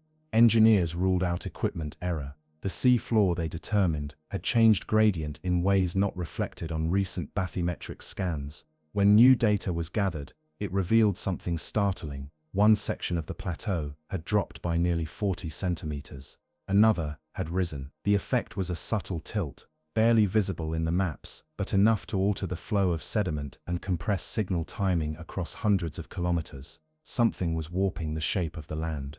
But why? In response, an international team composed of researchers from India, France, and Chile attempted a coordinated survey using synchronized deep echo sonar pulses, each launched at specific intervals from separate locations. The goal was to light up the plateau acoustically, revealing its internal structure like sonar-based CT scans. The pulses were emitted. The results were incomplete. Each team's readings captured the edges of the plateau clearly, but near the center, the echoes fractured, distorted. One signal returned before it had even finished transmitting, an impossibility under known physics. Another bent in on itself, creating a spiral-shaped waveform. The deepest pulse vanished entirely. It was as if the center of the plateau was not solid, not even hollow, but absent, not empty, just missing. That data was quietly withdrawn from public access, but not before a few images were leaked. Grainy screenshots of waveform spirals, annotated by hand, circled in red. One of them bore a handwritten note: "This shouldn't exist unless space is folding." No official explanation was ever offered, and so the plateau remains unmapped at its heart. One might think such stories would scare people away, but for some, the mystery is a magnet. In 2028, a private research vessel funded by an anonymous donor set sail to make contact. That was the phrasing in their internal report. Contact. They carried no press, no crew beyond the scientific team, and 2 technical operators. They deployed custom-built probes designed to remain in place for months, equipped with gyroscopes, pressure sensors, and motion-triggered acoustic logs. 2 weeks later, their vessel was found adrift, engines powered down, crew unharmed but silent. Each member refused interviews. They offered no statements. Medical evaluations found no signs of trauma, only fatigue, and when asked about what they saw, they each gave the same response: there was no light. The equipment recovered from the vessel contained only partial data. Most of the files were corrupted, wiped clean by exposure to unknown magnetic fields, but one audio recording survived, hidden in a buried directory. It begins with static, then a soft vibration, low and steady, then a sound like a breath being drawn in, impossibly deep, not of lungs, but of space, as though the ocean itself had exhaled in reverse. Then silence, and then at the edge of the spectrum, so faint it almost disappears, ticking, not mechanical, organic, wet, deliberate. It continues for 6 minutes, then stops, and the file ends. Some who've heard it say it's nothing, an artifact. Others claim that if you listen in total darkness, without sound, the ticking changes, speeds up, slows down, aligns with your breathing, mimics your heartbeat. No one plays it twice. Now vessels that pass over the plateau often turn off their sonar. Fishermen lower their voices. Military exercises avoid the area entirely, not by rule, but by practice. It is understood, without need of memo or briefing. The Kerguelen Plateau does not like to be touched. It is a memory still forming, a puzzle still moving, a map that rearranges itself between each visit. It doesn't erase what came before. It layers it, like silt over bones, like breath over a mirror. If it is alive, it dreams slowly. If it is a structure, it obeys rules we haven't begun to guess. But most likely, most quietly, it is something else. Not a place, but a process. Not a ruin, but a ritual. Still unfolding, still gathering. And somewhere beneath that gathering, beneath the shifting ridges and the breathing sand, there may lie something that watches not with eyes, but with time, waiting for us not to see it, but to understand it. And now we've come to the end. We've followed flickers in the black. We've wandered beside forgotten wrecks and watched ghost signals vanish into trench shadows. We've listened for footsteps in sonar, traced ancient lines in sand that may never have been drawn by hands. And we floated quietly on the edge of understanding, where the water no longer feels like just water. Out here, nothing is ever truly silent. The sea hums, even when we stop listening. It shifts in ways too slow for clocks, too wide for maps, and yet it remembers, not like we do, with thoughts, with language, but in patterns, in pressure, in tides. We've seen how the deepest places do not yield their answers, but rather offer riddles disguised as stillness. A vanished submarine, a tower that shouldn't stand, lights where no ship could be, ruins that change when watched, breaths from creatures never named, and all of it, dissolving again into the blue. Maybe that's the real weight of the ocean, not just its depth, not just its mystery, but its patience. It doesn't rush to explain, it waits, and when we drift close enough to glimpse its secrets, it gives us only just enough to wonder, and never enough to know. Maybe some answers lie too deep, maybe some are better left drifting, or maybe what we're seeing is only the beginning. Because when a signal disappears, it doesn't mean it never was. When a ship leaves no wake, it doesn't mean it wasn't real. And when a light flickers once then dies, it may not be gone, it may just be waiting for someone else to notice. That's the beauty and the ache of the sea. It forgets nothing, and it gives nothing away. So if something is moving beneath, we won't know until it wants us to. If a ruin is rearranging itself, it will never show the same shape twice. And if something ancient has eyes, they've likely been closed for centuries, waiting not to be seen, but to be understood. Tonight we dreamed in salt. We wandered coastlines that don't exist on maps. We traced long-lost arcs of sound through uninhabited channels. We brushed against memories trapped beneath ice, and shapes too large for belief. And we did it slowly, gently, as if trying not to wake whatever sleeps below. Let that feeling stay with you a little longer. Let your thoughts slow, like current around a reef. Let the echoes of those vanished stories fade like ship bells lost in fog. Let the weight of what you don't know feel less like fear, and more like awe. Whatever it is, it remains waiting. Whatever it was, it remains unfinished. And maybe that's exactly how it's meant to be. Some questions drift forever unanswered. Some truths cannot survive the surface, and some stories only speak when whispered in darkness. So if this journey stayed with you, if a shadow or a signal lingered in your mind, tell me in the comments, which mystery haunted you the most tonight? I'll be there, reading slowly, quietly, just like you. And until the next tide comes in, until we dive again, sleep well beneath the waves.